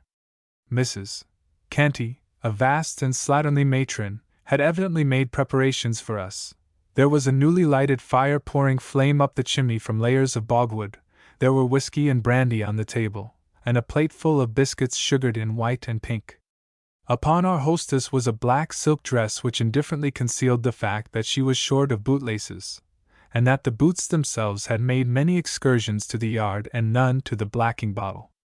Her manners, however, were admirable, and while I live I shall not forget her potato cakes. They came in hot and hot from a pot oven, they were speckled with caraway seeds, they swam in salt butter, and we ate them shamelessly and greasily, and washed them down with hot whiskey and water. I knew to a nicety how ill I should be next day, and he did not. Well, gentlemen, remarked Mr. Kenty later on, in his best Board of Guardians manner, I've seen many wrecks between this and the mizzen head, but I never witnessed a scene of more disgraceful excess than what was in it tonight. Hear, hear, murmured Bosanquet with unseemly levity. I should say, went on Mr. Canty, there was at one time tonight upwards of 100 men dead drunk on the Strand, or anyway so drunk that if they'd attempt to spake they'd foam at the mouth. The cratures, interjected Mrs. Canty sympathetically. But if they're drunk today, continued our host, it's nothing at all to what they'll be tomorrow and after tomorrow, and it won't be on the Strand they'll be drinking it. Why, where will it be? Said Bosanquet, with his disconcerting English way of asking a point-blank question. Mr. Canty passed his hand over his red cheeks. There'll be plenty asking that before all's said and done, Captain, he said, with a compassionate smile. And there'll be plenty that could give the answer if they'll like, but by damn I don't think you'll be apt to get much out of the Yoken boys. The Lord save us, 'twould be better to keep out from the like so thin, put in Mrs. Canty, sliding a fresh avalanche of potato cakes onto the dish. Didn't they pull the clothes off the gauger and pour potheen down his throat till he ran screeching through the streets o' Skibon? James Canty chuckled. I remember there was a wreck here one time, and the underwriters put me in charge of the cargo. Brandy it was, cases of the best French brandy. The people had a song about it. What's this? The first verse was. Mr. Canty chanted these touching lines in a tuneful if wheezy tenor. Well, gentlemen, we're all friends here, he continued, and it's no harm to mention that this man below at the public house came askin me would I let him have some of it for a consideration. Sullivan, says I to him, if ye ran down gold in a cup in place of the brandy, I wouldn't give it to you. Of course, says I'm not saying but that if a bottle was to get a crack of a stick, and it to be broken, and a man to drink a glass out of it, that would be no more than an accident. That's no good to me, says he, but if I had 12 gallons of that brandy in cork, says he, by the Holy German, says he, saying an awful curse, I'd sell 25 out of it. Well, indeed, it was true for him, it was grand stuff. As the saying is, it would make a horse out of a cow. It appears to be a handy sort of place for keeping a pub, said Bosanquet. Shut to the door, Margaret, said Mr. Canty with elaborate caution. It'd be a queer place that wouldn't be handy for Sullivan. A further tale of great length was in progress when Dr. Hickey's Mephistophelian nose was poked into the best parlor. Hullo, Hickey! Pumped out? Eh? Said Murray. If I am, there's plenty more like me, replied the doctor enigmatically. And some of them 3 times over. James, did these gentlemen leave you a drop of anything that you'd offer me? Maybe you'd like a glass of rum, Doctor? Said Mr. Canty with a wink at his other guests. Dr. Hickey shuddered. I had next morning precisely the kind of mouth that I had anticipated, and it being my duty to spend the better part of the day administering justice in Skibon, I received from Mr. Flurry Knox and other of my brother magistrates precisely the class of condolences on my Monday head that I found least amusing. It was unavailing to point out the resemblance between hot potato cakes and molten lead, or to dilate on their equal power of solidifying. The collective wisdom of the bench decided that I was suffering from contraband rum, and rejoiced over me accordingly. During the next 3 weeks Murray and Bosanquet put in a time only to be equaled by that of the heroes in detective romances. They began by acting on the hint offered by Mr. Canty, and were rewarded by finding 8 barrels of bacon and 3 casks of rum in the heart of Mr. Sullivan's turf rick, placed there, so Mr. Sullivan explained with much detail, by enemies, with the object of getting his license taken away. They stabbed potato gardens with crowbars to find the buried barrels, they explored the chimneys, they raided the cowhouses, and in every possible and impossible place they found some of the cargo of the late bark John D. Williams, and, as the sympathetic Mr. Canty said, for as much as they found, they left 5 times as much after them. It was a wet, lingering autumn, but towards the end of November the rain dried up, the weather stiffened, and a week of light frosts and blue skies was offered as a tardy apology. Philippa possesses, in common with many of her sex, an inappeasable passion for picnics, and her ingenuity for devising occasions for them is only equaled by her gift for enduring their rigors. I have seen her tackle a moist chicken pie with a splinter of slate and my stylograph pen. I have known her to take the tea basket to an auction, and make tea in a four-wheeled inside car, regardless of the fact that it was coming under the hammer in 10 minutes, and that the kettle took 20 minutes to boil. It will therefore be readily understood that the rare occasions when I was free to go out with a gun were not allowed to pass uncelebrated by the tea basket. "You'd much better shoot Coran Lake tomorrow," my wife said to me one brilliant afternoon. "We could send the punt over, and I could meet you on Holy Island with—" The rest of the sentence was concerned with ways, means, and the tea basket, and need not be recorded. I had taken the shooting of a long snipe bog that trailed from Coran Lake almost to the sea at Tralagoff, and it was my custom to begin to shoot from the seaward end of it, and finally to work round the lake after duck. Tomorrow proved a heavenly morning, touched with frost, gilt with Sunday. I started early, and the mists were still smoking up from the calm, all-reflecting lake, as the Quaker stepped out along the level road, smashing the thin ice on the puddles with his big feet. Behind the calves of my legs sat Maria, Philippa's brown Irish water spaniel, assiduously licking the barrels of my gun, as was her custom when the ecstasy of going out shooting was hers. Maria had been given to Philippa as a wedding present, and since then it had been my wife's ambition that she should conform to the Beth Gellert standard of being a lamb at home, a lion in the chase. Maria did pretty well as a lion. She hunted all dogs unmistakably smaller than herself, and whenever it was reasonably possible to do so she devoured the spoils of the chase, notably jack snipe. It was as a lamb that she failed. Objectionable as I have no doubt a lamb would be as a domestic pet, it at least would not snatch the cold beef from the luncheon table, nor yet, if banished for its crimes, would it spend the night in scratching the paint off the hall door. Maria bit beggars, who valued their disgusting limbs at 5 shillings the square inch, she bullied the servants, she concealed ducks' claws and fishes' backbones behind the sofa cushions, and yet, when she laid her brown snout upon my knee, and rolled her blackguard amber eyes upon me, and smote me with her feathered paw, it was impossible to remember her iniquities against her. On shooting mornings Maria ceased to be a buccaneer, a glutton, and a hypocrite. From the moment when I put my gun together her breakfast stood untouched until it suffered the final degradation of being eaten by the cats. And now in the trap she was shivering with excitement, and agonizing in her soul lest she should even yet be left behind. Slipper met me at the crossroads from which I had sent back the trap. Slipper, redder in the nose than anything I had ever seen off the stage, very husky as to the voice, and going rather tender on both feet. He informed me that I should have a grand day's shooting, the head poacher of the locality having, in a most gentlemanlike manner, refrained from exercising his sporting rights the day before, on hearing that I was coming.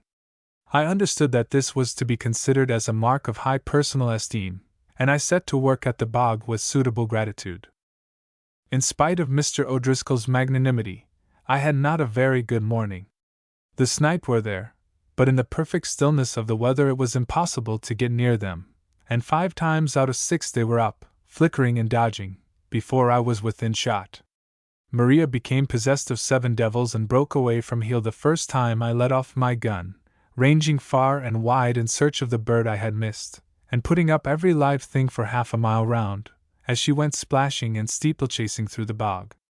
Slipper expressed his opinion of her behavior in language more appallingly picturesque and resourceful than any I have heard, even in the Skibon courthouse. I admit that at the time I thought he spoke very suitably. Before she was recaptured every remaining snipe within earshot was lifted out of it by Slipper's steam engine whistles and my own infuriated bellows. It was fortunate that the bog was spacious and that there was still a long tract of it ahead, where beyond these voices there was peace. I worked my way on, jumping treacle-dark drains, floundering through the rustling yellow rushes, circumnavigating the bog holes, and taking every possible and impossible chance of a shot. By the time I had reached Coran Lake I had got 2.5 brace, retrieved by Maria with a perfection that showed what her powers were when the sinuous adroitness of Slipper's woodbine stick was fresh in her mind.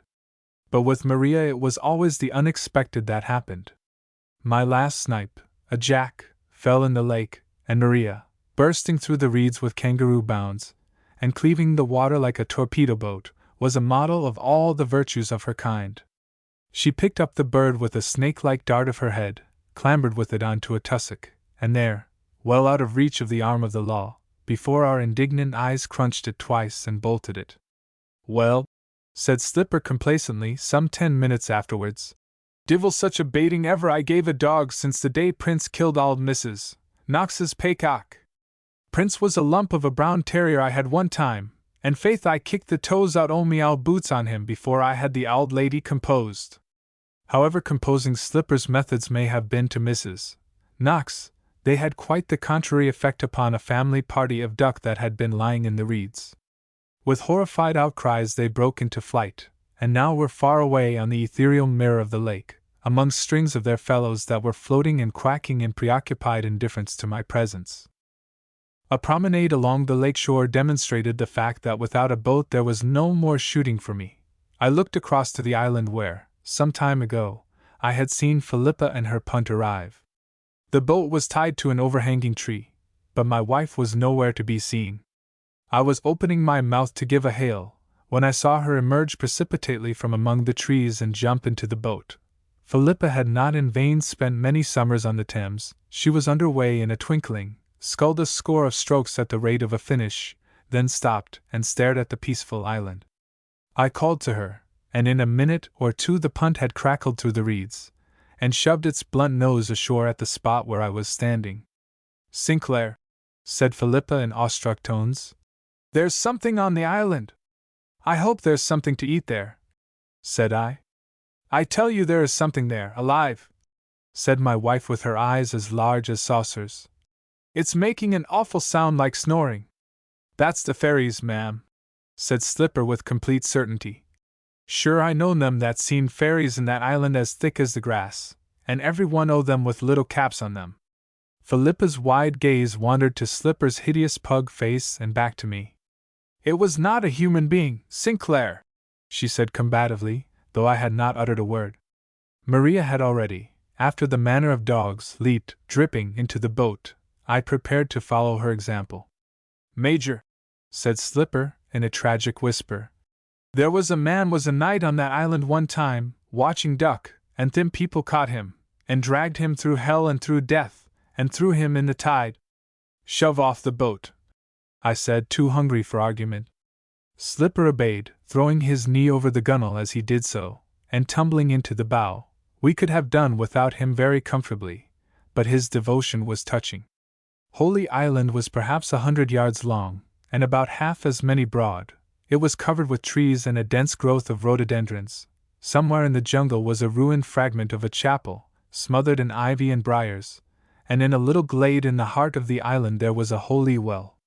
We landed, and it was obviously a sore humiliation to Philippa that not a sound was to be heard in the spellbound silence of the island, save the cough of a heron on a treetop. "It was there," she said, with an unconvinced glance at the surrounding thickets. "Sure, I'll give a thrawl through the island, ma'am," volunteered Slipper with unexpected gallantry. "And if it's the divil himself is in it, I'll rattle him into the lake." He went swaggering on his search, shouting, "Hi, cock!" and whacking the rhododendrons with his stick, and after an interval returned and assured us that the island was uninhabited. Being provided with refreshments he again withdrew, and Philippa and Maria and I fed variously and at great length, and washed the plates with water from the holy well. I was smoking a cigarette when we heard Slipper addressing the solitudes at the farther end of the island, and ending with one of his whiskey-throated crows of laughter. He presently came lurching towards us through the bushes, and a glance sufficed to show even Philippa, who was as incompetent a judge of such matters as many of her sex, that he was undeniably screwed. "Major Yates," he began, "and Major Yates, with respects to ye, I'm basely drunk. Me head is light since the fluency, and the doctor told me I should carry a little bottle o' sperrits. Look here," I said to Philippa, "I'll take him across, and bring the boat back for you." "Sinclair," responded my wife with concentrated emotion, "I would rather die than stay on this island alone." Slipper was getting drunker every moment, but I managed to stow him on his back in the bows of the punt, in which position he at once began to uplift husky and wandering strains of melody. To this accompaniment we, as Tennyson says, Slipper would certainly have been none the worse for taking the flood, and, as the burden of Lonergan's ball strengthened and spread along the tranquil lake, and the duck once more fled in justifiable consternation, I felt much inclined to make him do so. We made for the end of the lake that was nearest Shree Lane, and, as we rounded the point of the island, another boat presented itself to our view. It contained my late entertainer, Mrs. Canty, seated bulkily in the stern, while a small boy bowed himself between the two heavy oars. "It's a lovely evening, Major Yates," she called out. "I'm just going to the island to get some water from the holy well for me daughter that has an impression on her chest. Indeed, I thought 'twas yourself was singing a song for Mrs. Yates when I heard you coming, but sure Slipper is a great warrant himself for singing. May the divil crack the two legs under ye," bawled Slipper in acknowledgment of the compliment. Mrs. Canty laughed genially, and her boat lumbered away. I shoved Slipper ashore at the nearest point. Philippa and I paddled to the end of the lake, and abandoning the duck as a bad business, walked home. A few days afterwards it happened that it was incumbent upon me to attend the funeral of the Roman Catholic bishop of the diocese. It was what is called in France un bel enterrement, with inky flocks of tall-headed priests, and countless yards of white scarves, and a repast of monumental solidity at the bishop's residence. The actual interment was to take place in Cork, and we moved in long and imposing procession to the railway station, where a special train awaited the cortege. My friend Mr. James Canty was among the mourners, an important and active personage, exchanging condolences with the priests, giving directions to porters, and blowing his nose with a trumpeting mournfulness that penetrated all the other noises of the platform.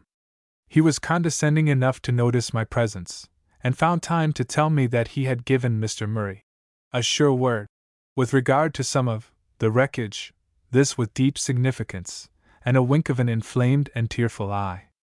I saw him depart in a first-class carriage, and the odor of sanctity, seeing that he was accompanied by 7 priests, and that both windows were shut, the latter must have been considerable. Afterwards, in the town, I met Murray, looking more pleased with himself than I had seen him since he had taken up the unprofitable task of smuggler hunting. "Come along and have some lunch," he said. "I've got a real good thing on this time.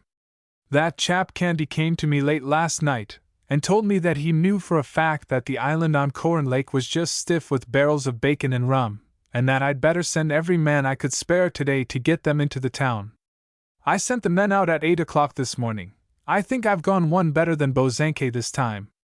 I began to realize that Philippa was going to score heavily on the subject of the fairies that she had heard snoring on the island, and I imparted to Murray the leading features of our picnic there. "Oh, Slipper's been up to his chin in that rum from the first," said Murray. "I'd like to know who his sleeping partner was." It was beginning to get dark before the loaded carts of the salvage party came lumbering past Murray's windows and into the yard of the police barrack. We followed them, and in so doing picked up Flurry Knox, who was sauntering in the same direction. It was a good haul, 5 big casks of rum, and at least a dozen smaller barrels of bacon and butter, and Murray and his chief constable smiled seraphically on one another as the spoil was unloaded and stowed in a shed. "Wouldn't it be as well to see how the butter is keeping?" remarked Flurry, who had been looking on silently, with, as I had noticed, a still and amused eye. "The rim of that small keg there looks as if it had been shifted lately." The sergeant looked hard at Flurry. He knew as well as most people that a hint from Mr. Knox was usually worth taking. He turned to Murray. "Will I open it, sir?" "Oh, open it if Mr. Knox wishes," said Murray, who was not famous for appreciating other people's suggestions. The keg was opened. "Funny butter," said Flurry. The sergeant said nothing. The keg was full of black bog mold. Another was opened, and another, all with the same result. "Damnation!" said Murray, suddenly losing his temper. "What's the use of going on with those? Try one of the rum casks." A few moments passed in total silence while a tap and a spigot were sent for and applied to the barrel. The sergeant drew off a mugful and put his nose to it with the deliberation of a connoisseur. Water, sir, he pronounced. Dirty water, with a small indication of spirits. A junior constable tittered explosively, met the light blue glare of Murray's eye, and withered away.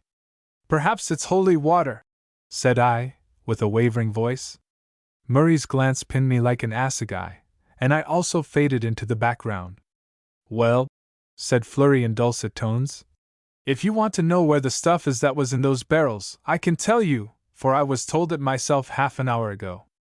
It's gone to Cork with the bishop by special train. Mr. Canty was undoubtedly a man of resource. Mrs. Canty had mistakenly credited me with an intelligence equal to her own, and on receiving from Slipper a highly colored account of how audibly Mr. Canty had slept off his potations, had regarded the secret of Holy Island as having been given away. That night and the 2 succeeding ones were spent in the transfer of the rum to bottles, and the bottles and the butter to fish boxes. These were, by means of a slight lubrication of the railway underlings, loaded into a truck as fresh fish urgent, and attached to the bishop's funeral train, while the police, decoyed far from the scene of action, were breaking their backs over barrels of bog water. I suppose, continued Fleury pleasantly, you don't know the pub that Canty's brother has in Cork. Well, I do. I'm going to buy some rum there next week, cheap. I shall proceed against Canty, said Murray, with fateful calm. You won't proceed far, said Fleury. You'll not get as much evidence out of the whole country as hang a cat. Who was your informant? Demanded Murray. Fleury laughed. Well, by the time the train was in Cork, yourself and the Major were the only 2 men in the town that weren't talking about it. 9. The policy of the closed door. The disasters and humiliations that befell me at Drumcarn Fair may yet be remembered. They certainly have not been forgotten in the regions about Skibon, where the tale of how Bernard Shute and I stole each other's horses has passed into history. The granddaughter of the mountain hare, bought by Mr. Shute with such light-hearted enthusiasm, was restored to that position between the shafts of a cart that she was so well fitted to grace. Moonlighter, his other purchase, spent the 2 months following on the fair in favoring a leg with a strained sinew, and in receiving visits from the local vet, who, however uncertain in his diagnosis of Moonlighter's leg, had accurately estimated the length of Bernard's foot. Miss Bennet's mare Kruskeen, alone of the trio, was immediately and thoroughly successful. She went in harness like a hero, she carried Philippa like an elder sister, she was never sick or sorry, as Peter Cadogan summed her up. That one d live where another d die. In her safe-keeping Philippa made her debut with hounds at an uneventful morning's cubbing, with no particular result, except that Philippa returned home so stiff that she had to go to bed for a day, and arose more determined than ever to be a fox hunter. The opening meet of Mr. Knox's foxhounds was on November 1st, and on that morning Philippa on Kruskeen, accompanied by me on the Quaker, set out for Ardmeen Cross, the time-honored fixture for All Saints' Day. The weather was grey and quiet, and full of all the moist sweetness of an Irish autumn. There had been a great deal of rain during the past month. It had turned the bracken to a purple-brown, and had filled the hollows with shining splashes of water.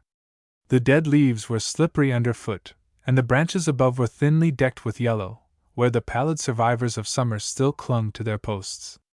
As Philippa and I sedately approached to meet the red coats of Fleury Knox and his whip, Dr. Jerome Hickey, were to be seen on the road at the top of the hill, Kruskeen put her head in the air, and stared at them with eyes that understood all they portended. Sinclair, said my wife hurriedly, as a straggling hound, flogged in by Dr. Hickey, uttered a grievous and melodious howl. Remember, if they find, it's no use to talk to me, for I shan't be able to speak. I was sufficiently acquainted with Philippa in moments of enthusiasm to exhibit silently the corner of a clean pocket handkerchief. I have seen her cry when a police constable won a bicycle race in Skibon. She has wept at hearing Sir Valentine Knox's health drunk with musical honors at a tenant's dinner. It is an amiable custom, but, as she herself admits, it is unbecoming. An imposing throng, in point of numbers, was gathered at the crossroads, the riders being almost swamped in the crowd of traps, outside cars, bicyclists, and people on foot. The field was an eminently representative one.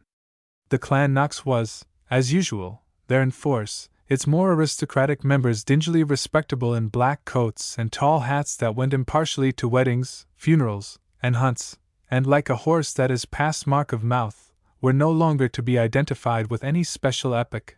There was a humbler squireen element in tweeds and flat-brimmed pot hats, and a good muster of farmers, men of the spare, black-muzzled, west of Ireland type, on horses that ranged from the cart mare, clipped trace, high to shaggy and leggy 3-year-olds, none of them hunters, but all of them able to hunt. Philippa and I worked our way to the heart of things, where was Flurry, seated on his brown mare, in what appeared to be a somewhat moody silence. As we exchanged greetings, I was aware that his eye was resting with extreme disfavor upon 2 approaching figures. I put up my eyeglass, and perceived that one of them was Miss Sally Knox, on a tall grey horse. The other was Mr. Bernard Chute, in all the flawless beauty of his first pink coat, mounted on Stockbroker, a well-known, hard-mouthed, big-jumping bay, recently purchased from Dr. Hickey. During the languors of a damp autumn the neighborhood had been much nourished and sustained by the privilege of observing and diagnosing the progress of Mr. Chute's flirtation with Miss Sally Knox. What made it all the more enjoyable for the lookers-on, or most of them, was that although Bernard's courtship was of the nature of a proclamation from the housetops, Miss Knox's attitude left everything to the imagination. To Flurry Knox the romantic but despicable position of slighted rival was comfortably allotted. His sole sympathizers were Philippa and old Mrs. Knox of Ossolas, but no one knew if he needed sympathizers. Flurry was a man of mystery. Mr. Chute and Miss Knox approached us rapidly, the latter's mount pulling hard. "Flurry," I said, "isn't that gray the horse Chute bought from you last July at the fair?" Flurry did not answer me. His face was as black as thunder. He turned his horse round, cursing 2 country boys who got in his way, with low and concentrated venom, and began to move forward, followed by the hounds. If his wish was to avoid speaking to Miss Sally, it was not to be gratified. "Good morning, Flurry," she began, sitting close down to Moonlighter's ramping jog as she rode up beside her cousin. "What a hurry you're in!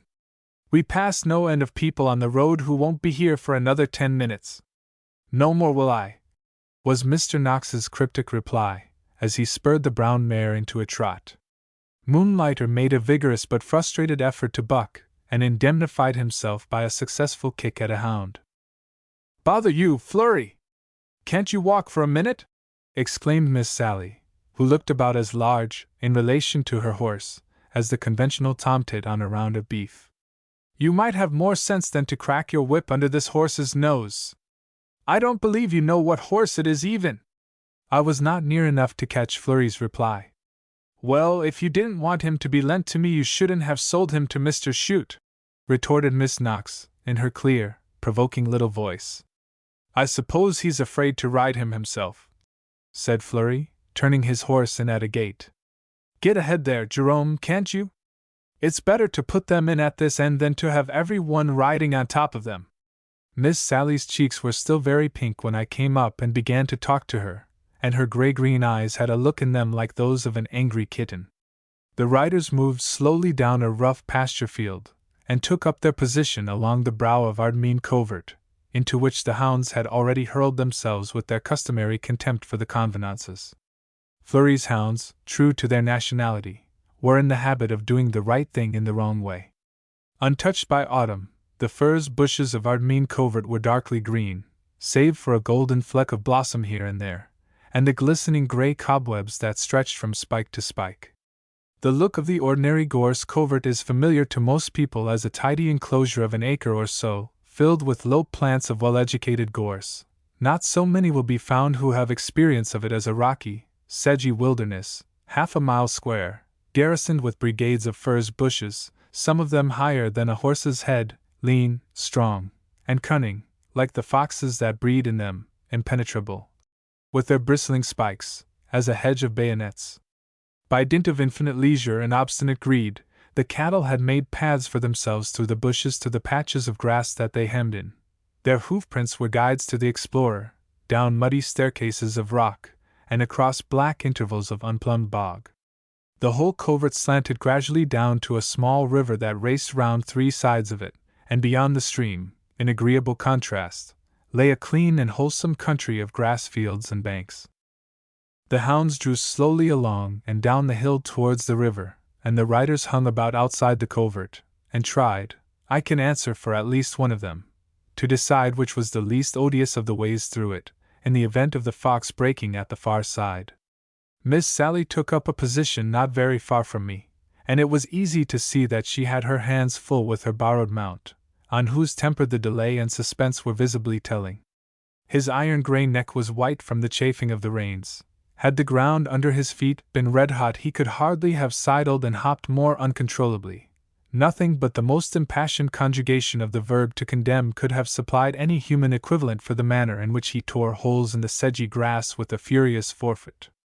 Those who were even superficial judges of character gave his heels a liberal allowance of sea-room, and Mr. Chute, who could not be numbered among such, and had, as usual, taken up a position as near Miss Sally as possible, was rewarded by a double knock on his horse's ribs that was a cause of heartless mirth to the lady of his affections. Not a hound had as yet spoken, but they were forcing their way through the gorse forest, and shoving each other jealously aside with growing excitement, and Flurry could be seen at intervals, moving forward in the direction they were indicating. It was at this juncture that the ubiquitous Slipper presented himself at my horse's shoulder. "'Tis for the river he's making, Major," he said, with an upward roll of his squinting eyes, that nearly made me seasick. "He's a Castle Knox fox that came in this morning, and ye should get ahead down to the ford." A tit from Slipper was not to be neglected, and Philippa and I began a cautious progress through the gorse, followed by Miss Knox as quietly as Moonlighter's nerves would permit. "Wishful has it!" she exclaimed, as a hound came out into view, uttered a sharp yelp, and drove forward. "Hark! Hark!" roared Flurry with at least 3 R's reverberating in each "hark." At the same instant came a holloa from the farther side of the river, and Dr. Hickey's renowned and blood-curdling screech was uplifted at the bottom of the covert. Then babble broke forth, as the hounds, converging from every quarter, flung themselves shrieking on the line. Moonlighter went straight up on his hind legs, and dropped again with a bound that sent him crushing past Philippa and Kruskin. He did it a second time, and was almost on to the tail of the Quaker, whose bulky person was not to be hurried in any emergency. "Get on if you can, Major Yates!" called out Sally, steadying the grey as well as she could in the narrow pathway between the great gorse bushes. Other horses were thundering behind us, men were shouting to each other in similar passages right and left of us. The cry of the hounds filled the air with a kind of delirium. A low wall with a stick laid along it barred the passage in front of me, and the Quaker firmly and immediately decided not to have it until someone else had dislodged the pole. "Go ahead!" I shouted, squeezing to one side with heroic disregard of the furze bushes and my new tops. The words were hardly out of my mouth when Moonlighter, mad with thwarted excitement, shot by me, hurtled over the obstacle with extravagant fury, landed 12 feet beyond it on clattering slippery rock, saved himself from falling with an eel-like forward buck on to sedgy ground, and bolted at full speed down the muddy cattle track. There are corners, rocky, most of them, in that cattle track, that Sally has told me she will remember to her dying day, boggy holes of any depth, ranging between 2 feet and halfway to Australia, that she says she does not fail to mention in the general thanksgiving, but at the time they occupied mere fractions of the strenuous seconds in which it was hopeless for her to do anything but try to steer, trust to luck, sit hard down into the saddle and try to stay there. For my part, I would as soon try to adhere to the horns of a charging bull as to the crutches of a side saddle, but happily the necessity is not likely to arise. I saw Flurry Knox a little ahead of her on the same track, jamming his mare into the furze bushes to get out of her way. He shouted something after her about the ford, and started to gallop for it himself by a breakneck short cut. The hounds were already across the river, and it was obvious that, ford or no ford, Moonlighter's intentions might be simply expressed in the formula, "Be with them I will." It was all downhill to the river, and among the furze bushes and rocks there was either time nor place to turn him. He rushed at it with a shattering slip upon a streak of rock, with a heavy plunge in the deep ground by the brink. It was as bad a take-off for 20 feet of water as could well be found. The grey horse rose out of the boggy stuff with all the impetus that pace and temper could give, but it was not enough. For one instant the twisting, sliding current was under Sally, the next a veil of water sprang up all round her, and Moonlighter was rolling and lurching in the desperate effort to find foothold in the rocky bed of the stream. I was following at the best pace I could kick out of the Quaker, and saw the water swirl into her lap as her horse rolled to the near side. She caught the mane to save herself, but he struggled on to his legs again, and came floundering broadside on to the farther bank. In 3 seconds she had got out of the saddle and flung herself at the bank, grasping the rushes, and trying, in spite of the sodden weight of her habit, to drag herself out of the water. At the same instant I saw Flurry and the brown mare dashing through the ford, 20 yards higher up. He was off his horse and beside her with that uncanny quickness that Flurry reserved for moments of emergency, and catching her by the arms, swung her on to the bank as easily as if she had been the kennel terrier. "Catch the horse!" she called out, scrambling to her feet. "Damn the horse!" returned Flurry, in the rage that is so often the reaction from a bad scare. I turned along the bank and made for the ford. By this time it was full of hustling, splashing riders, through whom Bernard Chute, furiously picking up a bad start, drove a devastating way. He tried to turn his horse down the bank towards Miss Knox, but the hounds were running hard, and to my intense amusement, Stockbroker refused to abandon the chase, and swept his rider away in the wake of his stable companion, Dr. Hickey's young chestnut. By this time 2 country boys had, as is usual in such cases, risen from the earth, and fished Moonlighter out of the stream. Miss Sally wound up an acrimonious argument with her cousin by observing that she didn't care what he said, and placing her waterlogged boot in his obviously unwilling hand, in a second was again in the saddle, gathering up the wet reins with the trembling, clumsy fingers of a person who is thoroughly chilled and in a violent hurry.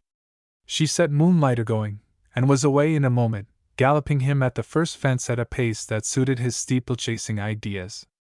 "Mr. Knox!" panted Philippa, who had by this time joined us. "Make her go home."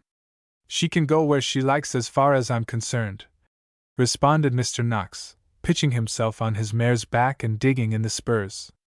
Moonlighter had already glided over the bank in front of us, with a perfunctory flick at it with his heels. Flurry's mare and Kruskin jumped it side by side with equal precision. It was a bank of some 5 feet high. The Quaker charged it enthusiastically, refused it abruptly, and according to his infuriating custom at such moments, proceeded to tear hurried mouthfuls of grass. "Will I give him a couple of belts, your honor?" shouted one of the running accompaniment of country boys. "You will," said I, with some further remarks to the Quaker that I need not commit to paper. Swish! Whack! The sound was music in my ears, as the good, remorseless ash sapling bent round the Quaker's dappled hindquarters. At the 3rd stripe he launched both his heels in the operator's face. At the 4th he reared undecidedly. At the 5th he bundled over the bank in a manner purged of hesitation. "Ha!" yelled my assistants. "That'll put the fear o' God in him," as the Quaker fled headlong after the hunt. "He'll be the better o' that while he lives." Without going quite as far as this, I must admit that for the next half-hour he was astonishingly the better of it. The Castle Knox fox was making a very pretty line of it over the 7 miles that separated him from his home. He headed through a grassy country of Ireland's mild and brilliant green, fenced with sound and buxom banks, enlivened by stone walls, uncompromised by the presence of gates, and yet comfortably laced with lanes for the furtherance of those who had laid to heart Wolsey's valuable advice. "Fling away ambition, by that sin fell the angels." The flotsam and jetsam of the hunt pervaded the landscape. Standing on one long bank, 3 dismounted farmers flogged away at the refusing steeds below them, like anglers trying to rise a sulky fish. Half a dozen hats, bobbing in a string, showed where the road riders followed the delusive windings of a boherine. It was obvious that in the matter of ambition they would not have caused Cardinal Wolsey a moment's uneasiness. Whether angels or otherwise, they were not going to run any risk of falling. Flurry's red coat was like a beacon 2 fields ahead of me, with Philippa following in his tracks. It was the first run worthy of the name that Philippa had ridden, and had blessed Miss Bobby Bennet as I saw Kruskin's undefeated fencing. An encouraging twang of the doctor's horn notified that the hounds were giving us a chance. Even the Quaker pricked his blunt ears and swerved in his stride to the sound. A stone wall, a rough patch of heather, a boggy field, dinted deep and black with hoof marks, and the stern chase was at an end.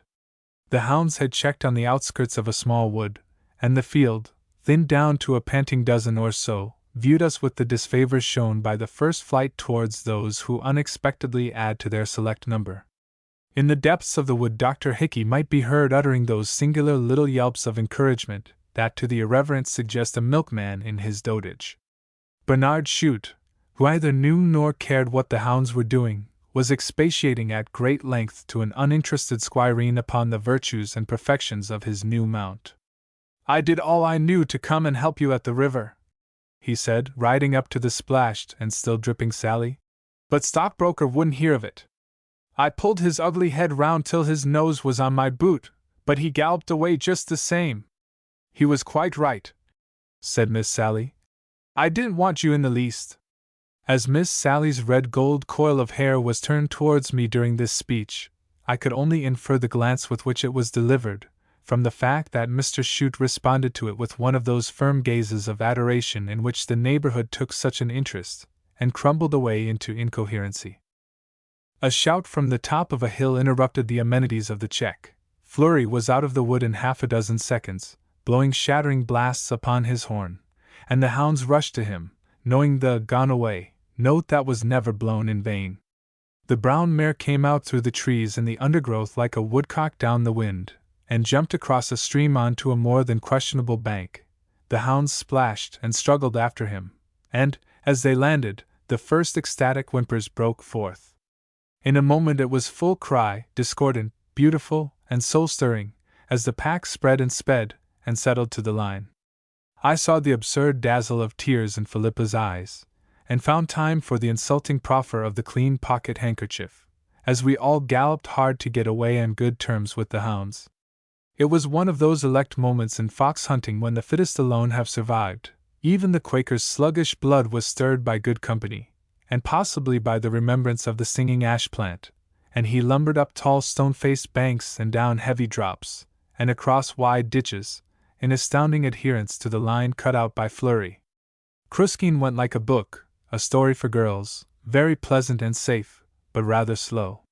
Moonlighter was pulling Miss Sally on to the sterns of the hounds, flying his banks, rocketing like a pheasant over 3-foot walls, committing, in fact, all the crimes induced by youth and overfeeding. He would have done very comfortably with another 6 or 7 stone on his back.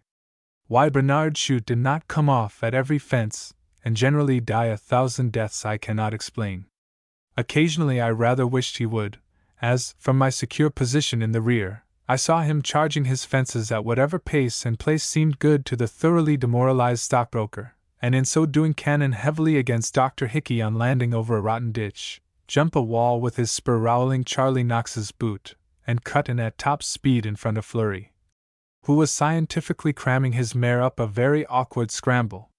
In so far as I could think of anything beyond Philippa and myself and the next fence, I thought there would be trouble for Mr. Chute in consequence of this last feat. It was a half-hour long to be remembered, in spite of the Quaker's ponderous and unalterable gallop, in spite of the thump with which he came down off his banks, in spite of the confiding manner in which he hung upon my hand. We were nearing Castle Knox, and the riders began to edge away from the hounds towards a gate that broke the long barrier of the domain wall. Steaming horses and purple-faced riders clattered and crushed in at the gate. There was a moment of pulling up and listening, in which quivering tails and pumping sides told their own story. Kruskin's breathing suggested a cross between a grampus and a gramophone. Philippa's hair had come down, and she had a stitch in her side. Moonlighter, fresher than ever, stamped and dragged at his bit. I thought little Miss Sally looked very white. The bewildering clamor of the hounds was all through the wide laurel plantations. At a word from Fleury, Dr. Hickey shoved his horse ahead and turned down a ride, followed by most of the field. "Philippa," I said severely, "you've had enough, and you know it. Do go up to the house and make them give you something to eat." Struck in Miss Sally, twisting moonlight around to keep his mind occupied. "And as for you, Miss Sally," I went on, in the manner of Mr. Fairchild, "the sooner you get off that horse and out of those wet things the better." Flurry, who was just in front of us, said nothing, but gave a short and most disagreeable laugh. Philippa accepted my suggestion with the meekness of exhaustion, but under the circumstances it did not surprise me that Miss Sally did not follow her example. Then ensued an hour of woodland hunting at its worst and most bewildering. I galloped after Flurry and Miss Sally up and down long glittering lanes of laurel, at every other moment burying my face in the Quaker's coarse white mane to avoid the slash of the branches, and receiving down the back of my neck showers of drops stored up from the rain of the day before, playing an endless game of hide-and-seek with the hounds, and never getting any nearer to them, as they turned and doubled through the thickets of evergreens. Even to my limited understanding of the situation it became clear at length that 2 foxes were on foot. Most of the hounds were hard at work a quarter of a mile away, but Flurry, with a grim face and a faithful 3 couple, stuck to the failing line of the hunted fox. There came a moment when Miss Sally and I, who through many vicissitudes had clung to each other, found ourselves at a spot where 2 rides crossed.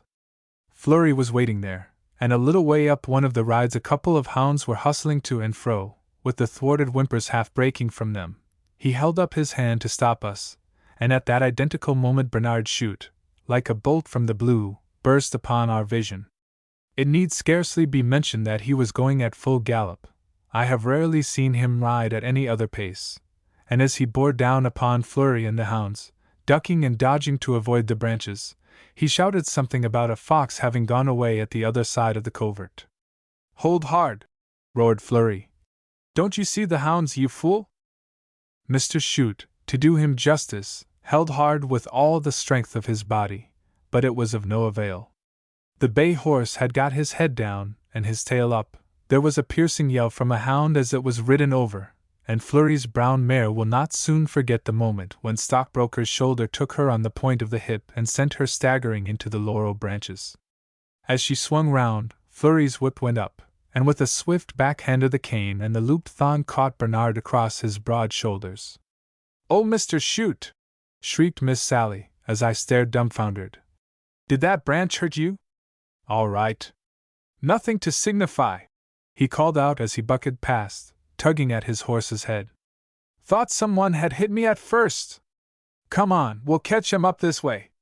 He swung perilously into the main ride and was gone, totally unaware of the position that Miss Sally's quickness had saved. Flurry rode straight up to his cousin, with a pale, dangerous face. "I suppose you think I'm to stand being ridden over and having my hounds killed to please you," he said. "But you're mistaken. You were very smart, and you may think you've saved him his licking, but you needn't think he won't get it. He'll have it in spite of you, before he goes to his bed this night."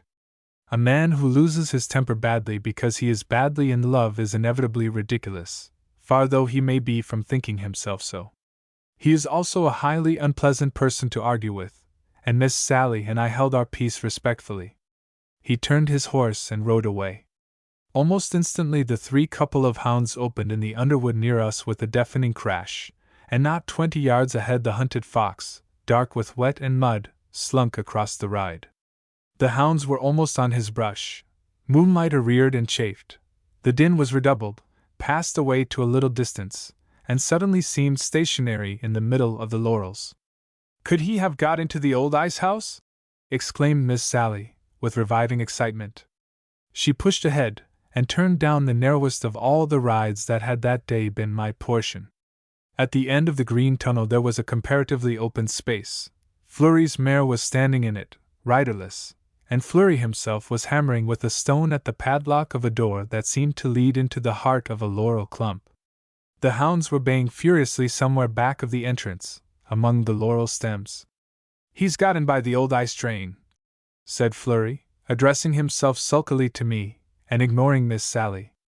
He had not the least idea of how absurd was his scowling face, draped by the luxuriant hearthstones that overhung the doorway.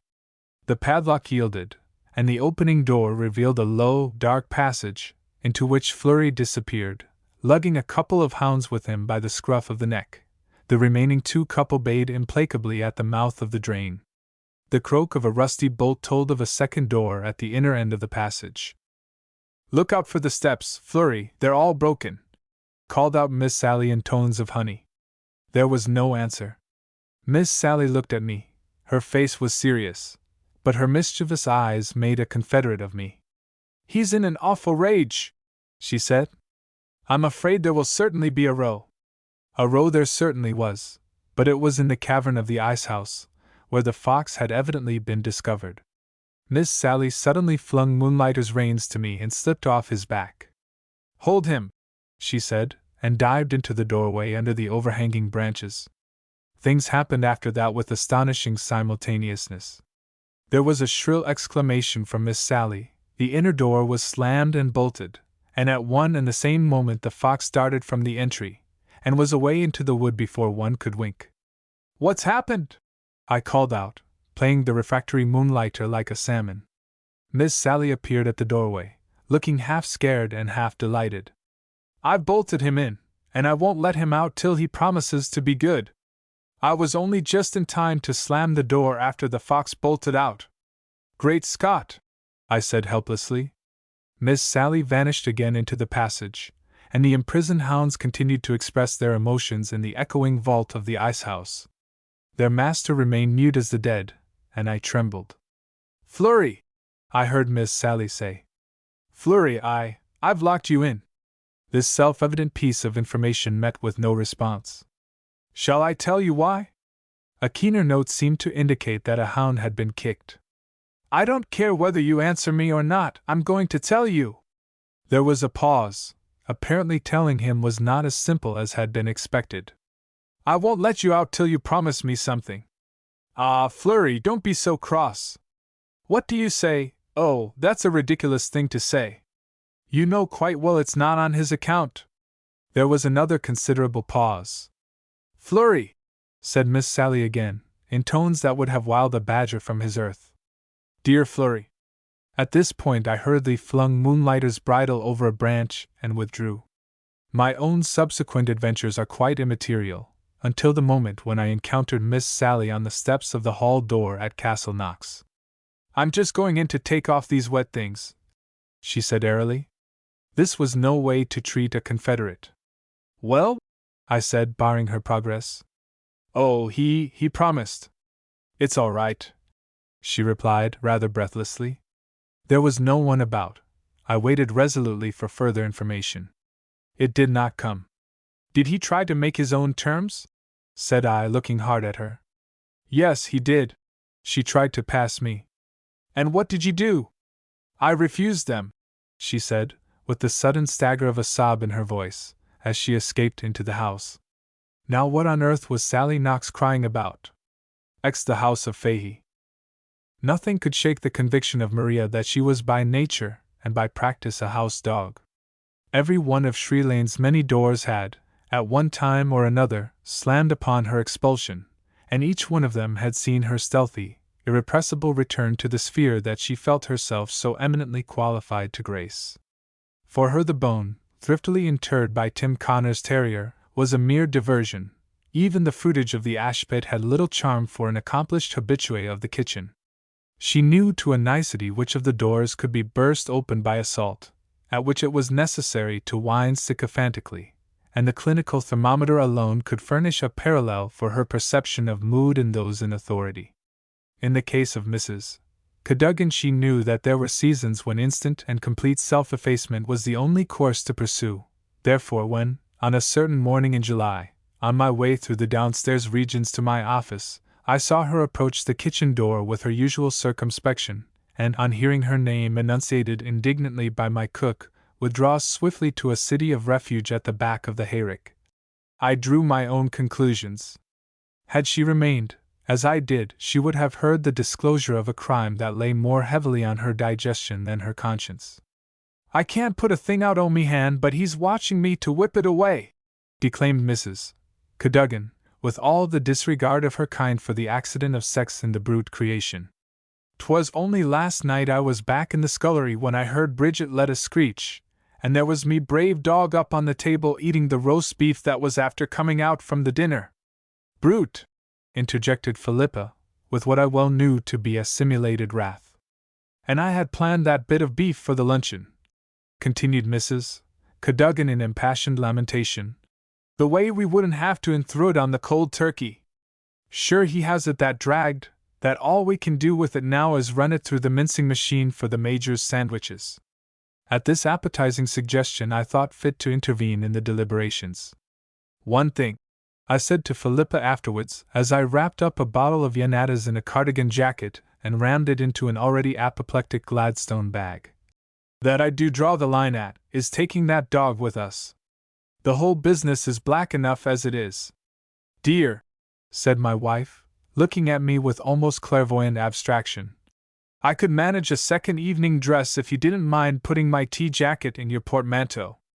Little, thank heaven, as I know about yachting, I knew enough to make pertinent remarks on the incongruity of an ancient 60-ton hireling and a fleet of smart evening dresses, but none the less I left a pair of indispensable boots behind, and the tea jacket went into my portmanteau. It is doing no more than the barest justice to the officers of the Royal Navy to say that, so far as I know them, they cherish no mistaken enthusiasm for a home on the rolling deep when a home anywhere else presents itself. Bernard Chute had unfortunately proved an exception to this rule.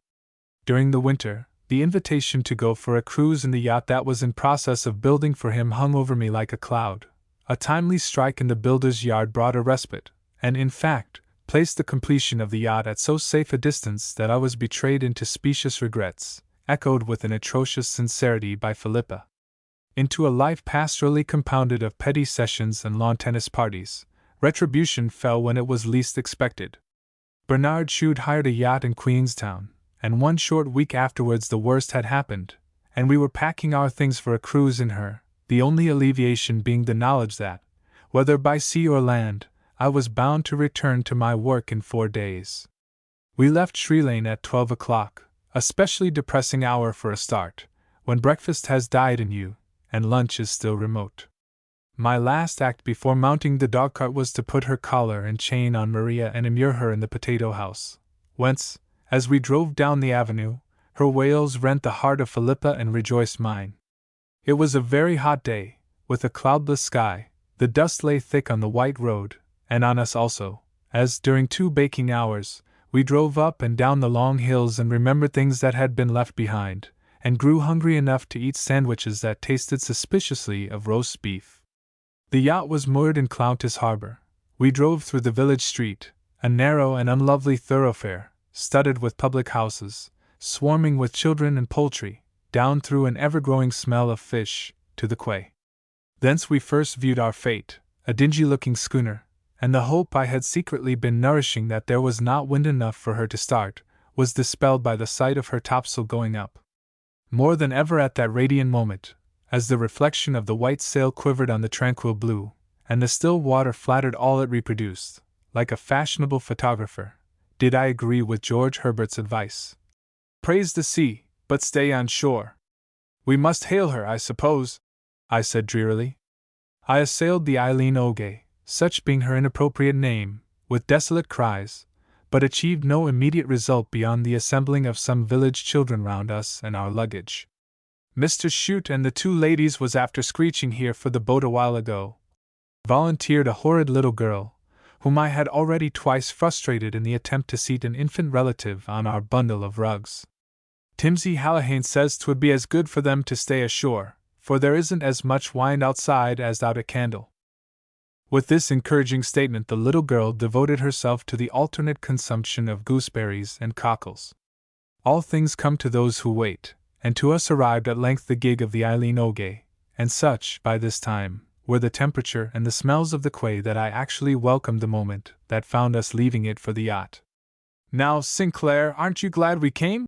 remarked Philippa, as the clear green water deepened under us, and a light briny air came coolly round us with the motion of the boat. As she spoke, there was an outburst of screams from the children on the quay, followed by a heavy splash. "Oh, stop!" cried Philippa in an agony. "One of them has fallen in. I can see its poor little brown head." "'Tis a dog, ma'am," said briefly the man who was rowing stroke. "One might have wished it had been that little girl," said I, as I steered to the best of my ability for the yacht. We had traversed another 20 yards or so, when Philippa, in a voice in which horror and triumph were strangely blended, exclaimed, "She's following us!" "Who? The little girl?" I asked callously. "No," returned Philippa. "Worse." I looked round, not without a prevision of what I was to see, and beheld the faithful Maria swimming steadily after us, with her brown muzzle thrust out in front of her, ripping through the reflections like a plough. "Go home!" I roared, standing up and gesticulating in fury that I well knowed to be impotent. "Go home, you brute!" Maria redoubled her efforts, and Philippa murmured uncontrollably, "Well, she is a dear!" Had I had a sword in my hand, I should undoubtedly have slain Philippa, but before I could express my sentiments in any way, a violent shock flung me endways on top of the man who was pulling stroke. Thanks to Maria, we had reached our destination all unawares. The two men, respectfully awaiting my instructions, had rowed on with disciplined steadiness, and, as a result, we had rammed the Eileen O'Gay amidships, with a vigor that brought Mr. Chute tumbling up the companion to see what had happened. "Oh, it's you, is it?" he said, with his mouth full. "Come in, don't knock." "Delighted to see you, Mrs. Yates, don't apologize. There's nothing like a hired ship after all, it's quite jolly to see the splinters fly, shows you're getting your money's worth. Hello? Who's this?" This was Maria, feigning exhaustion, and noisily treading water at the boat's side. "What, poor old Maria! Wanted to send her ashore, did he? Heartless ruffian!" Thus was Maria installed on board the Eileen O'Gay, and the element of fatality had already begun to work. There was just enough wind to take us out of Clountis Harbor, and with the last of the outrunning tide we crept away to the west. The party on board consisted of our host's sister, Miss Cecilia Chute, Miss Sally Knox, and ourselves. We sat about in conventional attitudes in deck chairs and on adamantine deck bosses, and I talked to Miss Chute with feverish brilliancy, and wished the patience cards were not in the cabin. I knew the supreme importance of keeping one's mind occupied, but I dared not face the cabin. There was a long, almost imperceptible swell, with little queer seabirds that I have never seen before, and trust I never shall again, dotted about on its glassy slopes. The coastline looked low and gray and dull, as, I think, coastlines always do when viewed from the deep. The breeze that Bernard had promised us we should find outside was barely enough to keep us moving. The burning sun of 4 o'clock focused its heat on the deck. Bernard stood up among us, engaged in what he was pleased to call handling the stick, and beamed almost as offensively as the sun. "Oh, we're slipping along," he said, his odiously healthy face glowing like copper against the blazing blue sky. "You're going a great deal faster than you think, and the men say we'll pick up a breeze once we're round the mizzen." I made no reply. I was not feeling ill, merely thoroughly disinclined for conversation. Miss Sally smiled wanly, and closing her eyes, laid her head on Philippa's knee. Instructed by a dread Freemasonry, I knew that for her the moment had come when she could no longer bear to see the rail rise slowly above the horizon, and with an equal rhythmic slowness sink below it. Maria moved restlessly to and fro, panting and yawning, and occasionally rearing herself on her hind legs against the side, and staring forth with wild eyes at the headachy sliding of the swell. Perhaps she was meditating suicide. If so, I sympathized with her, and since she was obviously going to be sick, I trusted that she would bring off the suicide with as little delay as possible. Philippa and Miss Chute sat in unaffected serenity in deck chairs, and stitched at white things, tea-cloths for the Eileen O'Gay, I believe, things in themselves a mockery, and talked untiringly, with that singular indifference to their marine surroundings that I have often observed in ladies who are not seasick. It always stirs me afresh to wonder why they have not remained ashore. Nevertheless, I prefer their tranquil and total lack of interest in seafaring matters to the blatant Vikingism of the average male who is similarly placed. Somehow, I know not how, we crawled onwards, and by about 5 o'clock we had rounded the mizzen, a gaunt spike of a headland that starts up like a boar's tusk above the ragged lip of the Irish coast, and the Eileen O'Gay was beginning to swing and wallop in the long sluggish rollers that the American liners know and despise. I was very far from despising them. Down in the west, resting on the sea's rim, a purple bank of clouds lay awaiting the descent of the sun, as seductively and as malevolently as a damp bed at a hotel awaits a traveler. The end, so far as I was concerned, came at tea time. The meal had been prepared in the saloon, and thither it became incumbent on me to accompany my hostess and my wife. Miss Sally, long past speech, opened, at the suggestion of tea, one eye, and disclosed a look of horror. As I tottered down the companion, I respected her good sense. The Eileen O'Gay had been built early in the 60s, and headroom was not her strong point, either, apparently, was ventilation. I began by dashing my forehead against the frame of the cabin door, and then, shattered morally and physically, entered into the atmosphere of the pit. After which things, and the sight of a plate of rich cake, I retired in good order to my cabin, and began upon the anatas. I pass over some painful intermediate details and resume at the moment when Bernard Chute woke me from a drugged slumber to announce that dinner was over. "It's been raining pretty hard," he said, swaying easily with the swing of the yacht. "But we've got a clinking breeze, and we ought to make Luriga Harbor tonight. There's good anchorage there, the men say. They're rather a lot of swabs, but they know this coast, and I don't. I took 'em over with the ship all standing." "Where are we now?" I asked, something heartened by the blessed word. "Anchorage. You're running up Sheepskin Bay. It's a thundering big bay. Luriga's up at the far end of it, and the night's as black as the inside of a cow. Dig out and get something to eat, and come on deck. What? No dinner?" I had spoken morosely, with closed eyes. "Oh, rot! You're on an even keel now. I promised Mrs. Yates I'd make you dig out. You're as bad as a soldier officer that we were ferrying to Malta one time in the old Tamar. He got one leg out of his berth when we were going down the channel, and he was too sick to pull it in again till we got to Gib." I compromised on a drink and some biscuits. The ship was certainly steadier, and I felt sufficiently restored to climb weakly on deck. It was by this time past 10 o'clock, and heavy clouds blotted out the last of the afterglow, and smothered the stars at their birth. A wet warm wind was lashing the Eileen O'Gay up a wide estuary.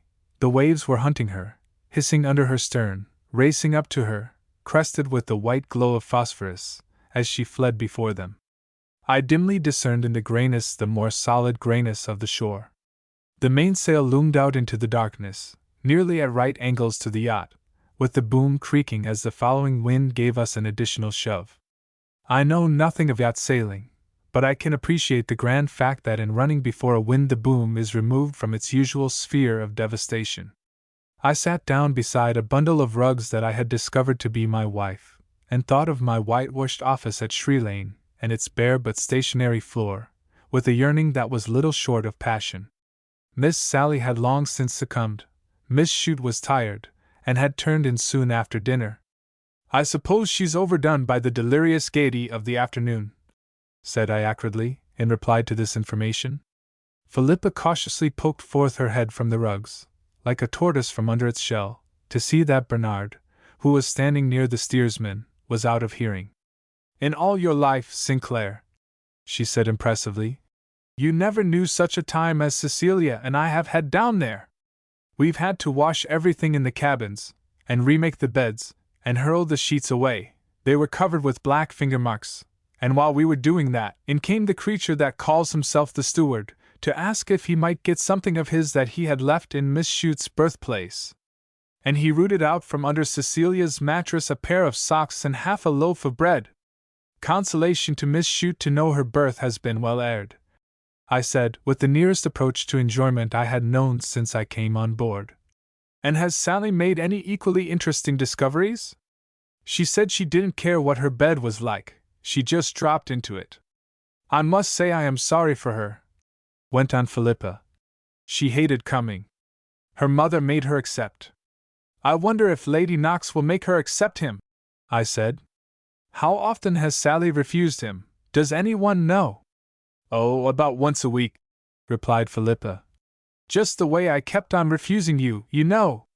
Something cold and wet was thrust into my hand, and the aroma of damp dog arose upon the night air. Maria had issued from some lair at the sound of our voices, and was now, with palsied tremblings, slowly trying to drag herself onto my lap. "Poor thing, she's been so dreadfully ill," said Philippa. "Don't send her away, Sinclair. Mr. Chute found her lying on his berth not able to move, didn't you, Mr. Chute?" "She found out that she was able to move," said Bernard, who had crossed to our side of the deck. "It was somehow borne in upon her when I got at her with a boot tree. I wouldn't advise you to keep her in your lap, Yates. She stole half a ham after dinner, and she might take a notion to make the only reparation in her power." I stood up and stretched myself stiffly.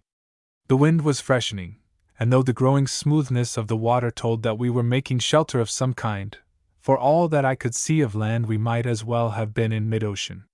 The heaving lift of the deck under my feet, and the lurching swing when a stronger gust filled the ghostly sails, were more disquieting to me in suggestion than in reality, and to my surprise I found something almost enjoyable in rushing through darkness at the pace at which we were going. "We're a small bit short of the mouth of Luriga Harbor yet, sir," said the man who was steering, in reply to a question from Bernard. "I can see the shore well enough, sure I know every yard of water in the bay." As he spoke he sat down abruptly and violently. So did Bernard, so did I. The bundle that contained Philippa collapsed upon Maria. "Main sheet!" bellowed Bernard, on his feet in an instant, as the boom swung in and out again with a terrific jerk. "We're ashore!" In response to this order 3 men in succession fell over me while I was still struggling on the deck, and something that was either Philippa's elbow, or the acutest angle of Maria's skull, hit me in the face. As I found my feet the cabin skylight was suddenly illuminated by a wavering glare.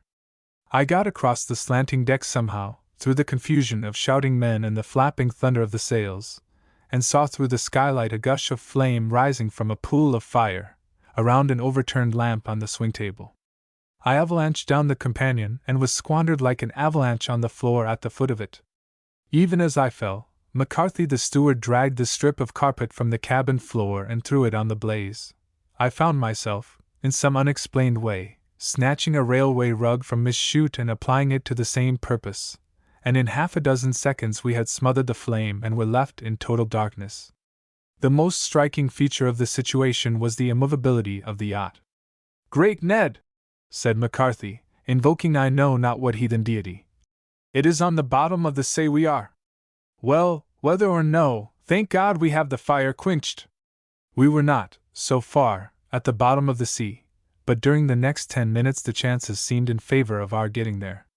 The yacht had run her bows upon a sunken ridge of rock, and after a period of feminine indecision as to whether she were going to slide off again, or roll over into deep water, she elected to stay where she was, and the gig was lowered with all speed, in order to tow her off before the tide left her.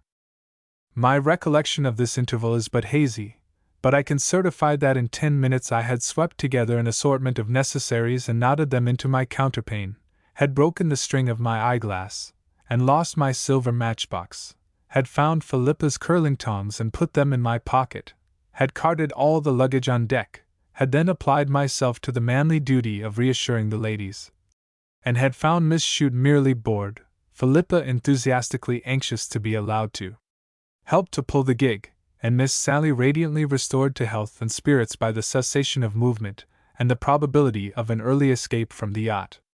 The rain had, with its usual opportuneness, begun again. We stood in it under umbrellas, and watched the gig jumping on its tow rope like a dog on a string, as the crew plied the laboring or in futile endeavor to move the Eileen Oge.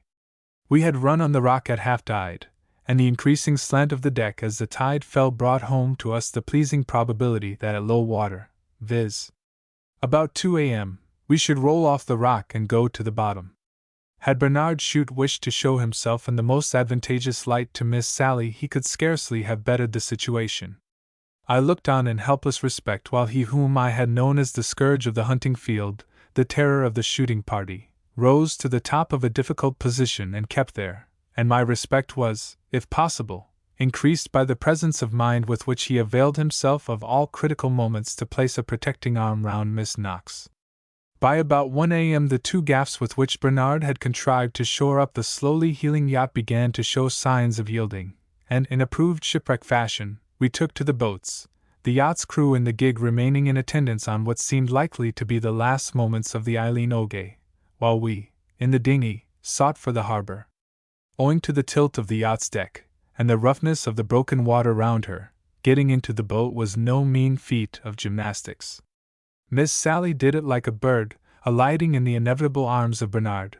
Miss Chute followed very badly, but by innate force of character, successfully. Philippa, who was enjoying every moment of her shipwreck, came last, launching herself into the dinghy with my silver shoehorn clutched in one hand, and in the other the tea basket.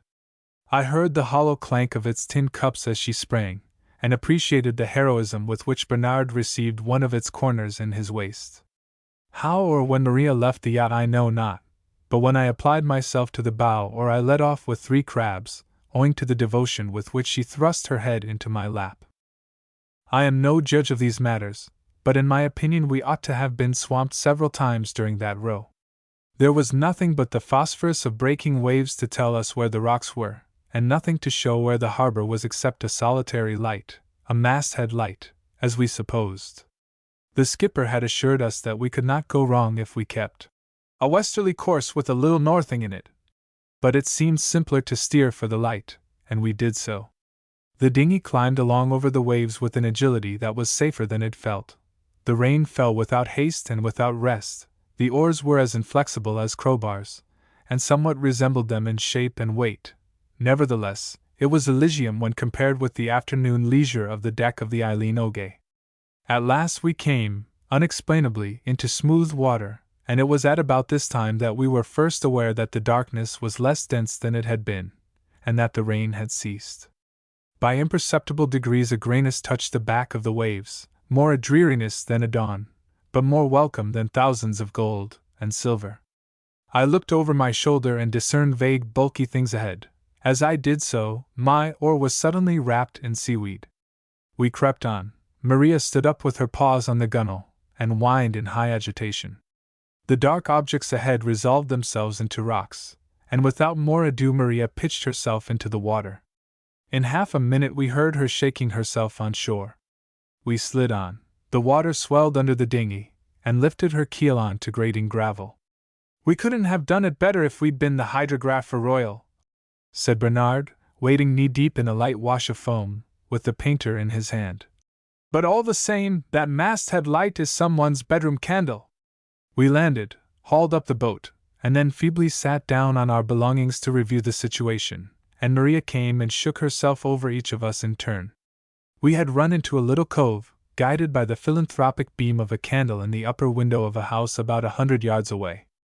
The candle still burned on, and the anemic daylight exhibited to us our surroundings, and we debated as to whether we could at 2:45 a.m. present ourselves as objects of compassion to the owner of the candle. I need hardly say that it was the ladies who decided on making the attempt, having, like most of their sex, a courage incomparably superior to ours in such matters. Bernard and I had not a grain of genuine compunction in our souls, but we failed in nerve. We trailed up from the cove, laden with emigrants' bundles, stumbling on wet rocks in the half-light, and succeeded in making our way to the house. It was a small 2-story building, of that hideous breed of architecture usually dedicated to the rectories of the Irish Church. We felt that there was something friendly in the presence of a pair of carpet slippers in the porch, but there was a hint of exclusiveness in the fact that there was no knocker and that the bell was broken. The light still burned in the upper window, and with a faltering hand I flung gravel at the glass. This summons was appallingly responded to by a shriek. There was a flutter of white at the panes, and the candle was extinguished. "Come away!" exclaimed Miss Chute. "It's a lunatic asylum." We stood our ground, however, and presently heard a footstep within. A blind was poked aside in another window, and we were inspected by an unseen inmate. Then someone came downstairs, and the hall door was opened by a small man with a bald head and a long sandy beard. He was attired in a brief dressing gown, and on his shoulder sat, like an angry ghost, a large white cockatoo. Its crest was up on end, its beak was a good 2 inches long and curved like a Malay kris. Its claws gripped the little man's shoulder. Maria uttered in the background a low and thunderous growl. "Don't take any notice of the bird, please," said the little man nervously, seeing our united gaze fixed upon this apparition. "He's extremely fierce if annoyed." The majority of our party here melted away to either side of the hall door, and I was left to do the explaining. The tale of our misfortunes had its due effect, and we were ushered into a small drawing room, our host holding open the door for us, like a nightmare footman with bare shins, a gnome-like bald head, and an unclean spirit swaying on his shoulder. He opened the shutters, and we sat decorously round the room, as at an afternoon party, while the situation was further expounded on both sides. Our entertainer, indeed, favored us with the leading items of his family history, amongst them the facts that he was a Dr. Fahey from Cork, who had taken somebody's rectory for the summer, and had been prevailed on by some of his patients to permit them to join him as paying guests. "I said it was a lunatic asylum," murmured Miss Chute to me. "In point of fact," went on our host, "there isn't an empty room in the house, which is why I can only offer your party the use of this room and the kitchen fire, which I make a point of keeping burning all night." He leaned back complacently in his chair, and crossed his legs, then, obviously remembering his costume, sat bolt upright again. We owed the guiding beams of the candle to the owner of the Cockatoo, an old Mrs. Buck, who was, we gathered, the most paying of all the patients, and also, obviously, the one most feared and cherished by Dr. Fahey. "She has a candle burning all night for the bird, and her door open to let him walk about the house when he likes," said Dr. Fahey. "Indeed, I may say her passion for him amounts to dementia. He's very fond of me, and Mrs. Fahey's always telling me I should be thankful, as whatever he did we'd be bound to put up with it." Dr. Fahey had evidently a turn for conversation that was unaffected by circumstance. The first beams of the early sun were lighting up the rep chair covers before the door closed upon his brown dressing gown, and upon the stately white back of the Cockatoo, and the demoniac possession of laughter that had wrought in us during the interview burst forth unchecked. It was most painful and exhausting, as such laughter always is, but by far the most serious part of it was that Miss Sally, who was sitting in the window, somehow drove her elbow through a pane of glass, and Bernard, in pulling down the blind to conceal the damage, tore it off the roller. There followed on this catastrophe a period during which reason tottered and Maria barked furiously. Philippa was the first to pull herself together, and to suggest an adjournment to the kitchen fire that, in honor of the paying guests, was never quenched, and respecting the repose of the household, we proceeded thither with a stealth that convinced Maria we were engaged in a rat hunt. The boots of paying guests littered the floor, the debris of their last repast covered the table. A cat in some unseen fastness crooned a war song to Maria, who feigned unconsciousness and fell to scientific research in the scullery. We roasted our boots at the range, and Bernard, with all a sailor's gift for exploration and theft, prowled the noisome purlieus and emerged with a jug of milk and a lump of salt butter. No one who has not been a burglar can at all realize what it was to roam through Dr. Fahey's basement story, with the rookery of paying guests asleep above, and to feel that, so far, we had repaid his confidence by breaking a pane of glass and a blind, and putting the scullery tap out of order.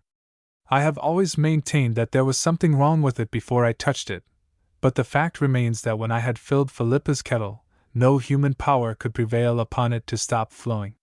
For all I know to the contrary, it is running still. It was in the course of our furtive return to the drawing-room that we were again confronted by Mrs. Buck's Cockatoo. It was standing in malign meditation on the stairs, and on seeing us it rose, without a word of warning, upon the wing, and with a long screech flung itself at Miss Sally's golden-red head, which a ray of sunlight had chanced to illumine. There was a moment of stampede, as the selected victim, pursued by the Cockatoo, fled into the drawing-room. 2 chairs were upset, one, I think, broken. Miss Sally enveloped herself in a window curtain. Philippa and Miss Chute effaced themselves beneath the table.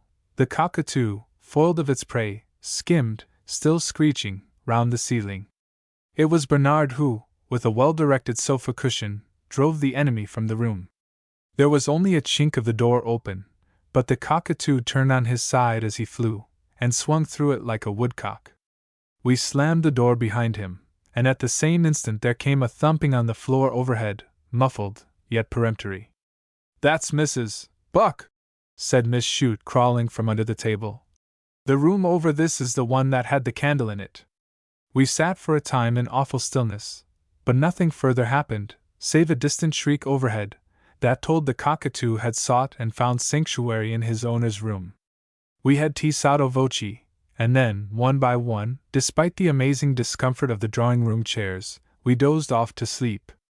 It was at about 5 o'clock that I woke with a stiff neck and an uneasy remembrance that I had last seen Maria in the kitchen. The others, looking, each of them, about 20 years older than their age, slept in various attitudes of exhaustion. Bernard opened his eyes as I stole forth to look for Maria, but none of the ladies awoke. I went down the evil-smelling passage that led to the kitchen stairs, and there on a mat, regarding me with intelligent affection, was Maria. But what was the white thing that lay between her forepaws? The situation was too serious to be coped with alone. I fled noiselessly back to the drawing-room and put my head in. Bernard's eyes, blessed be the light sleep of sailors, opened again, and there was that in mine that summoned him forth. Blessed also be the light step of sailors. We took the corpse from Maria, withholding perforce the language and the slaughtering that our hearts ached to bestow. For a minute or two our eyes communed. "I'll get the kitchen shovel," breathed Bernard. "You open the hall door." A moment later we passed like spirits into the open air, and on into a little garden at the end of the house. Maria followed us, licking her lips. There were beds of nasturtiums, and of purple stocks, and of marigolds. We chose a bed of stocks, a plump bed, that looked like easy digging. The windows were all tightly shut and shuttered, and I took the cockatoo from under my coat and hid it, temporarily, behind a box border. Bernard had brought a shovel and a coal scoop. We dug like badgers. At 18 inches we got down into shale and stones, and the coal scoop struck work. "Never mind," said Bernard. "We'll plant the stalks on top of him." It was a lovely morning, with a newborn blue sky and a light northerly breeze. As we returned to the house, we looked across the wavelets of the little cove and saw, above the rocky point round which we had groped last night, a triangular white patch moving slowly along. "The tide's lifted her," said Bernard, standing stock still. He looked at Mrs. Buck's window and at me. "Yates," he whispered, "let's quit." It was now barely 6 o'clock, and not a soul was stirring. We woke the ladies and convinced them of the high importance of catching the tide. Bernard left a note on the hall table for Dr. Fahey, a beautiful note of leave-taking and gratitude, an apology for the broken window, for which he begged to enclose £0.50. No allusion was made to the other casualties. As we neared the Strand he found an occasion to say to me, "I put in a postscript that I thought it best to mention that I had seen the cockatoo in the garden, and hoped it would get back all right. That's quite true, you know. But look here, whatever you do, you must keep it all dark from the ladies." At this juncture Maria overtook us with the cockatoo in her mouth. 11 occasional licenses. "It's out of the question," I said, looking forbiddingly at Mrs. Maloney through the spokes of the bicycle that I was pumping up outside the grocer's in Skibon. "Well, indeed, Major Yates," said Mrs. Maloney, advancing excitedly, and placing on the nickel plating a hand that I had good and recent cause to know was warm. "Sure I know well that if Angel Gabriel came down from heaven looking for a license for the races, your honor wouldn't give it to him without a character, but as for Michael, sure, the world knows what Michael is." I had been waiting for Philippa for already nearly half an hour, and my temper was not at its best. "Character or no character, Mrs. Maloney," said I with asperity, "the magistrates have settled to give no occasional licenses, and if Michael were as sober as—" "Is it sober? God help us!"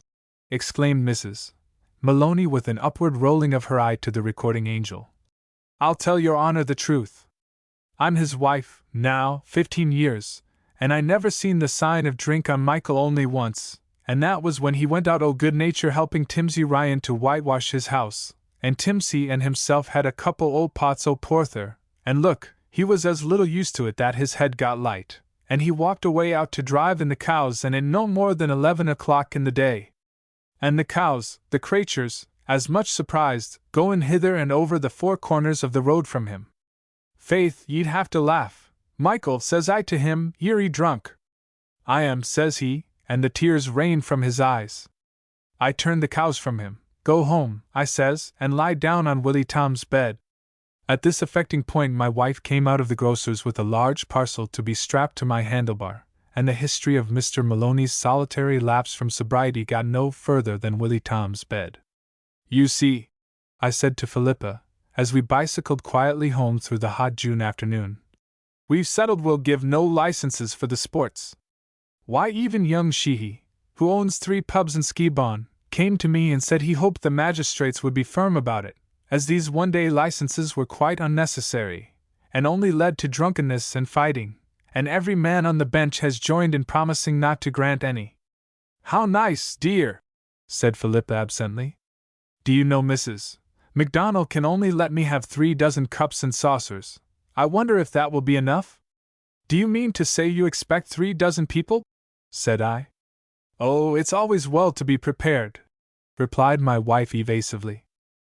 During the next few days I realized the true inwardness of what it was to be prepared for an entertainment of this kind. Games were not at a high level in my district.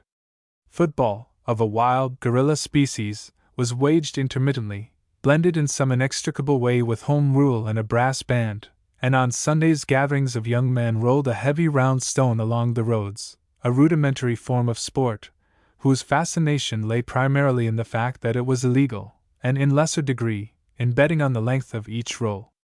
I had had a period of enthusiasm, during which I thought I was going to be the apostle of cricket in the neighborhood, but my mission dwindled to single wicket with Peter Cadogan, who was indulgent but bored, and I swiped the ball through the dining-room window, and someone took one of the stumps to poke the laundry fire. Once a year, however, on that festival of the Roman Catholic Church which is familiarly known as Petha and Paul's Day, the district was wont to make a spasmodic effort at athletic sports, which were duly patronized by the gentry and promoted by the publicans, and this year the honor of a steward's green rosette was conferred upon me. Philippa's genius for hospitality here saw its chance, and broke forth into unbridled tea-party in connection with the sports, even involving me in the hire of a tent, the conveyance of chairs and tables, and other large operations. It chanced that Flurry Knox had on this occasion lent the fields for the sports, with the proviso that horse races and a tug-of-war were to be added to the usual program. Flurry's participation in events of this kind seldom failed to be of an inflaming character. As he and I planted large spars for the high jump, and stuck furze bushes into hurdles, locally known as hurls, and skirmished hourly with people who wanted to sell drink on the course, I thought that my next summer leave would singularly coincide with the festival consecrated to St. Peter and St. Paul. We made a grand stand of quite 4 feet high, out of old fish boxes, which smelt worse and worse as the day wore on, but was, none the less, as sought after by those for whom it was not intended, as is the royal enclosure at Ascot. We broke gaps in all the fences to allow carriages on to the ground. We armed a gang of the worst blackguards in Skibon with cart whips, to keep the course, and felt that organization could go no further. The momentous day of Pether and Paul opened badly, with heavy clouds and every indication of rain, but after a few thunder showers things brightened, and it seemed within the bounds of possibility that the weather might hold up. When I got down to the course on the day of the sports, the first thing I saw was a tent of that peculiar filthy grey that usually enshrines the sale of porter, with an array of barrels and a crate beside it. I bore down upon it in all the indignant majesty of the law, and in so doing came upon Flurry Knox, who was engaged in flogging boys off the grand stand. "She's gone one better than you," he said, without taking any trouble to conceal the fact that he was amused. "Sheehy," I said. "Why, Sheehy was the man who went to every magistrate in the country to ask them to refuse a license for the sports." "Yes, he took some trouble to prevent any one else having a look in," replied Flurry. "He asked every magistrate but one, and that was the one that gave him the license." "You don't mean to say that it was you?" I demanded in high wrath and suspicion, remembering that Sheehy bred horses, and that my friend Mr. Knox was a person of infinite resource in the matter of a deal. "Well, well," said Flurry, rearranging a disordered fish box. "And me that's a church warden, and sprained my ankle a month ago with running downstairs at my grandmother's to be in time for prayers. Where's the use of a good character in this country? Not much when you keep it eating its head off for want of exercise, I retorted. But if it wasn't you, who was it? Do you remember old Moriarty out at Castle Eyre? I remembered him extremely well as one of those representatives of the people with whom a paternal government had leavened the effete ranks of the Irish magistracy. Well, resumed Fleury, that license was as good as a £5 note in his pocket. I permitted myself a comment on Mr. Moriarty suitable to the occasion. Oh, that's nothing, said Fleury easily. He told me one day when he was half screwed that his commission of the peace was worth £150 a year to him in turkeys and whiskey, and he was telling the truth for once. At this point Fleury's eye wandered, and following its direction I saw Lady Knox's smart bus cleaving its way through the throng of country people, lurching over the ups and downs of the field like a ship in a sea. I was too blind to make out the component parts of the white froth that crowned it on top, and seethed forth from it when it had taken up a position near the tent in which Philippa was even now propping the legs of the tea-table. But from the fact that Fleury addressed himself to the door, I argued that Miss Sally had gone inside. Lady Knox's manner had something more than its usual bleakness. She had brought, as she promised, a large contingent, but from the way that the strangers within her gates melted impalpably and left me to deal with her single-handed, I drew the further deduction that all was not well. Did you ever in your life see such a gang of women as I have brought with me? She began with her wonted directness, as I piloted her to the grand stand, and placed her on the stoutest-looking of the fish boxes. I have no patience with men who yacht. Bernard Chute has gone off to the Clyde, and I had counted on his being a man at my dance next week. I suppose you'll tell me you're going away too. I assured Lady Knox that I would be a man to the best of my ability. This is the last dance I shall give, went on her ladyship unappeased. The men in this country consist of children and cads. I admitted that we were but a poor lot. But, I said, Miss Sally told me. Sally's a fool, said Lady Knox, with a falcon eye at her daughter, who happened to be talking to her distant kinsman, Mr. Fleury of that ilk. The races had by this time begun with a competition known as the hop, step, and lep. This, judging by the yells, was a highly interesting display, but as it was conducted between two impervious rows of onlookers, the aristocracy on the fish boxes saw nothing save the occasional purple face of a competitor, starting into view above the wall of backs like a jack-in-the-box. For me, however, the odorous sanctuary of the fish boxes was not to be. I left it guarded by Slipper with a cart-whip of flail-like dimensions, as disreputable an object as could be seen out of low comedy, with someone's old white cords on his bandy legs, butcher boots 3 sizes too big for him, and a black eye. The small boys fled before him. In the glory of his office he would have flailed his own mother off the fish boxes had occasion served. I had an afternoon of decidedly mixed enjoyment. My stewardship blossomed forth like Aaron's rod, and added to itself the duties of starter, handicapper, general referee, and chucker-out, besides which I from time to time strove with emissaries who came from Philippa with messages about water and kettles. Fleury and I had to deal single-handed with the foot-races, our brothers in office being otherwise engaged at Mr. Sheehy's, a task of many difficulties, chiefest being that the spectators all swept forward at the word, "Go!" and ran the race with the competitors, yelling curses, blessings, and advice upon them, taking short cuts over anything and everybody, and mingling inextricably with the finish. By fervent applications of the whips, the course was to some extent purged for the quarter-mile, and it would, I believe, have been a triumph of handicapping had not an unforeseen disaster overtaken the favorite, old Mrs. Knox's bath-chair boy. Whether, as was alleged, his braces had or had not been tampered with by a rival was a matter that the referee had subsequently to deal with in the thick of a free fight. But the painful fact remained that in the course of the first lap what were described as his galluses abruptly severed their connection with the garments for whose safety they were responsible, and the favorite was obliged to seek seclusion in the crowd. The tug-of-war followed close on this contretemps, and had the excellent effect of drawing away, like a blister, the inflammation set up by the grievances of the bath-chair boy. I cannot at this moment remember of how many men each team consisted. My sole aim was to keep the numbers even, and to baffle the volunteers who, in an ecstasy of sympathy, attached themselves to the tail of the rope at moments when their champions weakened. The rival forces dug their heels in and tugged, in an uproar that drew forth the innermost line of customers from Mr. Sheehy's porter tent, and even attracted the quality from the haven of the fish boxes, Slipper, in the capacity of squire of dames, pioneering Lady Knox through the crowd with the cart whip, and with language whose nature was providentially veiled, for the most part. By the din the tug-of-war continued unabated. One team was getting the worst of it, but hung doggedly on, sinking lower and lower till they gradually sat down. Nothing short of the trump of judgment could have conveyed to them that they were breaking rules, and both teams settled down by slow degrees onto their sides, with the rope under them, and their heels still planted in the ground, bringing about complete deadlock.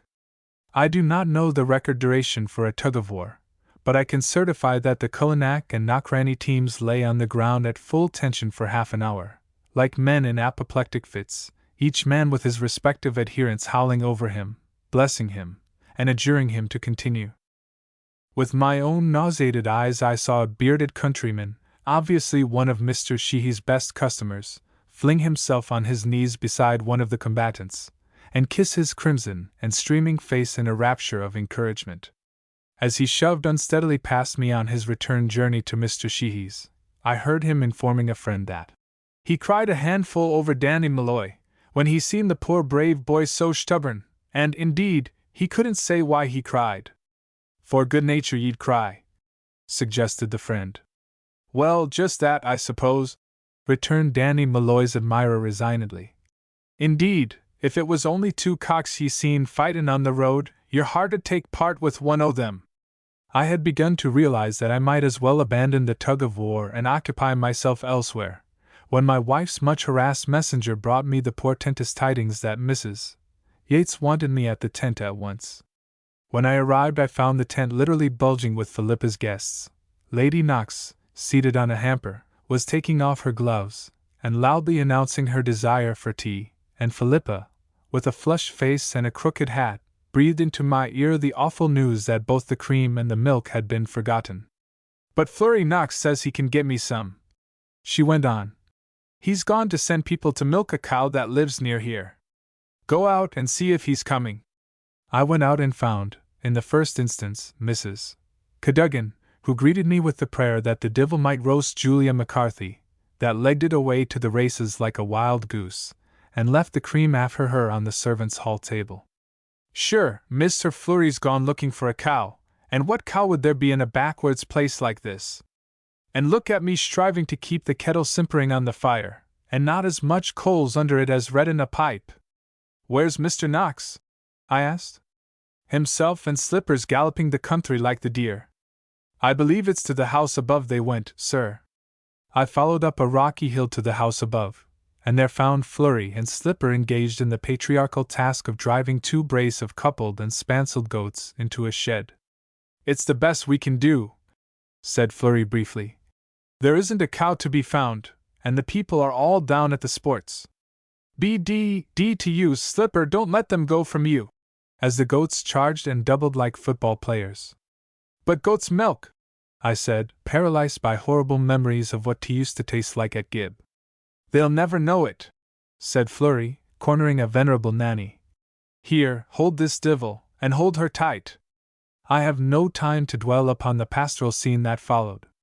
Suffice it to say, that at the end of 10 minutes of scorching profanity from Slipper, and incessant warfare with the goats, the latter had reluctantly yielded 2 small jugfuls, and the dairymaids had exhibited a nerve and skill in their trade that won my lasting respect.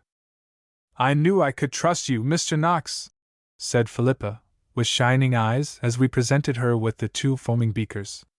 I suppose a man is never a hero to his wife, but if she could have realized the bruises on my legs, I think she would have reserved a blessing for me also.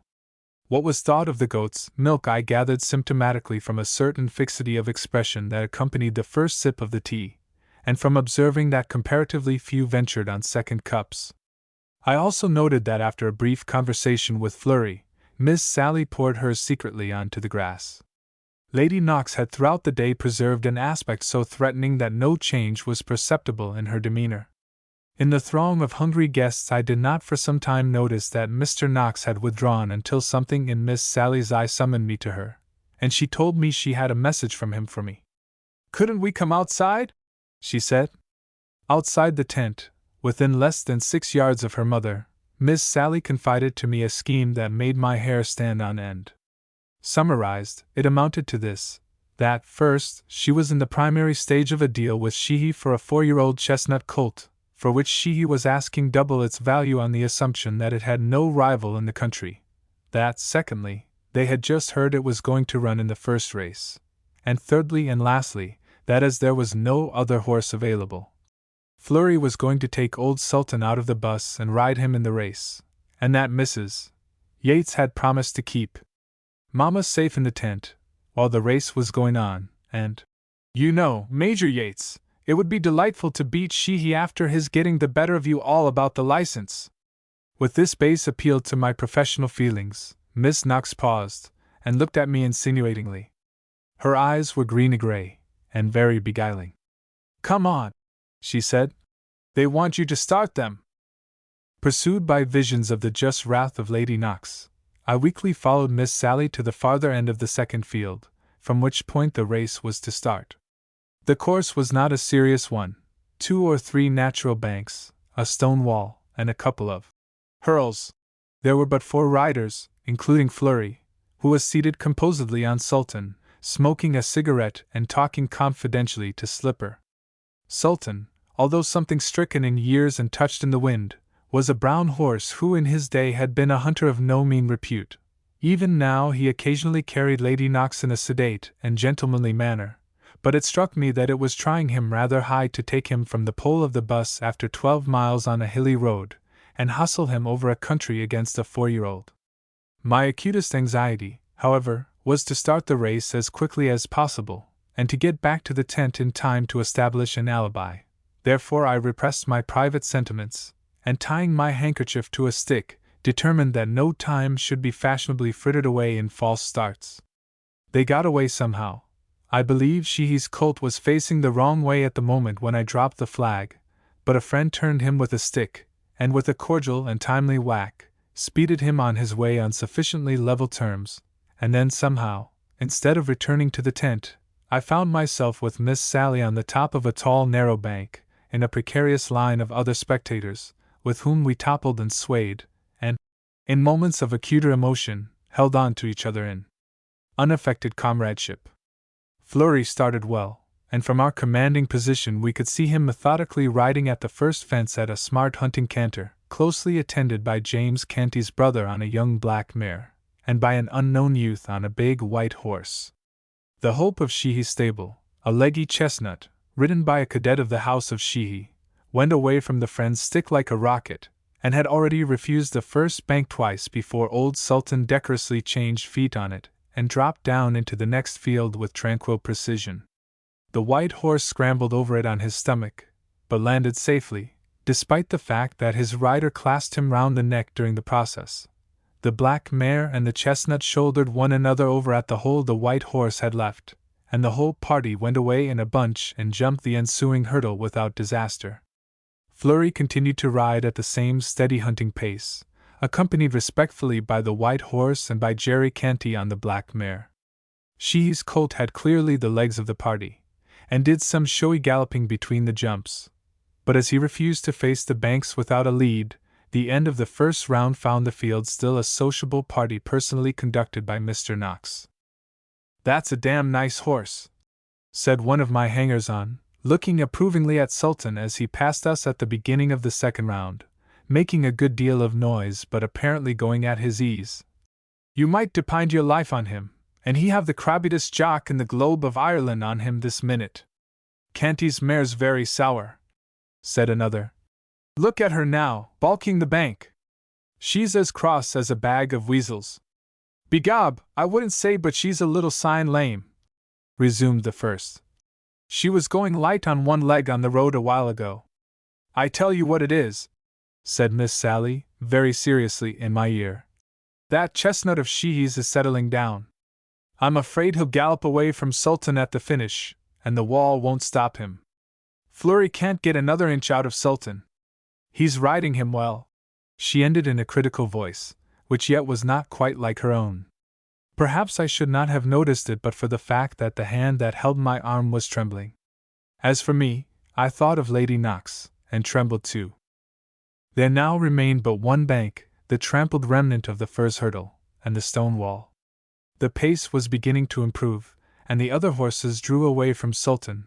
They charged the bank at full gallop, the black mare and the chestnut flying it perilously, with a windmill flourish of legs and arms from their riders, the white horse racing up to it with a gallantry that deserted him at the critical moment, with the result that his rider turned a somersault over his head and landed, amidst the roars of the onlookers, sitting on the fence facing his horse's nose.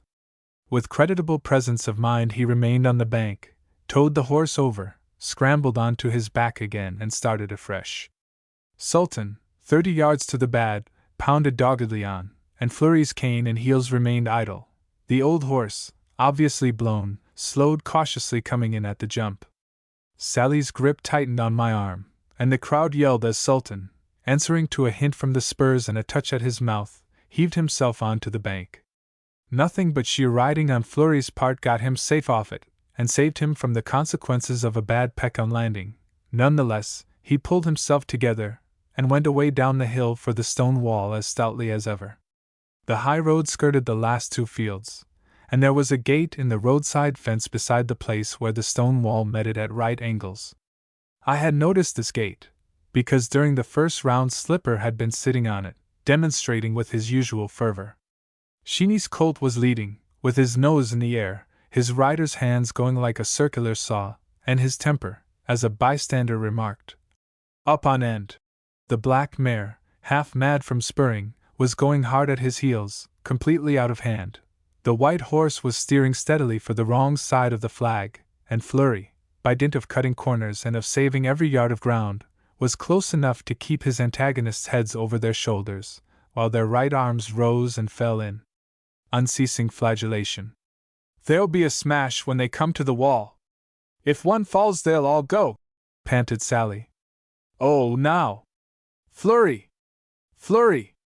What had happened was that the chestnut colt had suddenly perceived that the gate at right angles to the wall was standing wide open, and swinging away from the jump, he had bolted headlong out onto the road, and along it at top speed for his home. After him fled Canty's black mare, and with her, carried away by the spirit of stampede, went the white horse. Flurry stood up in his stirrups and gave a view-hello as he cantered down to the wall. Sultan came at it with the send of the hill behind him, and jumped it with a skill that intensified, if that were possible, the volume of laughter and yells around us. By the time the black mare and the white horse had returned and ignominiously bundled over the wall to finish as best they might, Flurry was leading Sultan towards us. "That blackguard Slipper," he said, grinning. "Every one'll say I told him to open the gate. But look here, I'm afraid we're in for trouble. Sultan's given himself a bad overreach, you could never drive him home tonight. And I've just seen Norris lying blind drunk under a wall." Now Norris was Lady Knox's coachman. We stood aghast at this. Horror on horror's head. The blood trickled down Sultan's heel, and the lather lay in flecks on his dripping, heaving sides, in irrefutable witness to the iniquity of Lady Knox's only daughter. Then Flurry said, "Thank the Lord, here's the rain." At the moment I admit that I failed to see any cause for gratitude in this occurrence, but later on I appreciated Flurry's grasp of circumstances. That appreciation was, I think, at its highest development about half an hour afterwards, when I, an unwilling conspirator, a part with which my acquaintance with Mr. Knox had rendered me but too familiar, unfurled Mrs. Cadogan's umbrella over Lady Knox's head, and hurried her through the rain from the tent to the bus, keeping it and my own person well between her and the horses. I got her in, with the rest of her bedraggled and exhausted party, and slammed the door. "Remember, Major Yates," she said through the window, "you are the only person here in whom I have any confidence. I don't wish anyone else to touch the reins." This with a glance towards Flurry, who was standing near. "I'm afraid I'm only a moderate whip," I said. "My dear man," replied Lady Knox testily, "those horses could drive themselves." I slunk round to the front of the bus. 2 horses, carefully rugged, were in it, with the inevitable Slipper at their heads. "Slipper's going with you," whispered Flurry, stepping up to me. "She won't have me at any price. He'll throw the rugs over them when you get to the house, and if you hold the umbrella well over her she'll never see. I'll manage to get Sultan over somehow, when Norris is sober. That will be all right." I climbed to the box without answering, my soul being bitter within me, as is the soul of a man who has been persuaded by womankind against his judgment. "Never again," I said to myself, picking up the reins. "Let her marry him or Bernard shoot, or both of them if she likes, but I won't be roped into this kind of business again." Slipper drew the rugs from the horses, revealing on the near side Lady Knox's majestic carriage horse, and on the off, a thick-set brown mare of about 15 hands. "What brute is this?" said I to Slipper, as he swarmed up beside me. "I don't rightly know where Mr. Flurry got her," said Slipper, with one of his hiccuping crows of laughter. "Give her the whip, Major, and—" Here he broke into song. "If you don't shut your mouth," said I, with pent-up ferocity, "I'll chuck you off the bus." Slipper was but slightly drunk, and taking this delicate rebuke in good part, he relapsed into silence. Wherever the brown mare came from, I can certify that it was not out of double harness. Though humble and anxious to oblige, she pulled away from the pole as if it were red hot, and at critical moments had a tendency to sit down. However, we squeezed without misadventure among the donkey carts and between the groups of people, and bumped at length in safety out on to the high road. Here I thought it no harm to take Slipper's advice, and I applied the whip to the brown mare, who seemed inclined to turn round. She immediately fell into an uncertain canter that no effort of mine could frustrate. I could only hope that Miss Sally would foster conversation inside the bus and create a distraction, but judging from my last view of the party, and of Lady Knox in particular, I thought she was not likely to be successful. Fortunately the rain was heavy and thick, and a rising west wind gave every promise of its continuance. I had little doubt but that I should catch cold, but I took it to my bosom with gratitude as I reflected how it was drumming on the roof of the bus and blurring the windows. We had reached the foot of a hill, about a quarter of a mile from the racecourse.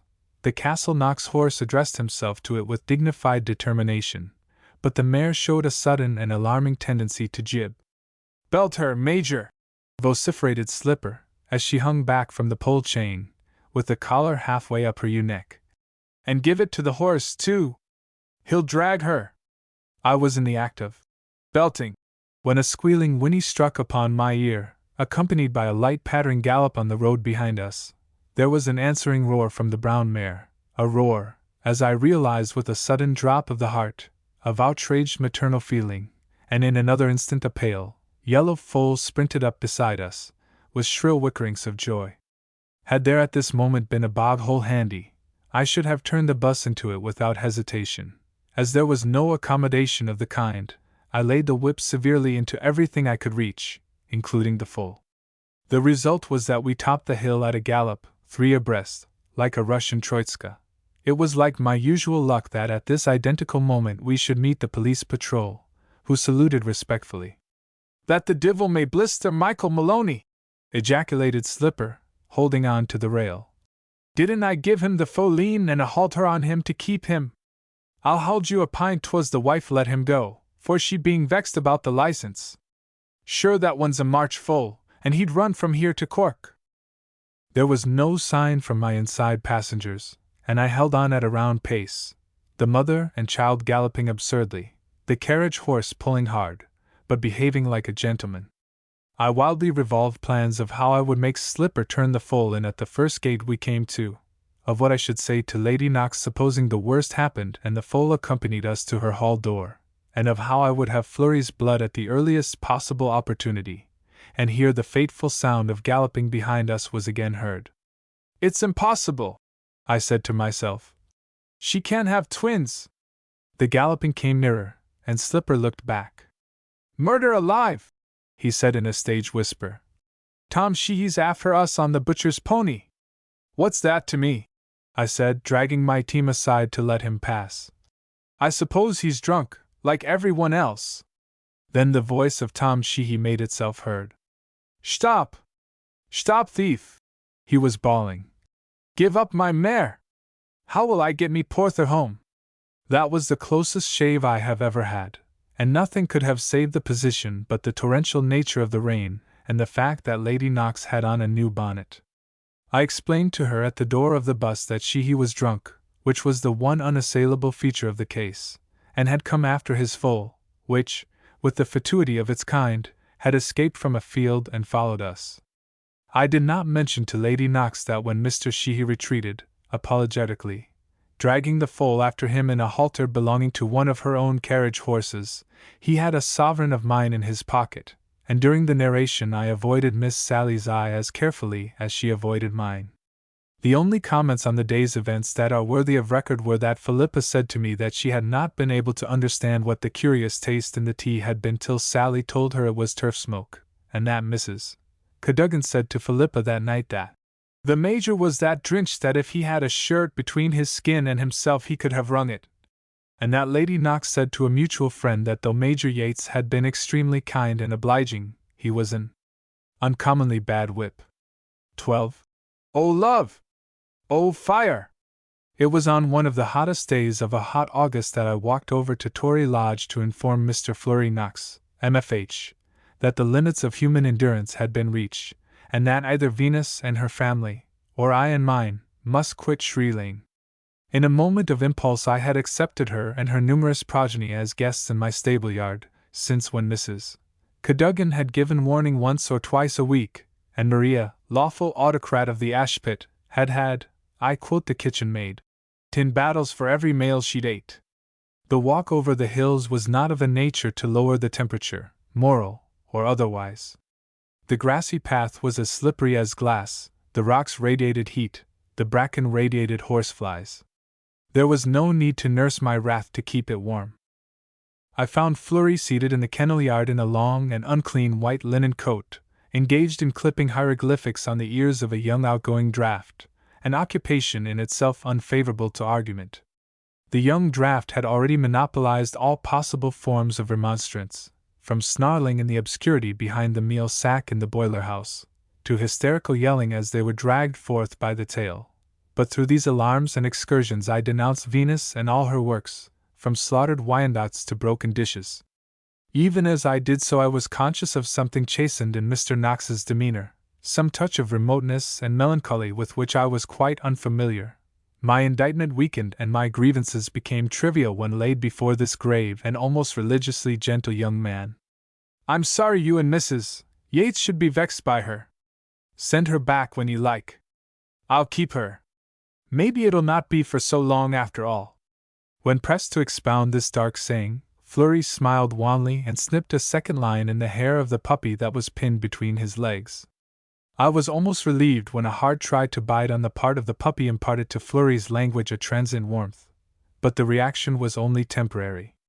It'd be as good for me to make a present of this lot to old Welby as to take the price he's offering me, he went on, as he got up and took off his highly scented kennel coat. But I couldn't be bothered fighting him. Come on in and have something. I drink tea myself at this hour. If he had said toast and water it would have seemed no more than was suitable to such a frame of mind. As I followed him to the house I thought that when the day came that Fleury Knox could not be bothered with fighting old Welby things were becoming serious. But I kept this opinion to myself and merely offered an admiring comment on the roses that were blooming on the front of the house. I put up every stick of that trellis myself with my own hands, said Fleury still gloomily. The roses were trailing all over the place for the want of it.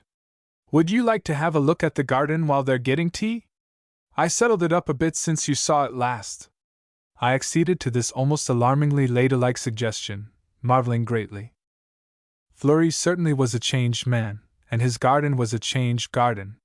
It was a very old garden, with unexpected arbors madly overgrown with flowering climbers, and a flight of grey steps leading to a terrace, where a moss-grown sundial and ancient herbaceous plants strove with nettles and briars. But I chiefly remembered it as a place where washing was wont to hang on black-currant bushes, and the kennel terrier matured his bones and hunted chickens. There was now rabbit wire on the gate, the walks were cleaned, the beds weeded. There was even a bed of mignonette, a row of sweet pea, and a blazing party of sunflowers, and Michael, once second in command in many a filibustering expedition, was now on his knees, ingloriously tying carnations to little pieces of cane. We walked up the steps to the terrace. Down below us the rich and southern blue of the sea filled the gaps between scattered fir trees. The hillside above was purple with heather. A bay mare and her foal were moving lazily through the bracken, with the sun glistening on it and them. I looked back at the house, nestling in the hollow of the hill. I smelled the smell of the mignonette in the air. I regarded Michael's laboring back among the carnations, and without any connection of ideas I seemed to see Miss Sally Knox, with her golden red hair and slight figure, standing on the terrace beside her kinsman. "Michael! Do you know where's Mr. Fleury?" squalled a voice from the garden gate, the untrammeled voice of the female domestic at large among her fellows. "The tay's wet, and there's a man over with a message from Ossolas. He was tellin' me the Auld Harrow Bant is givin' out invitations." A stricken silence fell, induced, no doubt, by hasty danger signals from Michael. "Who's the Old Hero Bant?" I asked, as we turned toward the house. "My grandmother," said Fleury, permitting himself a smile that had about as much sociability in it as skim milk. "She's giving a tenants' dance at Ossolas. She gave one about 5 years ago, and I declare you might as well get the influenza into the country, or a mission at the chapel. There won't be a servant in the place will be able to answer their name for a week after it, what with toothache and headache, and blathering in the kitchen." We had tea in the drawing-room, a solemnity which I could not but be aware was due to the presence of a new carpet, a new wallpaper, and a new piano. Fleury made no comment on these things, but something told me that I was expected to do so, and I did. "I'd sell you the lot tomorrow for half what I gave for them," said my host, eyeing them with morose respect as he poured out his third cup of tea. I have all my life been handicapped by not having the courage of my curiosity. Those who have the nerve to ask direct questions on matters that do not concern them seldom fail to extract direct answers, but in my lack of this enviable gift I went home in the dark as to what had befallen my landlord, and fully aware of how my wife would despise me for my shortcomings. Philippa always says that she never asks questions, but she seems none the less to get a lot of answers. On my own avenue I met Miss Sally Knox riding away from the house on her white cob. She had found no one at home, and she would not turn back with me, but she did not seem to be in any hurry to ride away. I told her that I had just been over to see her relative, Mr. Knox, who had informed me that he meant to give up the hounds, a fact in which she seemed only conventionally interested. She looked pale, and her eyelids were slightly pink. I checked myself on the verge of asking her if she had hay fever, and inquired instead if she had heard of the tenants' dance at Ossolas. She did not answer at first, but rubbed her cane up and down the cob's clipped toothbrush of a mane. Then she said, "Major Yates, look here, there's a most awful row at home." I expressed incoherent regret, and wished to my heart that Philippa had been there to cope with the situation. "It began when Mamma found out about Fleury's racing sultan, and then came our dance." Miss Sally stopped.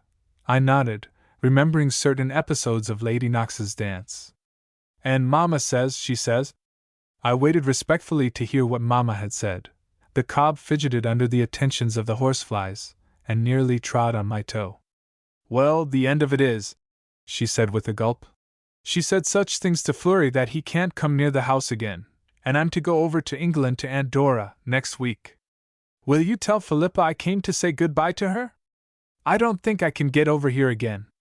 Miss Sally was a sufficiently old friend of mine for me to take her hand and press it in a fatherly manner, but for the life of me I could not think of anything to say, unless I expressed my sympathy with her mother's point of view about detrimentals, which was obviously not the thing to do. Philippa accorded to my news the rare tribute of speechless attention, and then was despicable enough to say that she had foreseen the whole affair from the beginning. "From the day that she refused him in the ice house, I suppose?" said I sarcastically. "That was the beginning," replied Philippa. "Well," I went on judicially, "whenever it began, it was high time for it to end. She can do a good deal better than Flurry. Philippa became rather red in the face. I call that a thoroughly commonplace thing to say, she said. I dare say he has not many ideas beyond horses, but no more has she, and he really does come and borrow books from me. Whitaker's Almanac? I murmured. Well, I don't care, I like him very much, and I know what you're going to say, and you're wrong, and I'll tell you why. Here Mrs. Cadogan came into the room, her cap at rather more than its usual warlike angle over her scarlet forehead, and in her hand a kitchen plate, on which a note was ceremoniously laid forth. But this is for you, Mrs. Cadogan, said Philippa, as she looked at it. Ma'am, returned Mrs. Cadogan with immense dignity, I have no learning, and from what the young man's after telling me that brought it from Osola's, I'd sooner yourself read it for me than them girls. My wife opened the envelope, and drew forth a gilt-edged sheet of pink paper. Miss Margaret Nolan presents her compliments to Mrs. Cadogan, she read, and I have the pleasure of telling you that the servants of Osola's is inviting you and Mr. Peter Cadogan, Miss Mulroney, and Miss Gallagher. Philippa's voice quavered perilously. To a dance on next Wednesday. Dancing to begin at 7 o'clock, and to go on till 5. Yours affectionately, Maggie Nolan. How affectionate she is! Snorted Mrs. Cadogan. Them's Dublin manners, I dare say. P.S., continued Philippa. Steward, Mr. Dennis O'Loughlin, stewardess, Mrs. Mahoney. Thoughtful provision, I remarked. I suppose Mrs. Mahoney's duties will begin after supper. Well, Mrs. Cadogan, said Philippa, quelling me with a glance, I suppose you'd all like to go? As for dancin', said Mrs. Cadogan, with her eyes fixed on a level with the curtain pole, I thank God I'm a widow, and the only dancin' I'll do is to dance to my grave. Well, perhaps Julia and Annie and Peter, suggested Philippa, considerably overawed. I'm not one of them that holds with loud mockery and harangues, continued Mrs. Cadogan, but if I had any wish for drawing down talk I could tell you, ma'am, that the like o' them has their share of dances without going to Osola's. Wasn't it only last Sunday week I went follying the turkey that's layin' out in the plantation, and the whole o' them histed their sails and back with them to their lovers at the gatehouse, and the kitchen maid having a Jew harp to be playing for them? That was very wrong, said the truckling Philippa. I hope you spoke to the kitchen maid about it. Is it spake to them? Rejoined Mrs. Cadogan. No, but what I done was to drag the kitchen maid round the passages by the hair o' the head. Well, after that, I think you might let her go to Osola's, said I venturously. The end of it was that every one in and about the house went to Osola's on the following Wednesday, including Mrs. Cadogan. Philippa had gone over to stay at the Shoots, ostensibly to arrange about a jumble sale, the real object being, as a matter of history, to inspect the Scotch young lady before whom Bernard Shute had dumped his affections in his customary manner. Being alone, with every prospect of a bad dinner, I accepted with gratitude an invitation to dine and sleep at Osola's and see the dance. It is only on very special occasions that I have the heart to remind Philippa that she had neither part nor lot in what occurred. It is too serious a matter for trivial gloryings. Mrs.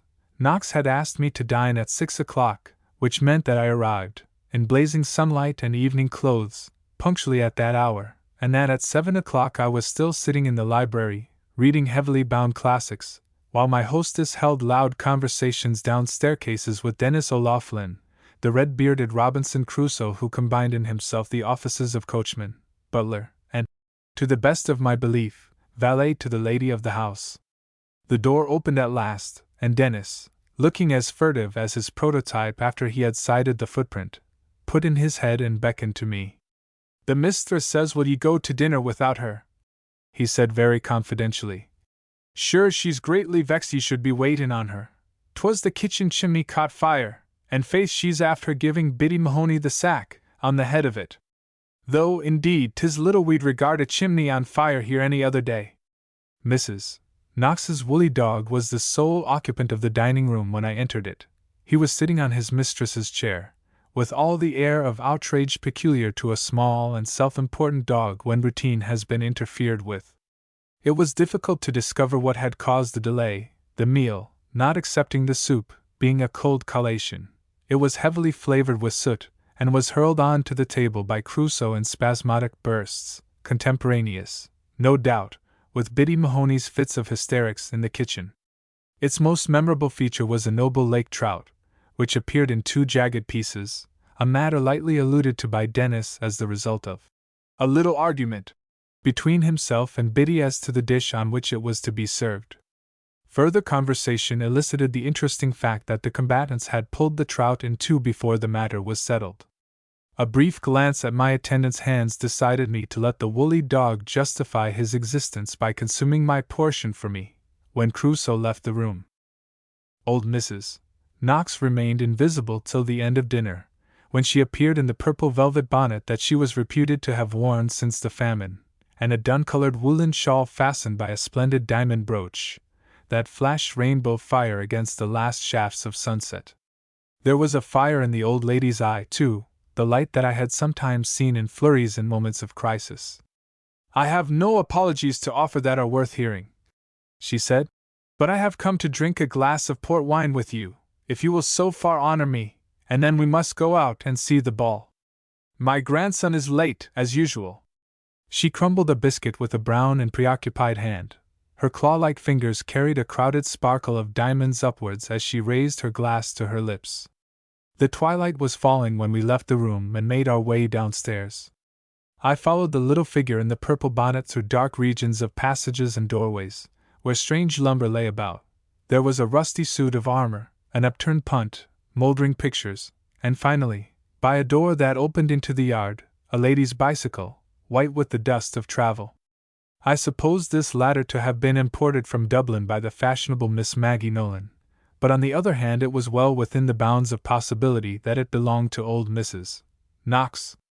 The coach house at Osola's was on a par with the rest of the establishment, being vast, dilapidated, and of unknown age.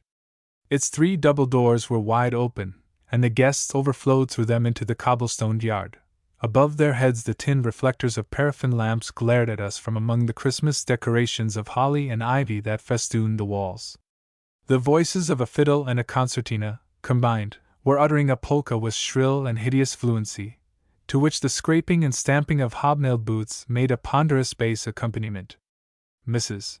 Knox's donkey chair had been placed in a commanding position at the top of the room, and she made her way slowly to it, shaking hands with all varieties of tenants, and saying right things without showing any symptom of that flustered boredom that I have myself exhibited when I went round the men's messes on Christmas Day.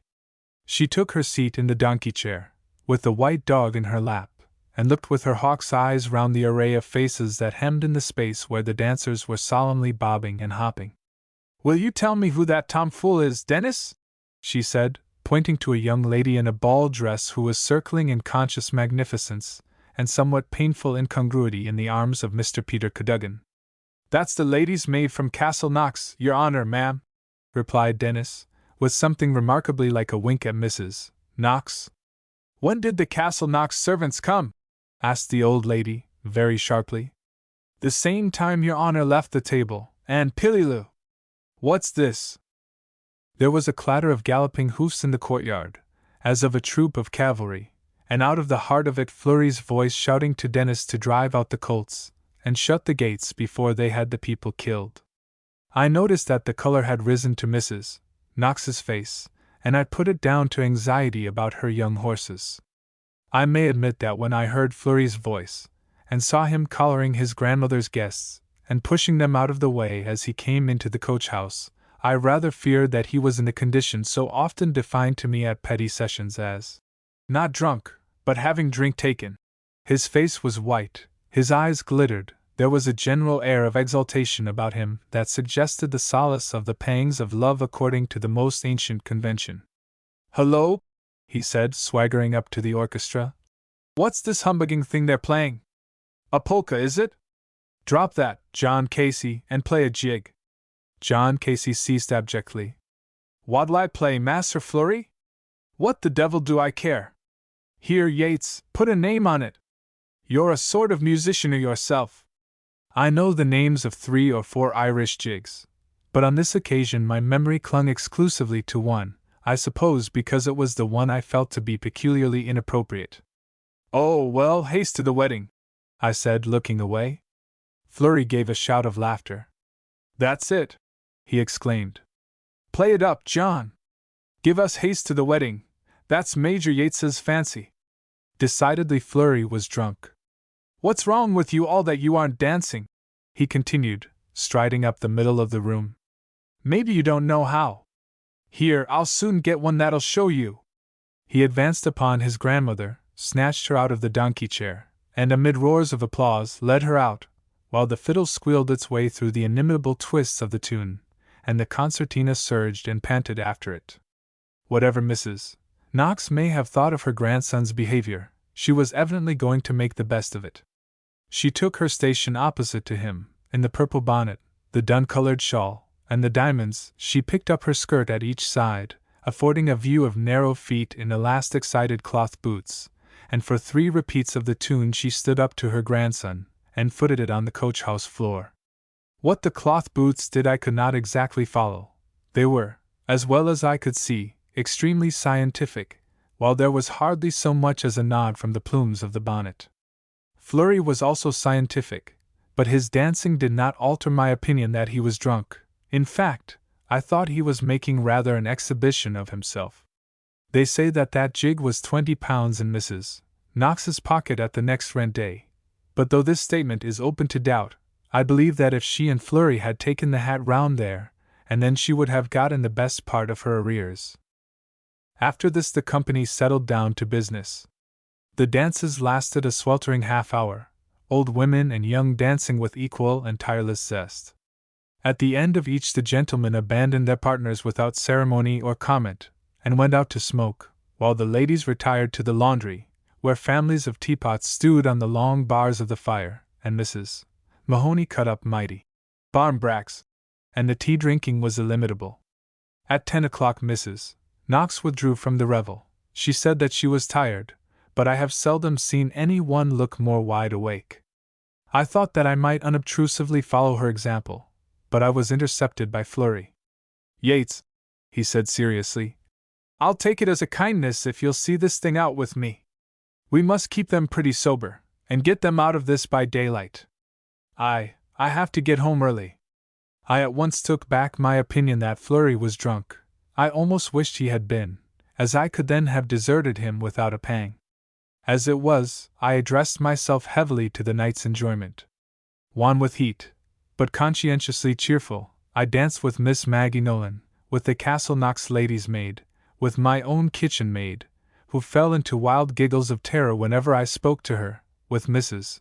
Cadogan, who had apparently postponed the interesting feat of dancing to her grave, and did what she could to dance me into mine. I am bound to admit that though an ex-soldier and a major, and therefore equipped with a ready-made character for gallantry, Mrs. Cadogan was the only one of my partners with whom I conversed with any comfort. At intervals I smoked cigarettes in the yard, seated on the old mounting block by the gate, and overheard much conversation about the price of pigs in Skibon. At intervals I plunged again into the coach-house, and led forth a perspiring wallflower into the scrimmage of a polka, or shuffled meaninglessly opposite to her in the long double line of dancers who were engaged with serious faces in executing a jig or a reel. I neither knew nor cared which. Fleury remained as undefeated as ever. I could only suppose it was his method of showing that his broken heart had mended. "It's time to be making the punch, Master Fleury," said Dennis, as the harness-room clock struck 12. "Sure the night's warm, and the men's all gaping for it, the cratures." "What'll we make it in?" said Fleury, as we followed him into the laundry. "The boiler, to be sure," said Crusoe, taking up a stone of sugar, and preparing to shoot it into the laundry copper. "Stop, you fool, it's full of cockroaches!" shouted Fleury, amid sympathetic squalls from the throng of countrywomen. "Go get a bath." "Sure yourself knows there's but one bath in it," retorted Dennis. "And that's within in the Major's room.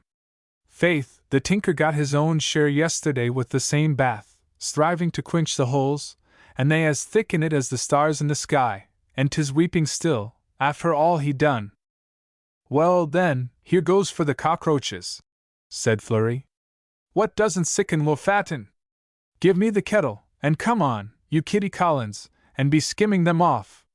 There were no complaints of the punch when the brew was completed, and the dance thundered on with a heavier stamping and a louder hilarity than before. The night wore on. I squeezed through the unyielding pack of frieze coats and shawls in the doorway, and with feet that momently swelled in my pumps I limped over the cobblestones to smoke my 8th cigarette on the mounting block. It was a dark, hot night. The old castle loomed above me in piled-up roofs and gables, and high up in it somewhere a window sent a shaft of light into the sleeping leaves of a walnut tree that overhung the gateway. At the bars of the gate 2 young horses peered in at the medley of noise and people. Away in an outhouse a cock crew hoarsely. The gaiety in the coach-house increased momently, till, amid shrieks and bursts of laughter, Miss Maggie Nolan fled coquettishly from it with a long yell, like a train coming out of a tunnel, pursued by the fascinating Peter Cadogan brandishing a twig of mountain ash, in imitation of mistletoe. The young horses stampeded in horror, and immediately a voice proceeded from the lighted window above, Mrs. Knox's voice, demanding what the noise was, and announcing that if she heard any more of it she would have the place cleared. An awful silence fell, to which the young horses' fleeing hoofs lent the final touch of consternation. Then I heard the irrepressible Maggie Nolan say, "Oh God! Mary come sad!" which I take to be a reflection on the mutability of all earthly happiness. Mrs. Knox remained for a moment at the window, and it struck me as remarkable that at 2:30 a.m. she should still have on her bonnet. I thought I heard her speak to someone in the room, and there followed a laugh that was not a servant's, and was puzzlingly familiar. I gave it up, and presently dropped into a cheerless doze. With the dawn there came a period when even Flurry showed signs of failing. He came and sat down beside me with a yawn. It struck me that there was more impatience and nervousness than fatigue in the yawn. "I think I'll turn them all out of this after the next dance is over," he said. "I've a lot to do, and I can't stay here." I grunted in drowsy approval. It must have been a few minutes later that I felt Flurry grip my shoulder. "Yates," he said, "look up at the roof. Do you see anything up there by the kitchen chimney?" He was pointing at a heavy stack of chimneys in a tower that stood up against the gray and pink of the morning sky. At the angle where one of them joined the roof smoke was oozing busily out, and, as I stared, a little wisp of flame stole through. The next thing that I distinctly remember is being in the van of a rush through the kitchen passages, every one shouting, "Water! Water!" and not knowing where to find it, then up several flights of the narrowest and darkest stairs it has ever been my fate to ascend, with a bucket of water that I snatched from a woman, spilling as I ran. At the top of the stairs came a ladder leading to a trapdoor, and up in the dark loft above was the roar and the wavering glare of flames. "My God! That's strong fire!" shouted Dennis, tumbling down the ladder with a brace of empty buckets. "We'll never save it! The lake won't quench it!" The flames were squirting out through the bricks of the chimney, through the timbers, through the slates. It was barely possible to get through the trapdoor, and the booming and crackling strengthened every instant. "A chain to the lake!" gasped Flurry, coughing in the stifling heat as he slashed the water at the blazing rafters. "The well's no good! Go on, Yates!" The organizing of a double chain out of the mob that thronged and shouted and jammed in the passages and yard was no mean feat of generalship, but it got done somehow. Mrs. Cadogan and Biddy Mahoney rose magnificently to the occasion, cursing, thumping, shoving, and stable buckets, coal buckets, milk pails, and kettles were unearthed and sent swinging down the grass slope to the lake that lay in glittering unconcern in the morning sunshine. Men, women, and children worked in a way that only Irish people can work on an emergency. All their cleverness, all their good-heartedness, and all their love of a ruction came to the front. The screaming and the exhortations were incessant, but so were also the buckets that flew from hand to hand up to the loft. I hardly know how long we were at it, but there came a time when I looked up from the yard and saw that the billows of reddened smoke from the top of the tower were dying down, and I bethought me of old Mrs. Knox. I found her at the door of her room, engaged in tying up a bundle of old clothes in a sheet. She looked as white as a corpse, but she was not in any way quelled by the situation. "I'd be obliged to you all the same, Major Yates, to throw this over the balusters," she said, as I advanced with the news that the fire had been got under. "'Pon my honor, I don't know when I've been as vexed as I've been this night, what with one thing and another. 'Tis a monstrous thing to use a guest as we've used you, but what could we do? I threw all the silver out of the dining-room window myself, and the poor peahen that had her nest there was hurt by an entree dish, and half her eggs were—" There was a curious sound not unlike a titter in Mrs. Knox's room. "However, we can't make omelettes without breaking eggs, as they say," she went on rather hurriedly. "I declare I don't know what I'm saying. My old head is confused." Here Mrs. Knox went abruptly into her room and shut the door. Obviously there was nothing further to do for my hostess, and I fought my way up the dripping back staircase to the loft. The flames had ceased, the supply of buckets had been stopped, and Flurry, standing on a ponderous crossbeam, was poking his head and shoulders out into the sunlight through the hole that had been burned in the roof. Dennis and others were pouring water over charred beams. The atmosphere was still stifling, everything was black, everything dripped with inky water. Flurry descended from his beam and stretched himself, looking like a drowned chimney sweep. "We've made a night of it, Yates, haven't we?" he said. "But we've bested it anyhow. We were done for only for you." There was more emotion about him than the occasion seemed to warrant, and his eyes had a Christy minstrel brightness, not wholly to be attributed to the dirt on his face. "What's the time? I must get home." The time, incredible as it seemed, was 6:30. I could almost have sworn that Flurry changed color when I said so. "I must be off," he said. "I had no idea it was so late." "Why, what's the hurry?" I asked. He stared at me, laughed foolishly, and fell to giving directions to Dennis. 5 minutes afterwards he drove out of the yard and away at a canter down the long stretch of avenue that skirted the lake, with a troop of young horses flying on either hand. He whirled his whip round his head and shouted at them, and was lost to sight in a clump of trees. It is a vision of him that remains with me, and it always carried with it the bitter smell of wet charred wood. Reaction had begun to set in among the volunteers. The chain took to sitting in the kitchen, cups of tea began mysteriously to circulate, and personal narratives of the fire were already foreshadowing the amazing legends that have since gathered round the night's adventure. I left to Dennis the task of clearing the house, and went up to change my wet clothes, with the feeling that I had not been to bed for a year. The ghost of a waiter who had drowned himself in a bog-hole would have presented a cheerier aspect than I, as I surveyed myself in the prehistoric mirror in my room, with the sunshine falling on my unshorn face and begrimed shirt front. I made my toilet at considerable length, and, it being now nearly 8 o'clock, went downstairs to look for something to eat. I had left the house humming with people. I found it silent as Pompeii. The sheeted bundles containing Mrs. Knox's wardrobe were lying about the hall. A couple of ancestors who in the first alarm had been dragged from the walls were leaning drunkenly against the bundles. Last night's dessert was still on the dining-room table. I went out on to the hall door steps, and saw the entree dishes in a glittering heap in a nasturtium bed, and realized that there was no breakfast for me this side of lunch at Shree Lane. There was a sound of wheels on the avenue, and a brougham came into view, driving fast up the long open stretch by the lake. It was the Castle Knox brougham, driven by Norris, whom I had last seen drunk at the athletic sports, and as it drew up at the door I saw Lady Knox inside.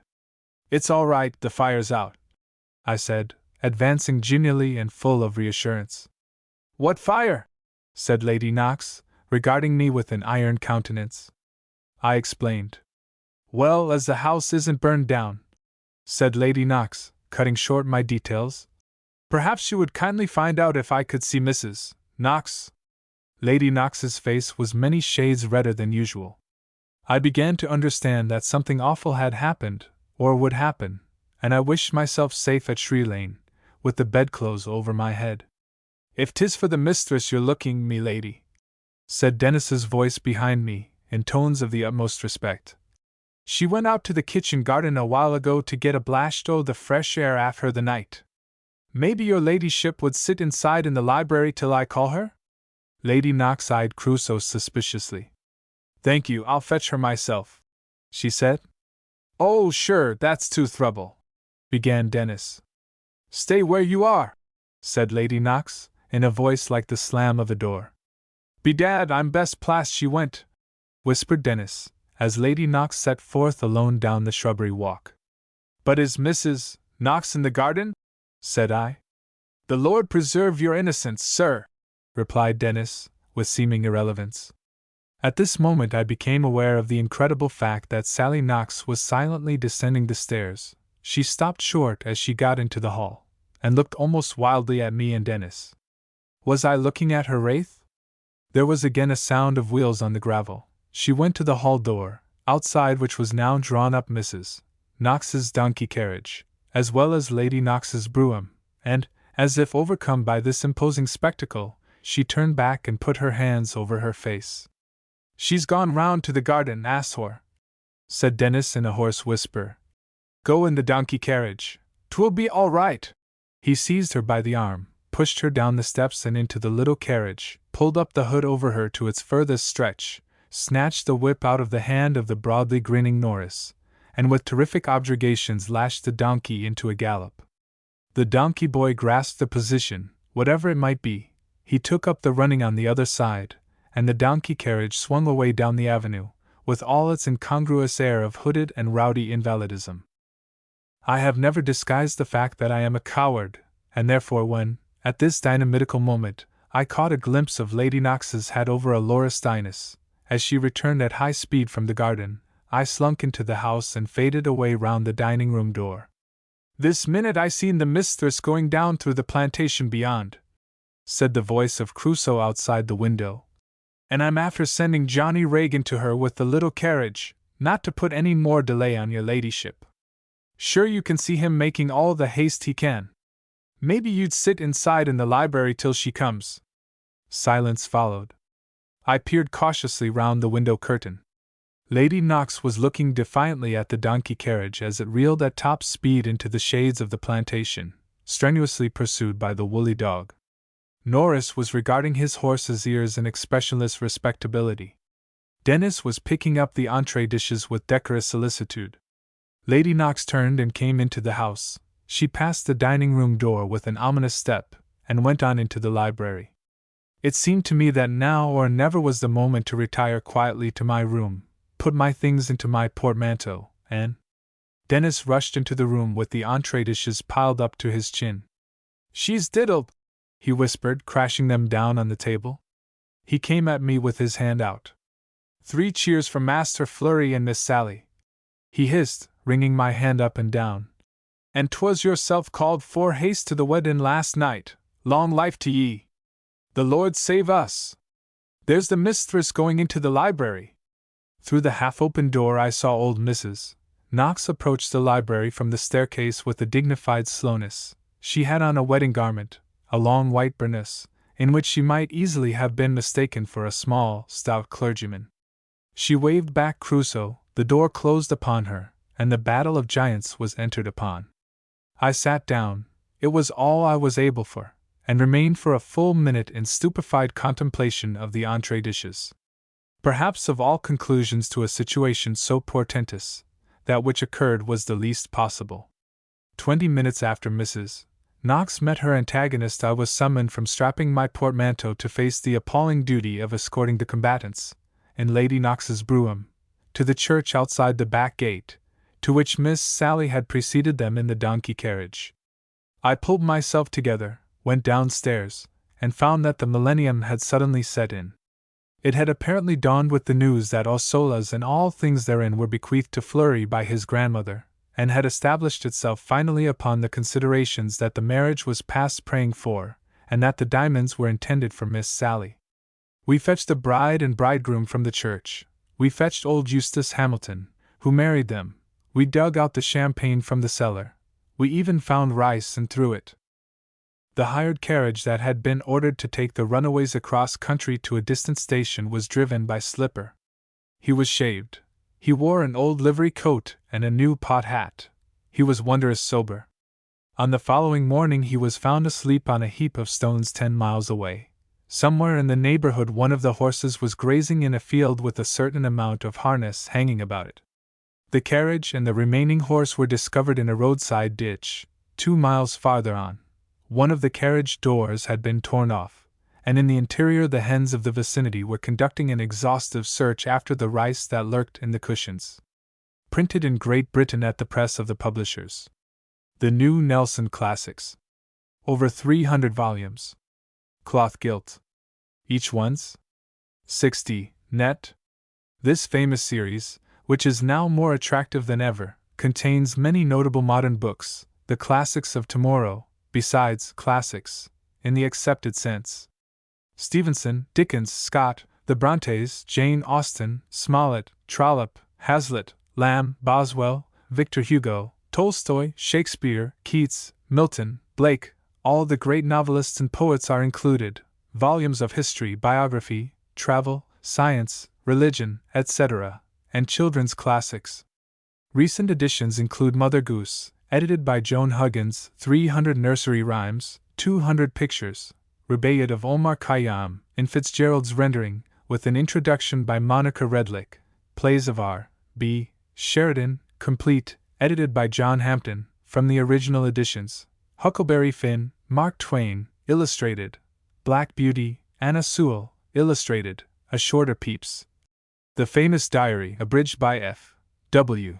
Tigner, Great Philosophies of the World, C. E. M. Joad, Capital, Karl Marx. Abridged by John Strachey, The World of Greece and Rome, Edwin Bevan, Helen with the High Hand, Arnold Bennett, The Golden Age, Kenneth Grahame, The Nap and Other Stories, Walter de la Mare, Greenmantle, John Buchan, The Path to Rome, Hilaire Belloc, Trent's Last Case, E. C. Bentley, Many Cargoes, W.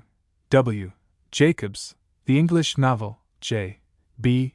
Priestley, Garibaldi and the Thousand, G. M. Trevelyan. Please send for complete list. Nelson's, 35 to 36 Paternoster Row, London, E.C.4. Parkside Works, Edinburgh, 25 Rue d'Enfort-Rochereau, Paris, 312 Flinders Street, Melbourne, 91 to 93 Wellington Street West, Toronto, 381 to 385 4th Avenue, New York. Many new volumes are being issued. Plays and books on drama. Nelson's published several hundred plays, in one act and longer, for players of all ages and all tastes, and many excellent books on drama, play production, concerts, ballet, acting, costume, etc., etc. New volumes are constantly appearing. They publish also many playbooks for schools, including a graduated course in drama, ages 4 to 18, which is unique and extremely successful. Send a card today. Playlists, please. Or school playlists, please. To Messrs. Thomas Nelson and Sons, Limited, 35 to 36 Paternoster Row, London, E.C.4. Parkside Works, Edinburgh, 25 Rue d'Enfort-Rochereau, Paris, 312 Flinders Street, Melbourne, 91 to 93 Wellington Street West, Toronto, 381 4th Avenue, New York. Plays without fees. Edited by John Hampton. Opportunity, a drama in one act, R. J. McGregor, Other Times, Other Manners, a burlesque in 2 scenes, John Piermain, and Deborah, a farce in 1 act, Nora Ratcliffe, Celestial Meeting, a farcical sketch, Clive Sansom, The Friendly Waiter, a comedy sketch, Evelyn Smith, Gabriel Grubb, a play in mime, Gladys Wiles. The first 4 plays are now published for the first time.